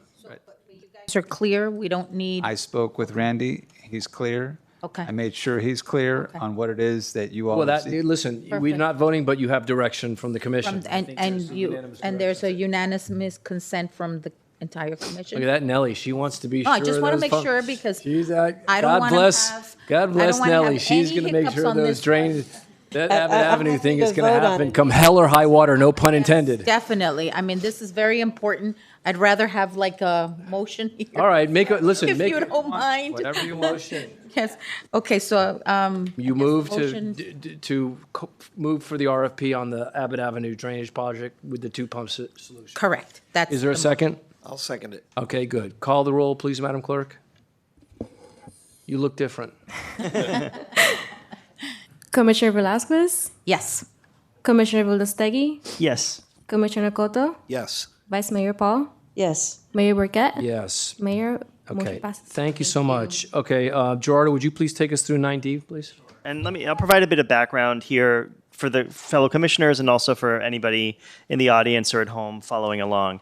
I'll just start by saying that, this is one of those topics that those of us who've been involved in town affairs have gotten very sort of insidery about. Maybe not everybody is following. So for the benefit of those who haven't, it's my strong belief that, and I believe it's also the belief of my fellow commissioners, but I won't speak for them. It's at least my strong belief that the memorial for the Champlain South victims should include the entire block of 88th Street from Collins Avenue to the beach. And I also think that that was the clear intention of Resolution 2022-2853 that was passed in January of 2022. The idea that I'm proposing here is not necessarily original. I actually watched the video of that January 22 meeting, and the vice mayor then and now did mention this possibility. But the idea is this: to help facilitate the securing of the entire block for the memorial, a good first step would be to negotiate with the building to the north, 8801 Collins, which has a small driveway access onto that side street. There's also a fire hydrant there that might need to be moved, but it doesn't seem like a major relocation. I'm not an engineer, but I think it could be negotiated if we pay them. And I would like to make that part of the design of the memorial to do that. I've been advocating for this for a long time as a resident. It first started, I want to give some background here in July of 2023, because a few weeks earlier, before the July meeting, I saw on TV, on Jim DeFeed's show on CBS, that Mayor Danziger had given an interview, and they were talking about the memorial, and he was saying it couldn't take the whole block because of the 8801 building. And I thought, well, that's easily fixed. Why aren't we doing that? We should just negotiate with them. And I said that at the meeting. Right around that time, DMAC submitted their plans, which had a loading dock on 88th Street. And the timing of that was, I thought, very surprising. And we went through a long, period after that. That was before the FDOT story came about. What I have called, and I think it's the right word, the FDOT lie. A representative from DMAC said at a meeting that FDOT doesn't care about the memorial, and they were basically requiring this access through 88th Street. So it's been sort of a sticking point for me. I've mentioned it many times as a resident, and my goal is that we get the entire block for the memorial. But this is a first step, and it's an important step regardless of what happens on the south side. If I may interrupt, I'm sorry, because of the time. I just need, through the mayor, a motion of the body to extend the meeting to allow for the completion of items 9D, 9E, 9... Well, no, he's making a better motion. Enough time to just finish those items. Oh, okay. 9D, 9E, 9G, and... whatever Vice Mayor Paul wanted to address with the town manager's report. And I have one more item, if I may, that to put that lift gate on 88th Street, I think, and Abbott for the roundabout. I think that's something that we should talk about before we leave this meeting tonight. Okay, so we'll let me do that. And I think we ought to talk about H2 because there's a lot of residents that that's the warehouse. Okay, so 9. So lift gate, Nelly. Okay, so you've got, Mr. Attorney. I just need a motion to extend the time to allow for 9D, 9E, correct, G, 9H, the lift gate, and the manager's report, Tina Paul issue. Is there a motion to do so? I motion to extend to 11:30. Well, you don't need a time, just for those things. You don't need a time, just the items. All right. All right, is there a second? Second. All right, all those in favor say aye. Aye. Okay, here you go. Gerardo, you're up. So I was mid-rant, but I was wrapping up. The point is that I think it's important that we take steps to try to effectuate the full intent of 2022-2853 resolution, and this is a first step toward doing that. Just to give also a little bit of background, at the September 12th meeting of 2023, Commissioner Velazquez, I think, asked the town manager to move forward on this. It's not very clear to me what really happened there. He said that he had at least one initial conversation with the building owner, and that they weren't interested. But I don't think any discussion of money was really had, and I don't think there was any move to take that seriously. I do want to take this seriously. I want to ask the town manager to negotiate with the 8801 building, see what cost there might be involved in moving that driveway, and I want us to consider taking on that cost as part of the cost of the memorial so that we can have a fitting space. Well, I want to add there, maybe to give it a little more punch, I think that, the manager can reach out and talk to them, but, you might want to give them a call as our authorized representative. Okay. Because I think that, you could talk to them and tell them how the commission feels about this and feel them out and see where their head's at. Yeah, I'm happy to take that on too. Good. I'll talk to the manager about the best way forward. You guys can work together on that. Good. Okay, so do we need a motion to authorize that? All right, so someone want to make a motion to authorize the town manager and Gerardo to go ahead and reach out to the property owner and see if it's possible to make a deal. Sure. I move that motion forward. Okay, is there a second? I'll second that. Okay, all those in favor say aye. Aye. I'm sorry? Okay, Eliana Salazar, 9317 Bay you'll Drive. be quick. Yes, I'm making it very quick. Thank you, Gerardo. That was fantastic. I remember when you were advocating for that. I just want to make sure that we're also taking steps to move all that stuff that DMAC was putting on the block as well, the electrical stuff and anything else, because all of the whole block needs to be clear on both sides. So I just want to make sure that that's, again, that has been communicated already to the town manager, I think at the last meeting, but we don't want them to access that block for anything. So Just through the mayor, I don't want to run afoul of the limited nature of the extension. So that might pertain to another item that we're not going to deal with tonight. Exactly. That's not part of this one, but I understand. we'll get to that. But thank you for coming. Okay, great. Thank you. Please call the question, Madam Clerk. Commissioner Cotto? Yes. Commissioner Velazquez? Yes. Commissioner Bildowski? Yes. Vice Mayor Paul? Yes. Mayor Burkett? Yes. Mayor, the motion carries. Thank you. Okay, Gerardo, your next item. So 9E was an idea. It's funny. I guess the idea in this current form came out of one of the commission candidate fora, but it relates to something that I was talking to one of my neighbors about, and we had met with a consultant just to talk about the state of community relations in Surfside and how to improve them. So it had been something that I'd been thinking about before this particular solution was floated. I want to thank, I think it's the attorney who prepared this wonderful memo item here with the Dade County Community Relations Board law, because all I had was a 3-word idea, and this gives us something to work with. But the idea would be this: to create a new committee of residents whose focus, and we'd have to define it a little better. I have some suggestions, but would be just to improve the overall feeling of community in the town, and to make proposals to the commission for how best to promote good relations among Surfside neighbors.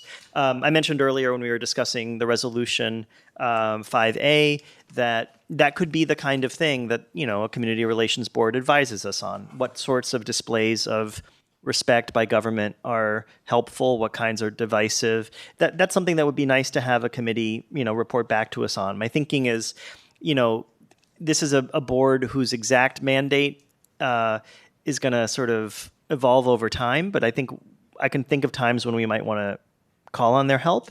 They might have their own vision for what they want to do, and I want to let it evolve a little bit. So what I would propose here is that I could sit down with the attorney and review the Miami-Dade version and come up with a plan for ours.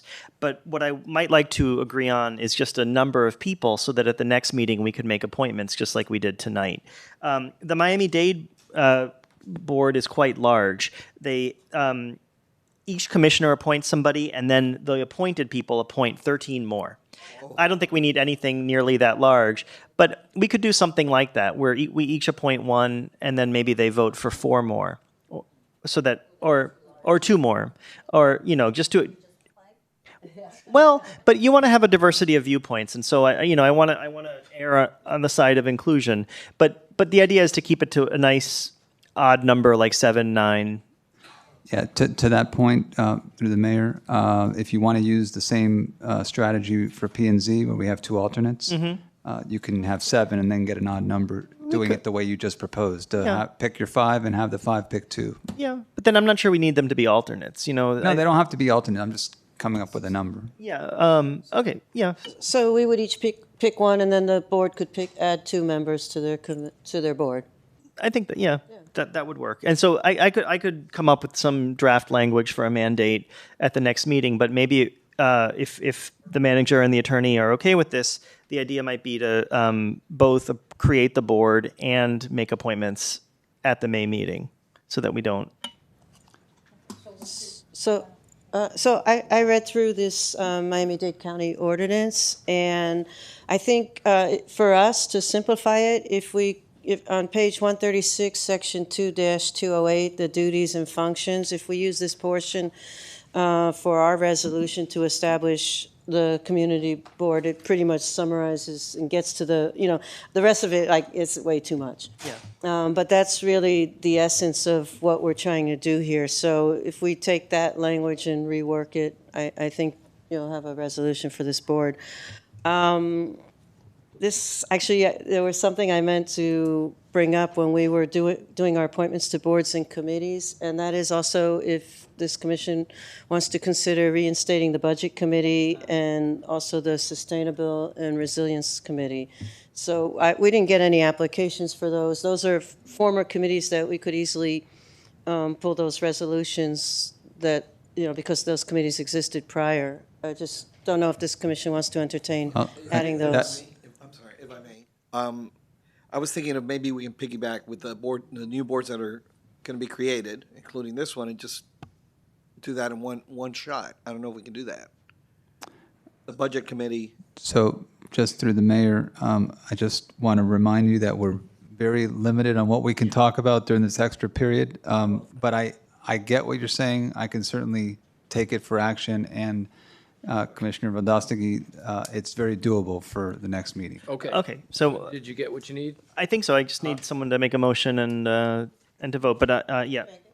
You can make Really? On my own? Okay. Yeah, I didn't know. All right. Well, I'll move. Does the clerk have a motion in what I said? The motion was for us to both, at the next meeting, constitute this board with members and also to adopt language creating the board legally. Is there a second? I'll second it. Okay. Madam Clerk, call the roll. Commissioner Velazquez? Yes, come on in. Jared Bernabend, 8934 Garland Avenue. This is something we talked about at the second commission debate. I was in support of it. I think it was a great idea. I have done some work with community relations boards in previous lives. I think one topic that would be appropriate for it, but I don't think we're going to have time in order to get this taken care of, but I think the board in the future maybe would be active in it, is in 2 months we have Gay Pride Month.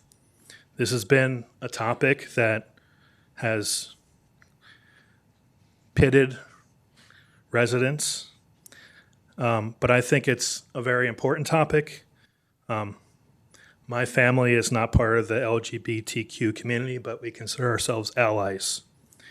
And I think it's imperative that if we don't have the Community Relations Board in place next month, that the commission needs to add this to the agenda to discuss in May, to plan for events in June.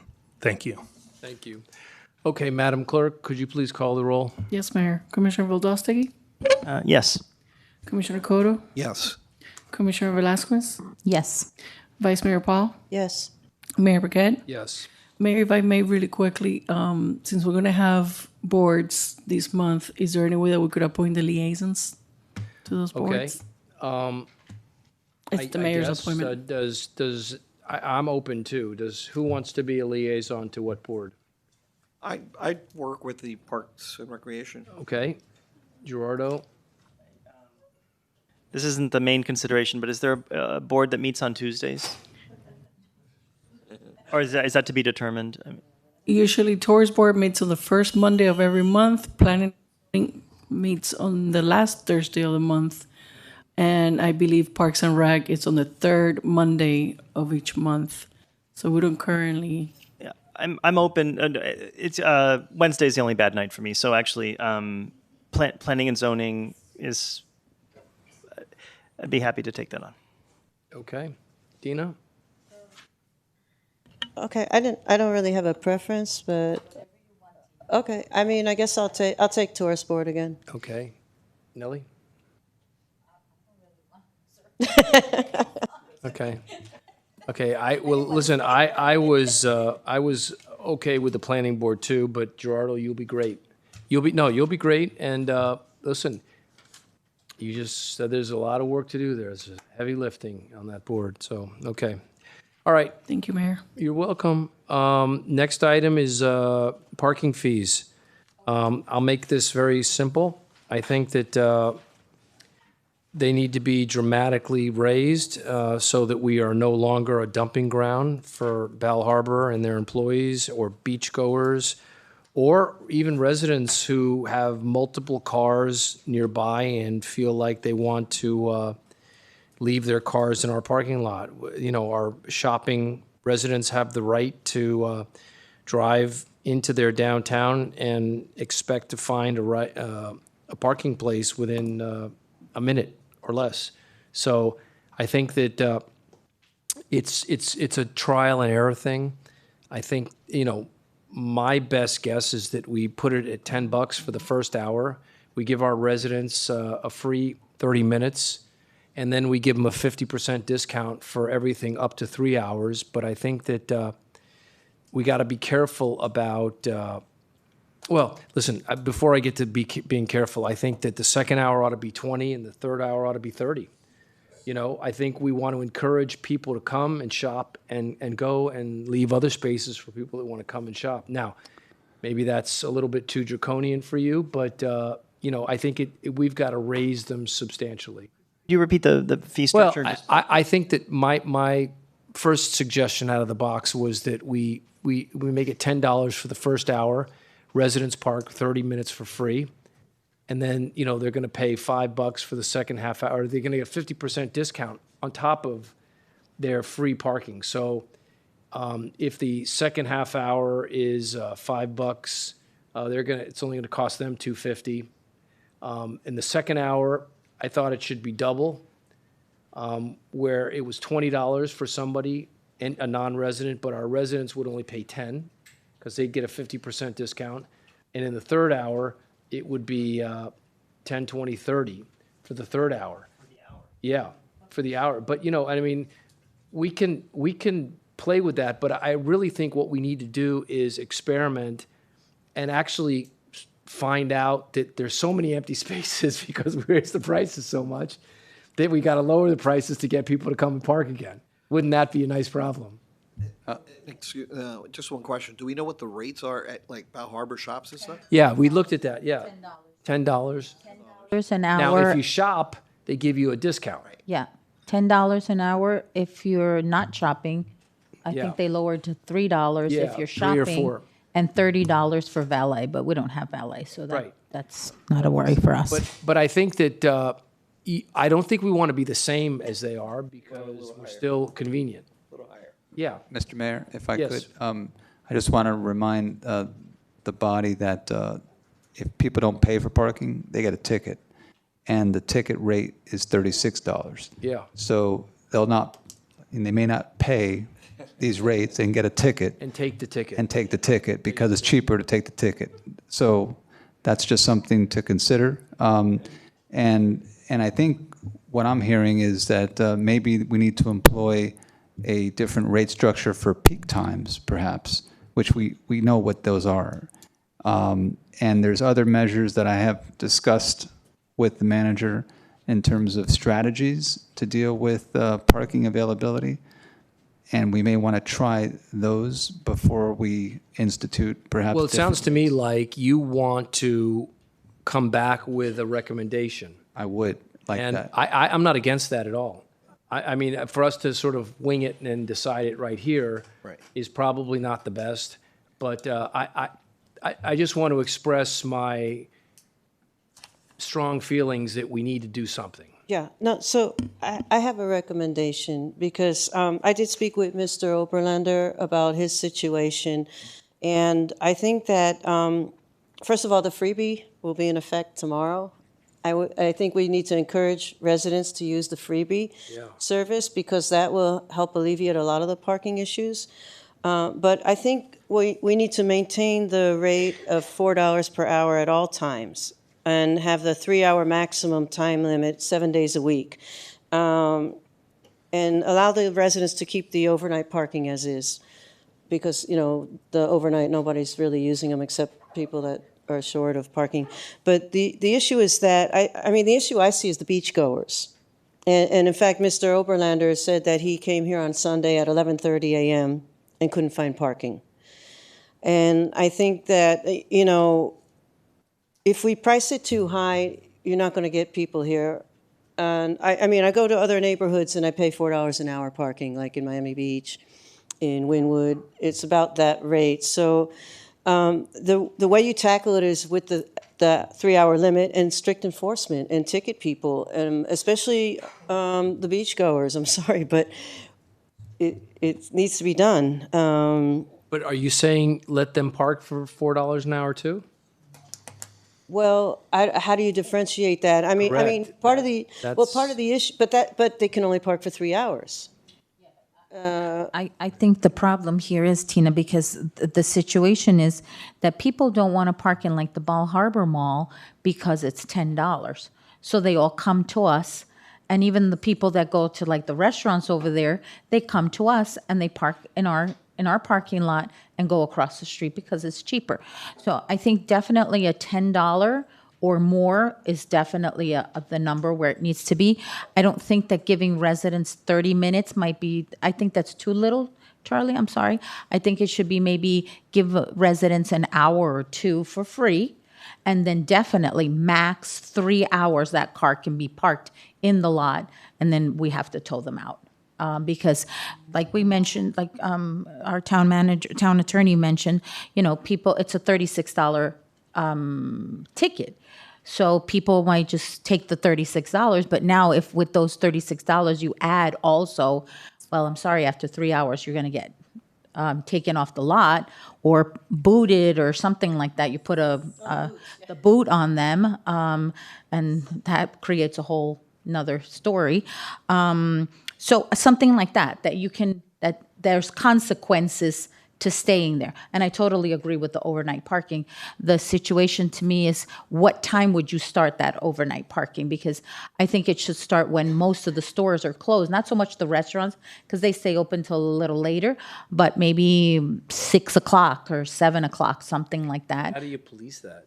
Well, we have 3 community service guys. There should be always one that is in that area giving out tickets, or I don't know, maybe taking plate numbers or something like that. That's something to sit down and figure out that part. Well, I know we had this issue. This came up on our last commission, and we did strict enforcement. We had the police monitoring 95th Street. I think there's been different measures that have been used. Some, for instance, if the stores don't open prior to 9 a.m., the lot was closed. So that eliminates a lot of the contractors that go there earlier to park. We have to find a way to make it work for the businesses, because if the rates are too high, it's not going to work for the businesses. As is, they're struggling because their clients can't find parking. So we need to have a better turnaround. I would really propose a 2-hour maximum, but then that also cuts people short. If you have a doctor's appointment and then you want to go have lunch. So I think we need to, I think because when I looked at this resolution, it was only like Monday to Friday. It needs to be 7 days. Oh, yeah. I agree. So that's part of it. I'd like to try this, maybe try a different structure for the peak hours to charge higher on those hours. But I think if we try this with strict enforcement, see how it goes. The other thing was, actually, I don't know what happened to those CVS spots, but, we all spoke to the former manager and asked to put them back. They're back. Yeah, we didn't ask for them to be, I didn't ask for them to be removed. But also, when I spoke with Mr. Oberlander, he said it would help to have the dedicated spots. He's next to the bank, so if they had dedicated spots, I'm not sure how we worked that out.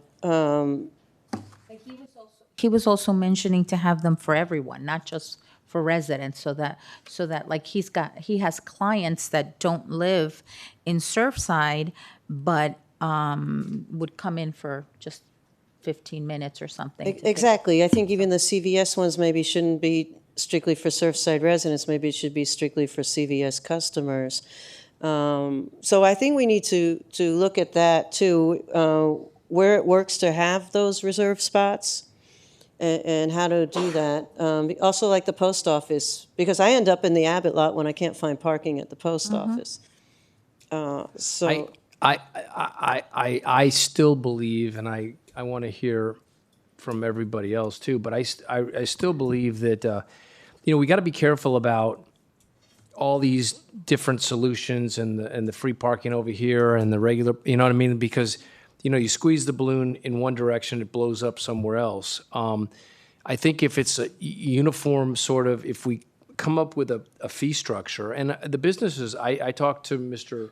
Oberly too, and I'm sensitive about that. I mean, I think his customers would rather come and pay a higher fee and get in and out and at least be able to park than to come and not be able to park and call him and say, listen, I can't find it, I'm leaving. It's very frustrating.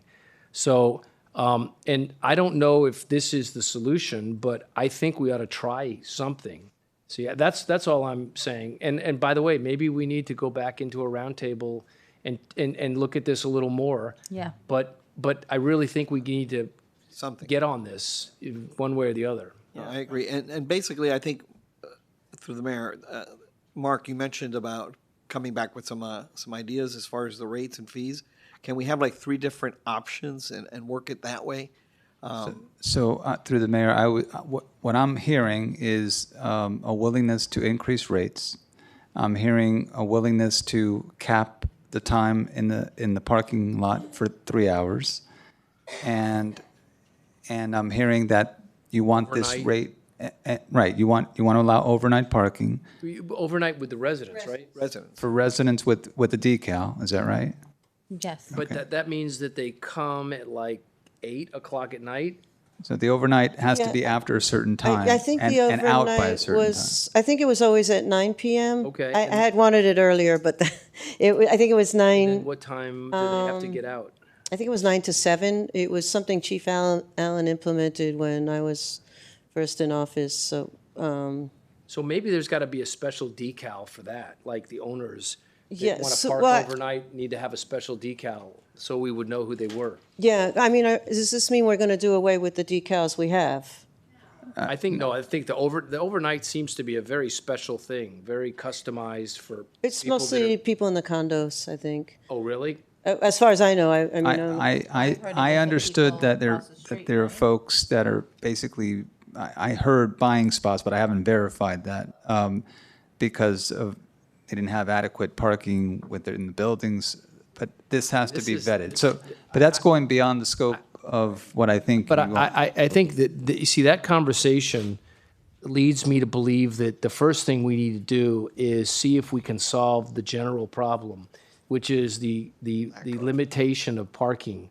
And I think that if we raise the prices, and I think we could raise them tonight. I mean, we could, we know Bal Harbor's $10. I mean, we should at least match that, right? I think so too. I mean, and I think we should go a little higher, but I think we could do that tonight. But I think that we've got to experiment and see if we can cut down on the people that are clogging up that lot, and maybe the people that use it for overnight might have to figure out temporarily something else while we go through this process of trying to sort out our parking problem. I'm not aware of people using Abbott overnight. I would like to see us keep the rate for trial, keep the rate at $4 per hour, but have it in effect for 7 days, because it's not. I mean, according to this, it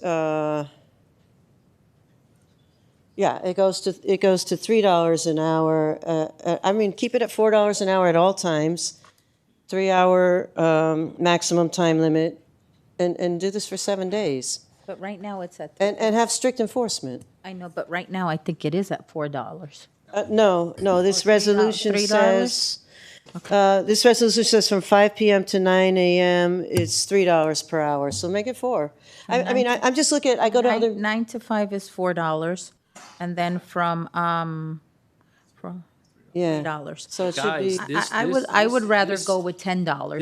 Just so you know, the $4 is the preferred rate at Bal Harbor. So we're not really moving the needle. We're not at all. No. With that, I mean. No, we move it with enforcement and 7 days, because it's not 7 days. So you have weekend people. I understand, but I still would like to increase the rate to $10. I just look at it like I go to other places. I know. And this is special. I know this is special. Yeah, in a minute. Yeah. So go ahead. Well, let's just try it. Well, If it doesn't let's work- see what the other two gentlemen want to do. All right, I think this is a conversation. It's a can of worms that requires a dedicated discussion time, possibly in a roundtable dedicated just to this, or a workshop dedicated just to this. Just my initial reaction to a couple of things that have been said. I don't think we can do a graduated parking rate because people will game that. They'll find a way to, end one parking session and then start another one. So it's got to be an even rate throughout. I just don't see the tech for it. What I talked with Hector about that he seemed to think was possible was, how those pay to park signs will have a code, right? You can have a non-resident code and a resident code. And the resident code, anybody can put it in, but when they come to check and enforce it, you have to have a decal to back it up, right? And so then you can create differential rates if you want for non-residents and residents. That's one avenue that we could pursue. I like the idea of raising the rates a little bit, but $10 seems to me to be a kind of sticker shock value. It's a 200 it's a 150% increase. That's gonna scare a lot of people. Well, that's the idea. I know, but at the same time, businesses are going to say, you're scaring away our customers. It's a delicate thing. Is there a middle ground? I mean, okay. So well, yeah, it's not 4. 6. It's not 10. Maybe it's 6. 8. Yeah. Again, 650. Again, I feel like any decision we make tonight would feel rash to me. I'd like to workshop this. Yeah, but at least there's a solution in the meantime that we can start looking at, and then when we come back at the workshop, at least you have some data on that. We could have some. Then Maybe I agree with Nelly. It gives us a little bit of a basis. If it's a total disaster and the merchants are screaming, just change it. Okay, I'm not going to support. Let me just finish the thought. The thought. Yeah, we just had a couple of experiments. One of them, the 15-minute thing, was sort of foisted on us. But I don't want to. I don't see a need to move quite so rashly on this at the moment. Okay. I'd like to study it. I'd be willing to consider an increase to 6 per hour. We'll take that as an upper bound. I'll take it. I'll take it. But I don't know. I think Done. we're going to get back. Are you okay with that, Ruben? I agree with, we need more discussion to fine tune this, but we definitely got to start somewhere. Yes. We got to do something. I'm good with $6 and then maybe hold a workshop or round table or something. But wouldn't that be cool to sort of put it at 6 and see what happens? Yeah, it's a Yes. test. I mean, Yeah. But I'm for the 7 days enforcement. We don't have that. Let's do that too. We don't have that. I agree. Okay, let's do the 7-day enforcement too. And Mark, I'm sorry, did Mark? Well, yeah, we're going to hear the public. Okay, so now we'll hear the public. Go ahead. Okay, hi, sorry. Eliana Salazar, 9317 Bay Drive. I love that you guys are so anxious to make changes and to make things better, but watching it is a little bit frightening because there are people, I don't want to name names, that are sitting here salivating for you to step in it and to do something that will be like, oh my God, they've taken away our free parking. The same way that you had that absolute chaos because someone without your knowledge took away the 15-minute parking stuff. So I'm going to be your PR person here and say that at 11:30 at night is not the time to make this decision. And while each one of you has some amazing ideas, I think this is something that has the potential to be a disaster. But Eliana, meanwhile, every single day, I know. You roll into that lot, and it is. But we are starting the freebie thing tomorrow. Okay, but so you're offering that you're offering that as a solution. But I think that I want you to understand that parking problem is going to be a problem tomorrow. I and agree the next with day you. And the next day. I agree with you, and you are correct. But the way to do it is you just throw up a community workshop or whatever it is. It's one thing. You get lots of ideas. And again, Tina's been around. We've all been around the block with trying different things. I do want to mention, I don't know where employees park, but minimum wage is like $12 an hour. So if you're, if you're paying $10 an hour, you're not going to come to work. I don't know if there's a separate employee place for them to park. Yeah. But I remember when we served together, there was a $10 a year fee that residents had to pay to get a parking decal, and you got rid of that. And I was opposed to that because I was like, it's only $10. But you gave the residents free parking, and it was like, hurrah. So please don't be the commission that takes that away from residents, because it doesn't matter. You know what I mean? Like, let's just Listen, take I think this we're down. all well intended, and I think we're all trying. Okay, everyone's trying. I really appreciate it. I just want to, thank you. Listen, I'm not going to do it if the majority doesn't want to do it. So I'm okay. I get along. I get along. Everybody, I get along. Shlomo Danziger, 9000 Harding Avenue. Not salivating, but yes, that taking down the 15-minute parking, just for the record, that was the second commission meeting where the mayor directed the town manager on the record to remove the 15-minute resident-only parking. Why would you do that if you're here to address this tonight? In regards to the pricing of the tickets, we've had this discussion, and again, it seems ridiculous, and this is what happens when you get rid of legacy staff, especially right by the beginning. You have to have the conversations over and over again, but the ticket is mandated. There's a maximum. It's given by the county at $36. You start raising rates to $10, $20 an hour, it becomes more prudent to go ahead and not pay the parking at all and just take the $36. What happens to the business districts when you start making these changes? $6 an hour, people are going to stop going to them. Now, understand the tourist dollars. Ball? I'm sorry. Am I You have a breaking? crystal ball? I'm sorry. Am I violating any rules that you're interrupting me? No, I'm just okay. having So if fun. you don't mind, I'm going to It's please have my 2 11:30. minutes. I'm going to have my 2 minutes, please. What happens when you start raising the rates on the business districts is understand the business districts do pay the tourist funds. They pay for a lot of our parks departments, our programming, our staffing, the community events. When you start trying to go after the tourists in town, you are going to end up hurting the residents. So the solution starts looking into smart parking, which is something that we try to address for 2 years. Unfortunately, when we started looking at it, smart parking entails a queuing section. There's other solutions we're looking in as far as discs to let people know which spots are available. There's plenty of other options. I would just advise the commission to go ahead and start looking at these before they start doing rates. And as the mayor said, squeezing the balloon and have it popping out on the other side. Thank you. Yeah, anybody else?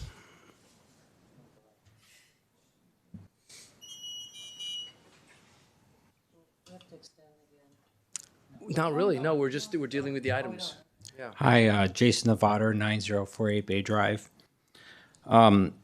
Thank you for putting back the 15-minute signs at CVS and Starbucks. I ran a poll on Nextdoor about putting those same signs at Post Office and the 94th Street lot, because when I try to go with packages, I can't find a spot. And I don't see people from Ball Harbor parking on 94th Street. I see beachgoers at 94th Street, and I just can't get to UPS. I'm trying to return stuff. And so I think you just put 2 or 3 spots there, 2 or 3 at the post office. That would really help the residents. I lived here since 2007, and there were many, many years where I would just go in circles trying to get to CVS or Starbucks or the Citibank. When those 15-minute spots went up, I'd say 95% plus of my worries went away. I could always find a spot. There'd be like 15 spots and 2 or 3 would be empty, and it was great. So we could, I don't know why this is such a big deal. I always find a spot. Maybe I'm sure all my other residents who can get the free decal can park there for 2 hours as well, or the 15 minutes, because that's what I think most of us are doing in the town is running errands. So I think that's a great solution. If you want to increase the rates because you want to have even more spots, do it incrementally. Don't go at 10 and then, oh, we got to go back down 4 and then we're going to do 6.50. 50 cents at a time, $1 at a time. Do it all week, like Tina's saying. That would be great. When I went to Starbucks to figure out, I was trying to figure out what happened to the spots on that night when I took those photos to post them on Nextdoor. I went to Starbucks to ask a woman who was working there. I said, where'd the spots go? She says, I'm not sure why. They were just taken down like a day or 2 ago, but I'm happy because now I can park closer to Starbucks. So how much is she making an hour? So if you raise it to $10 an hour, where's she going to park? So anyway, those were my suggestions. If you want to, also, my last suggestion on Ball Harbor shops, it's $3 an hour if you get validated. Put up a cheeky sign that says, we're more expensive than a validated parking at Ball Harbor shops. Thank you. People know.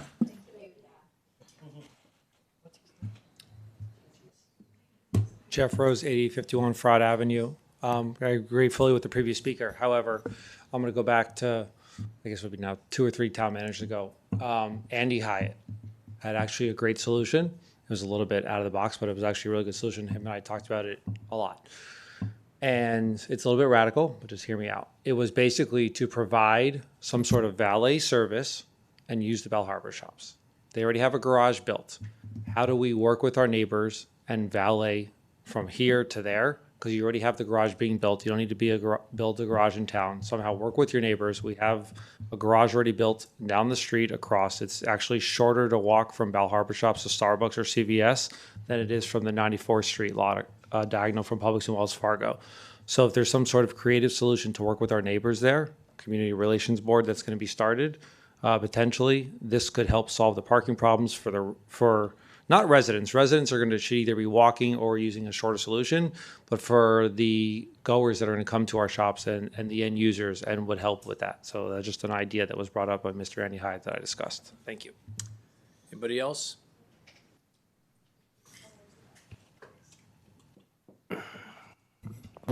Louisa Agresti, 625 95th Street. I was listening to what Mr. Rose was saying about the valley and using the garages of Bell Harbor shops or even the hotels. This has been discussed some years ago.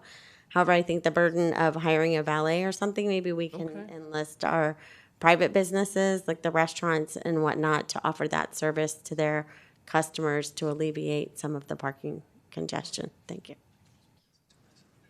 Thank you. Jared Burnabend, 8934 Garland Avenue. I know I don't have experience in this, and I'm pretty sure none of you up there do, but none of us are parking consultants. There are people that do this for a living, and they come up with solutions for towns. To arbitrarily pull some number out of your hat is not the best interest of a town. The 15-minute parking spots, I can tell you, we got our resident permit passes because of that, and we are going to CVS, Chase, and Starbucks, and it's very helpful. Miami Beach offers resident rate parking. I believe they use the other app than what we use, and you go into town hall there, you register your license plate, you prove that you're a resident, and when you go on to that app, if you pull up an area of Miami Beach, your rate is different. So it is possible to be done. I would probably tell you it's going to take an employee to be doing this, perhaps a new employee, to be able to work that system. My last comment is I have a little bit of concern here. We just brought in a new town manager, and it seems like our town attorney is acting like the town manager.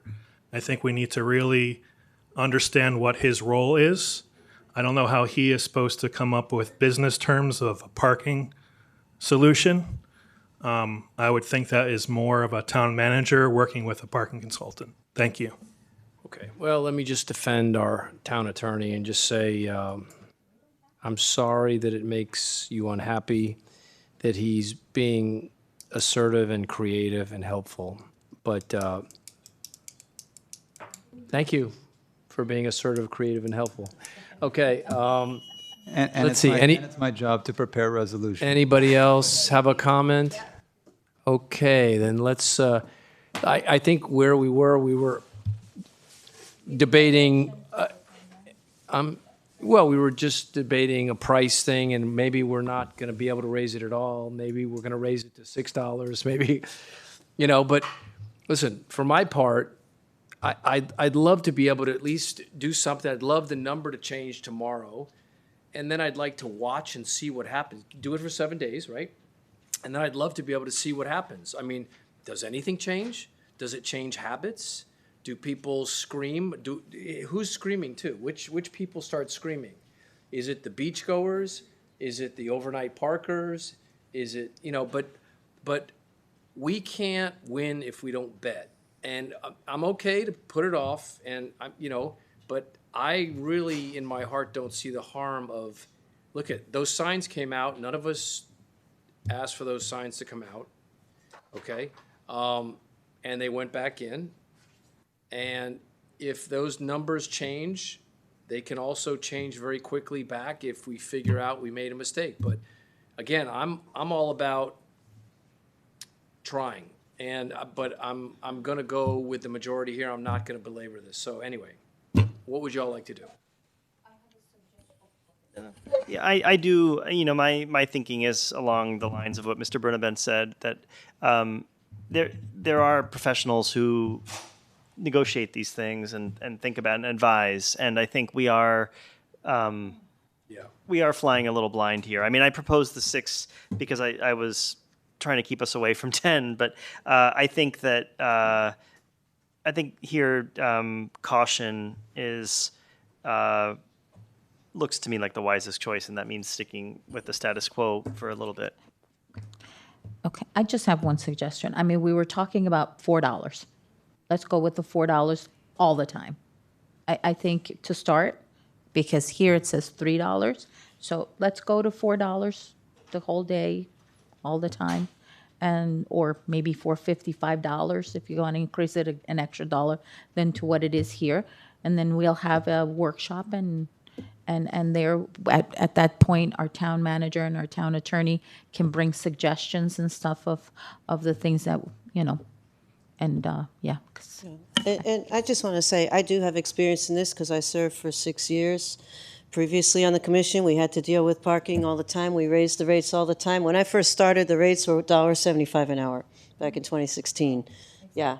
So. And I agree with Tina. I don't. It's not rocket science, and all those people that want us to believe that it is, are, you know, it's not. It's not, and that. Yeah. Anyway. I mean, I would almost agree with the 5 an hour, but I'd like to see how we do with 4 an hour, 7 days, strict enforcement, 3 hour max. Okay, we have 5. Do I hear 6? Do I hear? No.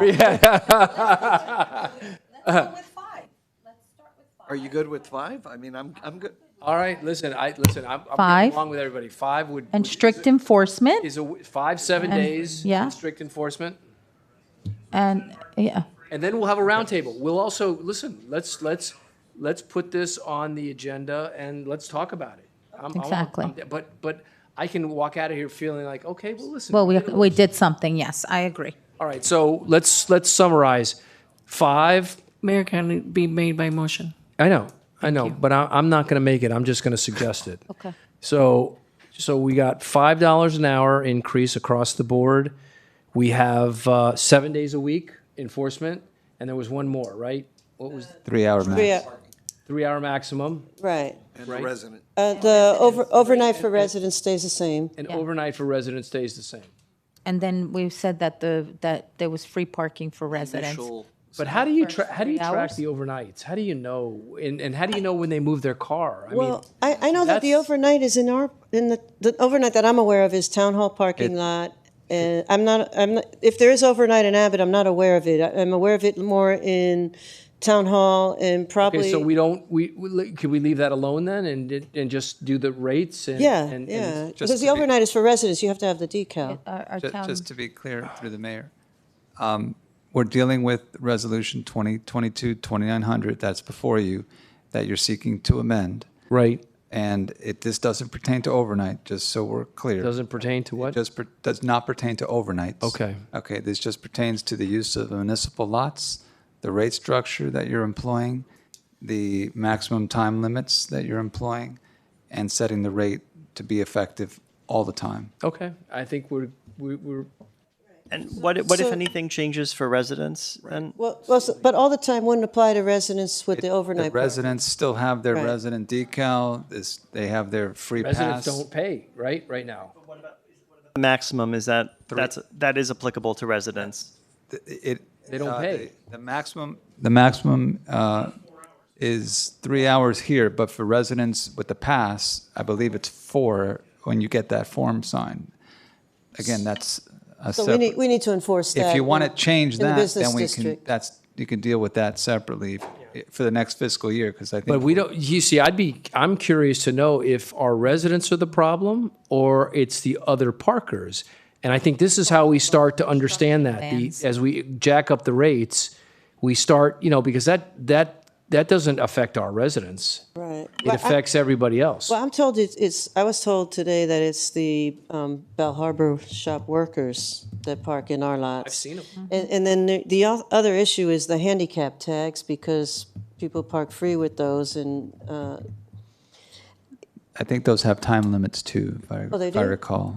okay. But I mean, I think, yeah, we can try this, yeah. Okay, so we got $5. You want to, Mr. Attorney, you want to try So I to understand, summarize? to summarize, I understand the motion is to amend Resolution 2022-2900, changing the rate therein to $5 an hour to be applicable 7 days per week with a 3-hour maximum in all municipal lots impacted by that resolution, is how I understand. Is there a motion to move that forward? I'll motion to move Is there a that forward. second? I'll second it. Okay. Is there any further discussion?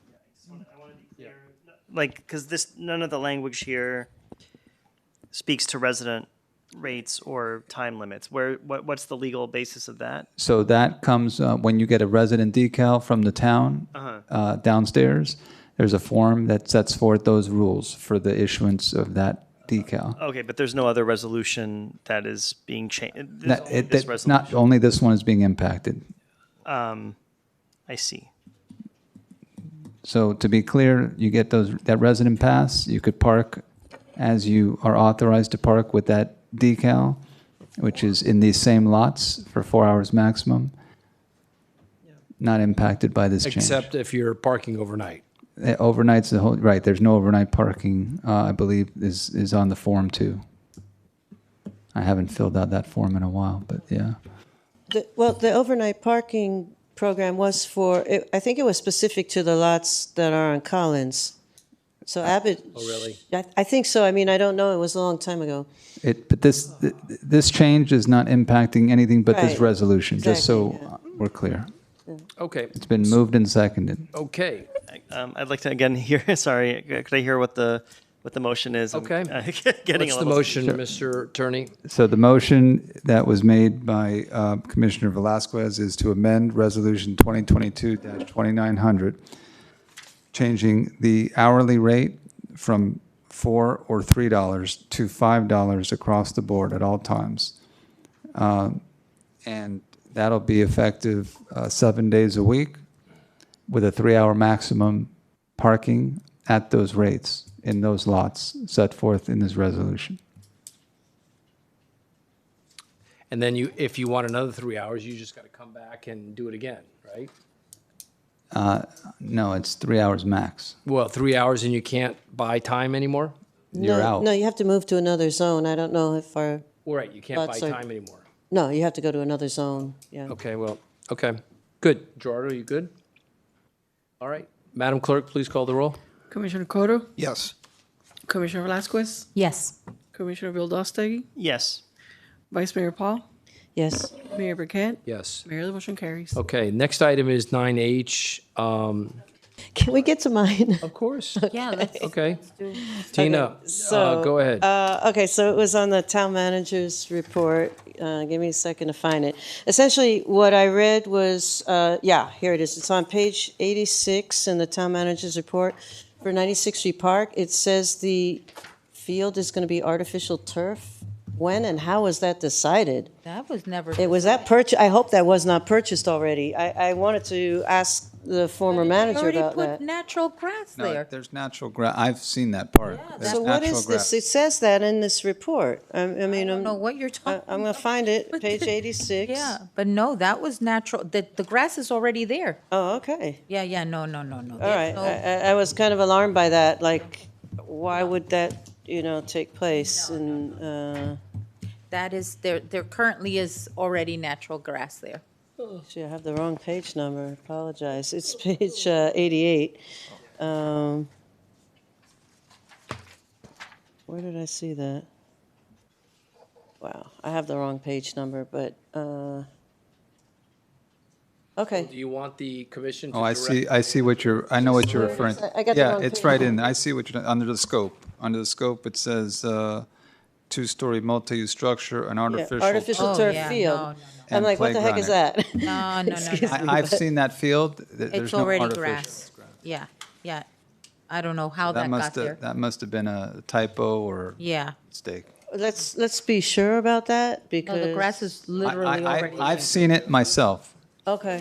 Yeah, I've seen the grass myself. Yeah. Okay. Yeah, 'Cause no. I mean, I read that. 100% grass there, Okay. definitely. I don't know how that got in there, but. Yeah, it kind of caught Tina, my you good? attention. Yeah, I'm good. That was all. right. Okay. All right, then we're back to 9H, and then we have Nelly at the end. Me? We've got industrial uses of single-family homes. We've got storage, we've got commercial vehicles parking, we've got curb cuts that have been designed so that you can have multiple commercial vehicles in residential homes.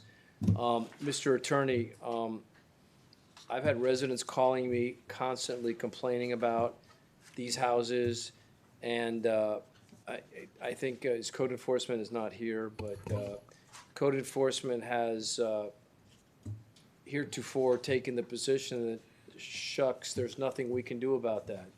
So I think that, I don't know if it's the will of this commission, but I don't know that we have warehouse uses in our residential district, and if that's not something that you want to see, I think that the town attorney needs to look at the code and understand what's missing, if anything, so that that's not going to happen. Yeah, so through the mayor, I purposefully included these code provisions for this discussion item. Unfortunately, I haven't had an opportunity to speak with code enforcement in terms of how they're interpreting and or applying the code or enforcing it. So I'm going to have that conversation. And if I learn that this is not enough to take care of those problems, then we will modify the code. Is that the will of the commission too? I Yes, mean, I'm we're, good with unless we want industrial uses in our residential. I'm good. No, actually, But I can also tell you that there are some properties that were problematic that actually went to hearing recently and have been cited and accumulating fines daily until they're resolved. Good. So you should know that there were delays with those hearings. I learned due to continuances that were granted, and that came to a halt. And now fines are being assessed until they cure the problem. Remember, the code enforcement is to get things resolved. We're not here to punish. We want people to comply, and that's the aim. Some people abuse. Very good. Okay. So I had just something to add to that. In addition to what was listed here as examples, it can also be enforced through Ordinance 22-1720. Yes. My famous ordinance. In section 14-104, you have 2B, security of site. You have 3, construction site maintenance, 4, debris control, 5, erosion and dust control, and 9, compliance. And what's really great about 9, compliance is failure to adhere to the requirements of this section may result in suspension or revocation of the building permit and/or enforcement pursuant to Chapter 15 Code Enforcement. So this was something I pointed out to the former town manager over a complaint we had about a road completely being blocked by a contractor. Because I said if it's repeat violators, the building official or the town manager has that right to suspend or revoke the permit. And I think we need to, if we're really getting abused, which I feel a lot of residents have complained to us and they are being abused, we need to enforce whatever we have. And if we do need to put more regulations in place, let's do that. But right now we do have things that address this. Yeah, through the mayor, I believe there are tools already in place. It really comes down to manpower and enforcement and time of day, because I can tell you an instance that I encountered myself on my block at 7:30 in the morning with a dump truck dumping their truck onto the public street at 7:30 in the morning. So, people try to get away with things, and it's really going to be a challenge for the new town manager. So to sum up then, I think that you're in the process of looking at this, but I think that, for the warehouses, for the storage facilities, for the hubs where the contractors are using these homes as warehouses, you will work towards making sure that doesn't happen in the future, correct? Yes, sir. All right, thank you. All right, last thing is, yes? Thank you. Sorry. Thanks for letting me talk. Eliana Salazar, 9317 Bay Drive. Thank you for addressing this tonight. This is like, I haven't been in office in years, and people text me every day about this one. Every day. Because they spent their life savings to live in a beautiful community, to buy a beautiful little house for themselves, and next door comes 7, 8 cars a day with people and the parking, and they're living next to Sanford and Sons of a dump. And we really need to prioritize this, because these are the kinds of changes that can, residents will see and say, wow, thank you for finally addressing that, because this is what, it's the trickle down of bad quality of life here. Yeah. And we already know, without saying the name, who the offenders has been and why those fines were not enforced and why they got away with it for so long. But again, we're not punishing particular people. It's just people that are violating it have to play by the same rules as everybody else. And that's it. Doesn't matter whether you're sitting on that side of the dais, this side of the dais, same rules apply, and you can't do it. So thank you for addressing this. All right, thank you. Yeah, well, Okay, yes, go ahead. Well, this is like, for example, in New York, you're not allowed to park commercial vehicles on private property. They have to park these vehicles in specific lots that are not, our town is being run down by things that are just unacceptable. And I think that maybe, I know that Coral Gables has an ordinance on stuff like this. They don't even want to have you to have like pickup trucks and stuff like that, I've heard. So I think that, we need to start cleaning up our town and not allowing these kind of things that are really making our town look Well, that's been the bargain. The bargain is one guy does his thing and he looks the other way, and the other guy gets to do his thing and he looks the other way. So that's very nice. Yes, sir. Go ahead. Shlomo Danziger, 9000 Harding Avenue. So in your first workshop, you named specifically the vice mayor, and this item was targeted towards his. So what I'm here to do is just ask the commission that when you go ahead with your motivation here and try to address the vice mayor's business, that you don't forget that there are residents here that, for example, plumbers, food truck owners, people that do own vehicles that you would consider commercial, and your decisions here tonight can affect other residents as well. In addition, if you're going to start deciding how many cars people can have, people have parties, people have family that come over, every decision that you make up here affects everybody. And I know while you're just targeting the vice mayor, to please keep in mind the other 6,000 residents that we have. Thank you. Very nice. Yes, sir. Jeff Rose, 8051 Fraud Avenue. I'll just echo him. It was basically when people bought in Surfside, you allow boat trailers, you allow campers, you allow all these items, you allow commercial vehicles. People bought with this inherent right when they purchased their property, and it's in the zoning code, and it was always allowed in the zoning code. So you should see that, because it's not just me or a couple plumbers or things like that, but it's been years and decades. That's why it's being done, and that's why it's being done? I'm talking about the cars and the vehicles. There's a number. Why don't you go clean that? I don't own a lot. So Oh, but you're the contractor that has all that garbage in there. you want to give me an address? What's the address on Emerson? 9248 Emerson, I think it is. So did you look up to see if there's an active permit there? Yeah, you've been demolishing a house for the past 3 years? Do you know this? I don't know what house is demolished for the past 3 years. Does the code allow that? Oh, a microphone. No, it doesn't. You should learn the code. Yeah, sure. Oh, so you can, hold on. No, I know the code. The code allows it. So you mean you can. Your not code be too. I'm sorry. Oh, can I finish my question? Well, I thought you liked the back and forth. You Well, like I to don't use my really. time up, and then when It's 2 kind of minutes like goes up, late at night, and this is the last item, so it's not the last item. it almost is the last item. We're supposed to be done at 11. I guess your word means nothing. Keep going. Why do you make dumb comments? We extended the meeting. That's your Word personal means opinion. nothing. I think they're intelligent comments. What? I think they're intelligent comments. But you can keep going. Okay, whatever. Anything else? No, you wanted to have the back and No, forth. I'm tired. I'm done. Anything else? Motion to adjourn?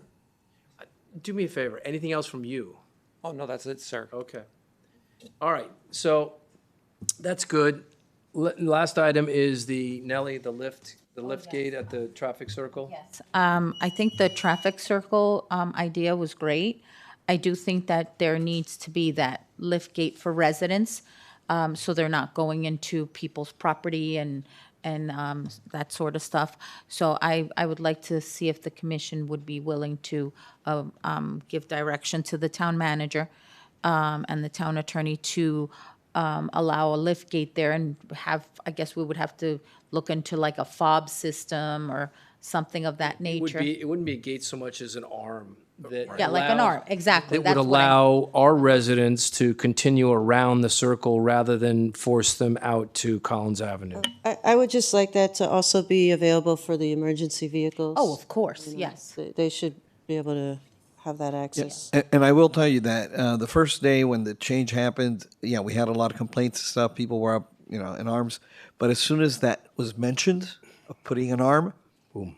Everybody was on board. They actually loved the idea. Yes. We saw some comments and texts and stuff, and so I think that's a good solution. But legally, I don't know the It's process. funny. I think this is the kind of thing where we're kind of moving towards a solution. Yes. In incremental steps, and that seems to me that opens up a whole new window. It doesn't block the neighborhood off either. By the way, we're not closing the neighborhood off. We're not doing anything. You can come into Surfside anytime you want. You just don't come in that way. There's a shortcut for the residents if you come in that way. That's all. Okay. Anybody else? Okay. I will say I don't want to overpromise here. I don't know of any place in Dade County that has anything like that. If a road is a county road, you can't sort of discriminate against in who uses it. I just want people, if it can be done. Well, then we should consider what the idea it. here is. Yeah, but I don't know. I just want to temper our expectations about what the law allows here. My understanding is that in gated, so-called, gated communities on public roads, all they can do is take your license plate. But we're not gating them. See, there's access. We're not preventing anybody from getting onto 88th. Well, it's just a shortcut that. As I said, I don't know of any precedent for this anywhere in the county. That's what we have our town attorney to take a look at that, and let's not, we don't have to say no right away. Just be open. Let's be open-minded and instead of putting a roadblock. Yeah, I mean, that's why I think it's not, people can access that road. The issue is they can't access the roundabout. Yeah. So it's not a gate. It's not preventing people from entering 88th Street. It's just a matter of how you can enter. And by the way, before that was a roundabout, it was a concrete barrier, and it was a no left and a no right. Yeah, that was really weird. So, that was, this is a kinder, gentler sort of thing where, you basically are kind of doing the same thing for people that don't live in Surfside and who want to drive through and use our streets as cut-throughs. But this arm thing allows residents to access quickly something that everybody else has to kind of go around and do. So, all right, Speaker, go ahead. Thank you. Jeff Rose, 8051 Front Avenue. So this is something we talked about during our traffic study under the previous commission. And this was actually, there was one other thing, I think we're actually going to all agree on this one for once. And it was during our workshop with the walkability. It was also to basically add the same type of gate arm that you're talking about on 95th and Abbott, as well as 88th, so that basically if you were leaving the CVS, that parking lot over there, you wouldn't be able to get back into the town to leave on Byron unless you were a resident. So only residents could enter back into town. There would be another arm there, and you could enter back into town or leave onto Byron, but not for the rest this of arm it. thing could lead to some of these. Just so you know. It could also be at the end of Abbott, where people could actually leave Abbott, go to Publix, and get back in. So I mean, there's a lot of interesting possibilities. And again, I love the fact that we're willing to do something. This is not hurting people. This is doing something. Yes, sir. Go ahead. Shlomo Danziger, 9000 Harding Avenue. So first of all, I think we can all appreciate what we're trying to do here, which is block off and stop the traffic. A couple of questions on the implementation, however, is this was never discussed by the commission and it just went in. So my question is the mayor unilaterally running this town and deciding things? Because it definitely wasn't discussed at the commission meeting here. I know the town manager wasn't even aware of this, but We were leaving politics behind. You're campaigning. am I going to be allowed to talk here tonight? Don't be upset, Shlomo. We're Can I it's please- 11 o'clock, 12 o'clock. Are you going to give me back my So time, sir? sensitive. All right, Okay, so talk. again, one of the things, I have a question, and I guess if we're going to do this back and forth, is did anybody obtain permission from the county? I'm going to take that as a no. So as you may be aware, the roads do belong to the county. Harding and Avenue belong to the state. We are limited in what we could do. Otherwise, we would have done things like this 2 years ago. There's a reason why we're going through an expensive and prolonged traffic study, and that's because in order to do changes like this, you have to submit your traffic study to the county and come up with solutions. What you're doing here, however nice and fluffy it feels, it can't be done because 3 residents start complaining to the county, and those people that I know live on the corner will. And they're going to make you take this down, just like they came after the stop signs and the speed limit signs that they're starting to get an itch about, because I think we need to focus first on the residential speeding, which is really 30 miles an hour in the town, which we have signs that are 20 that can't be enforced, and maybe focus on some of these items first, work with the county, work with our county partners to get some of these things implemented, because just going out there on a Friday afternoon or Thursday or Wednesday, whatever it is, and popping something in, it's not your property, it's not our streets, and the sooner you understand this, the better that we can get some real solutions done. Thank you. So glad we have a new commission. Go ahead. Eliana Salzhauer, 90G 17 Bay Drive. I don't even plan to talk, and then he opens his mouth, and I can't help myself. Sorry. I thought that was the best night. That was the best line of the night, where he said, "Oh, the mayor's running the town." From that one, That was it? that was precious. So I applaud you for taking some steps. This was as Jeff Rose just said, this was discussed at our walkability workshop. Now, I do want to say that the walkability workshop was attended by like 10 people, and so 10 people shouldn't make town policy. But in general, it's good that you're thinking outside the box and you're doing these things. You know, so many things happened in this town without consulting the county. You know, they put these, he personally put ladders on every street end into the water so our kids could get, you know, ordered Hector to do that. You know, this is the pot calling the kettle like the blackest thing possible here tonight. So, whatever you're doing, these ideas that you're having are really great. I think that obviously they should pass legal muster, but don't let that hold you back, because again, if the county wants to come take it away later, then let it be there for 2 years, and then the county can come drag it off our streets, pry it out of residents' cold dead hands or whatever they want. The way the traffic study But already. the things that you are talking about doing are things that are going to benefit our residents, which is really nice to see, as opposed to doing things that benefit developers. So thanks for doing that. Okay. And just to clarify, Mr. Mayor. Yeah. These streets are Surfside streets. They're not owned by the county. County, I think, made that affirmative statement. Yes, Point. there are streets, and there were many things done on our streets by prior leadership that the county never approved. Right. Not the least of which is on Abbott and 88th Street. Which is kind of funny that they would get up and criticize, but that's par for the course. Yes, sir. Can I get 2 minutes, please? Jared Brunabend, 8934 Garland Avenue. I'm not sure if they are county or town streets. What I would suggest is if they are town streets, I think the town needs to get in contact with Google. Google owns Waze, and the town needs to work on changing the pattern, the traffic pattern from Waze, in order to get rid of the people trying to cut through. Until that happens, I ordered an Uber twice this weekend. I ordered Uber Eats on Sunday night. All 3 decided to take the wrong way around the circle. I watched on my phone. I echo Gerardo's comments about the ability to close down to the public. The only way to do that, to my knowledge, is if the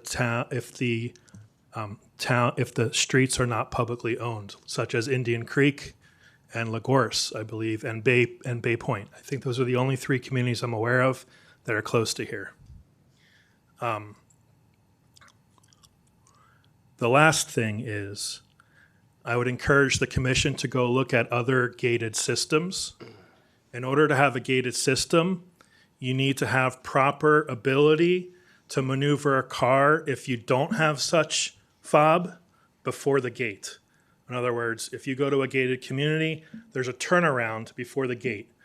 If you don't have that, then what happens? Joe Schmo from Bay Harbor gets there. There's 5 cars behind him. Now he can't get through the gate. So what happens? It's called going straight. Huh? It's called going straight to Collins Avenue. But what if they don't?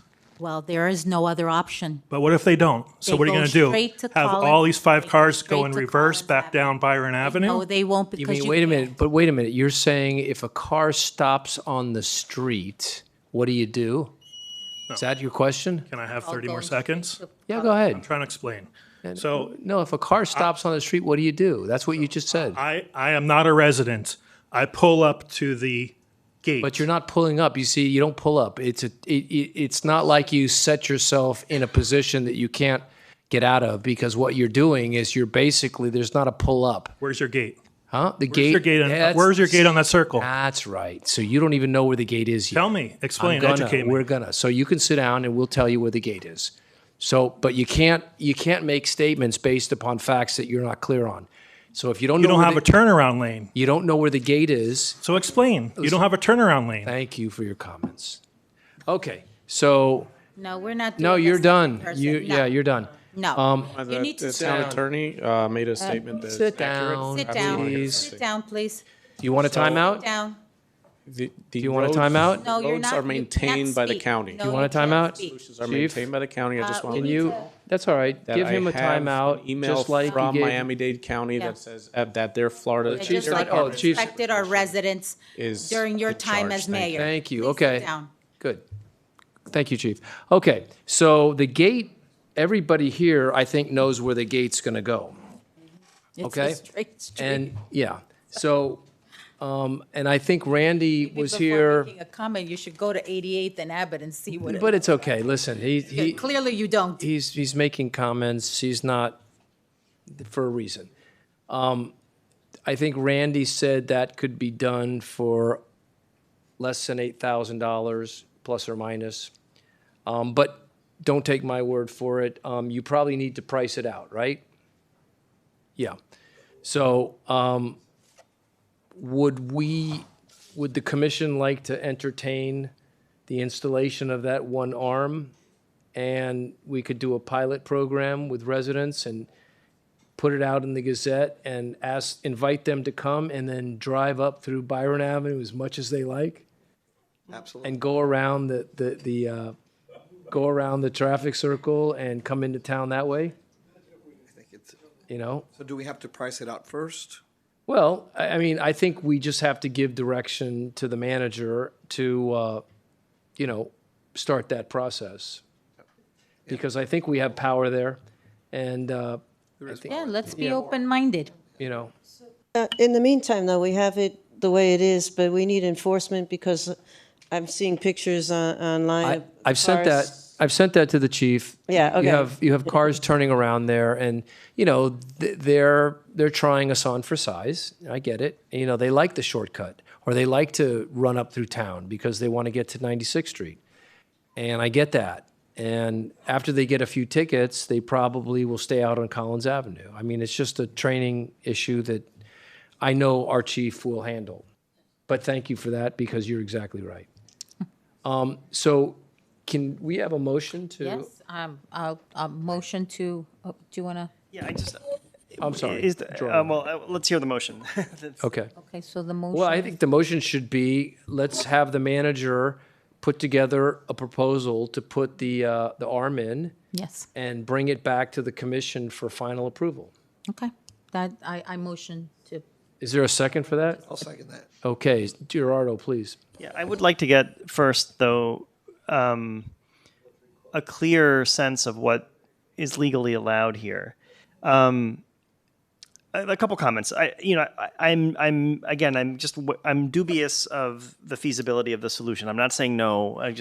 But look, can we talk about that? Because the solution, it's a two-part solution. We have part one is already in place. Yeah. And what that's done is that's crippled the ability for this line of cars every single day to weave their way up through town. And I think we've heard from residents, and I've sent some emails that I'm getting from people on Garland and Carlisle and Dickens, and they're saying, hey, listen, there's no cars here anymore. And there's nothing going on. It's funny.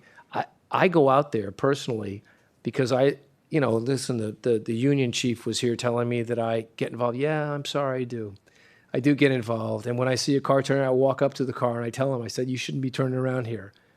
And, I do that. And I'm sorry. But I feel compelled to protect my town. And, if someone's doing something in my face or your face, I call them on it.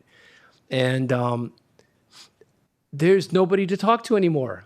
I go out there at 4:30 hoping to find a bunch of people. There's just no traffic anymore. I mean, before it was a progression. Literally, it was a line of cars coming up through Byron, going around, weaving up, and then turning right on Carlisle. Bang, bang, bang, one after the other. And now I got no business. So, all this, Gerardo, all this is, and we could, listen, a lot of people are saying, hey, take it off, get rid of it. Okay. Why don't we just take the whole island out of Byron and just let them go? No, listen, it's the same thing, because if the island is there, all they're doing is they're going around and past it, and then they're not going to Byron anymore. They're going to Carlisle. So Carlisle's suffering. And if you close Carlisle, it'll be Dickens. And if you close Dickens, it'll be Emerson.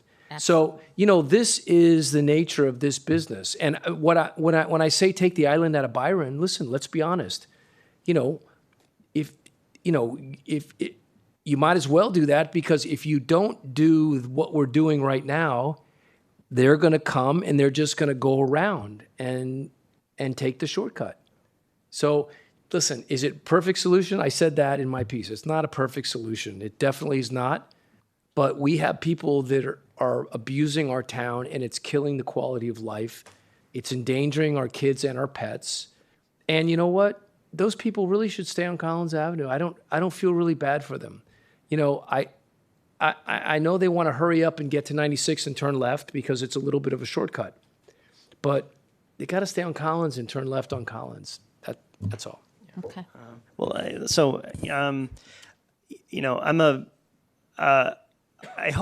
want to just say, I hope this doesn't come at the expense of all the traffic calming solutions we've been talking about, like at the walkability workshop, the diverters, which I think are the real solution. I think the diverters will work better now because I think they're the real solution to cut through traffic. Totally. But this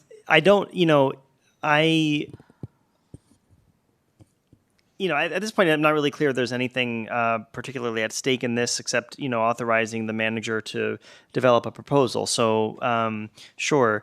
But I do think that, traffic calming is a separate issue from cut through. And, if you devise a system that just allows residents to cut through. And Can I ask a question about? Yeah, but let me just say, if we allow residents to speed, that's still going to be a problem. So we have to still consider this in the light of all the other things that we've been talking about and proposing. Again, I'm worried about just overpromising with this ARM idea for various reasons. But I want to ask you a question.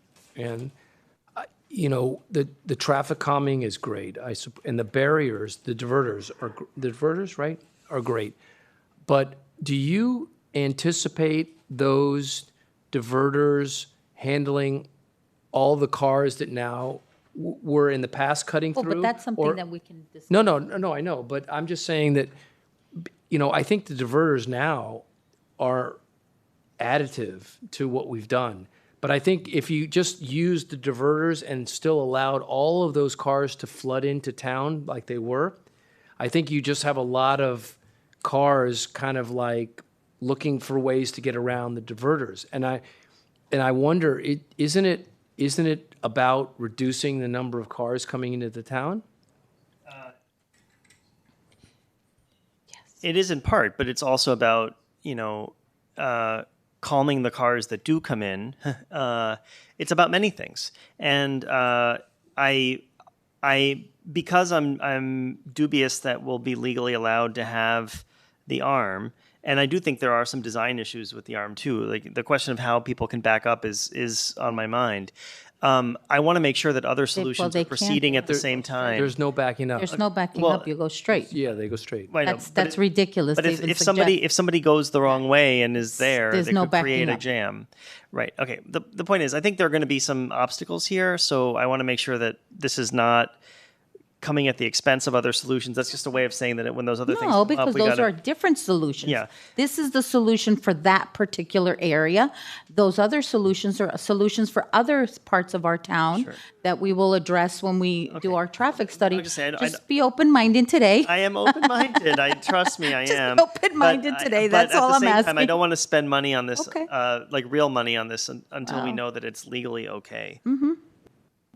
Well, I don't think mean, this I is think, excessive money anyway. you know, when we started this trial, it was a split. You had people that were not happy, and you had a lot of people that were happy. And I always look at that kind of ratio, and that's why I said, well, there's something there, because it's solved a big problem for a lot of people. And the issue that happens is once you close down a street, it's very hard to reopen it. So. And I think, and this was talked about at our workshop. Not that we were going to do this, but that we were going to do things like this. So it made sense, and I was interested to see where it's at after the weekend, because it was, let's see where this is at. And I think people for the most part are happy. They're happy if we put in this arm that will. Well, look, I want to give an example. Remember our resident that came here earlier, Juliana? She sounded upset. When that's why I left, to go talk to her when she left. And I mentioned to her about the arm that I was going to suggest. She was like, oh my God, that's a great idea. I love it. Because she said to me, I love the idea. It's just that now I have to go somewhere else. But I said to her, well, if you have this arm that allows you to go in there because you're a resident, oh, I love it. Then we have no issue. So I just wanted to, share that with you guys. And actually, I think I think the street was closed until we put in that circle at Abbott, and that was done in 2019. So up until now, it worked, but now it doesn't work. So we have to. But the other thing is too, I think for the 5, 7, 8, 10, whatever the number is, and I hope it's not a lot. One kid getting hurt, one kid, we had a car flip over, I think, on Byron Avenue. There was Carlisle, but one dog getting run over. You know what I mean? It's just the quality of life that you experience now on 88th Street, where you don't have this constant traffic pattern. You can literally walk down the street now too. It's really, and again, listen. I hope that we'll be as creative in other areas too, and I hope we'll be, willing to do this, because I think it's exciting for residents too, because it's something different. And listen, if we get reversed, even if we do get reversed, it gives residents a taste of what's possible, which may lead to a different type of solution. Okay, so they stopped us. They made us take it out.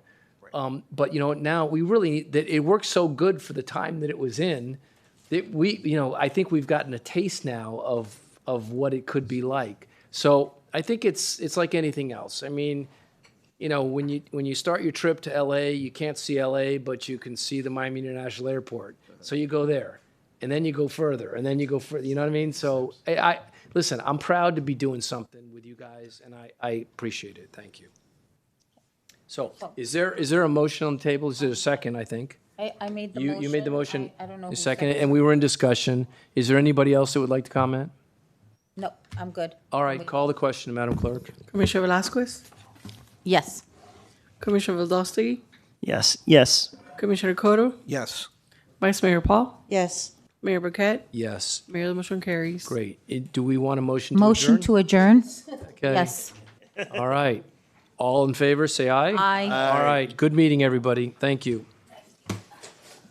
All right. Good job. Good job, team. Thank you.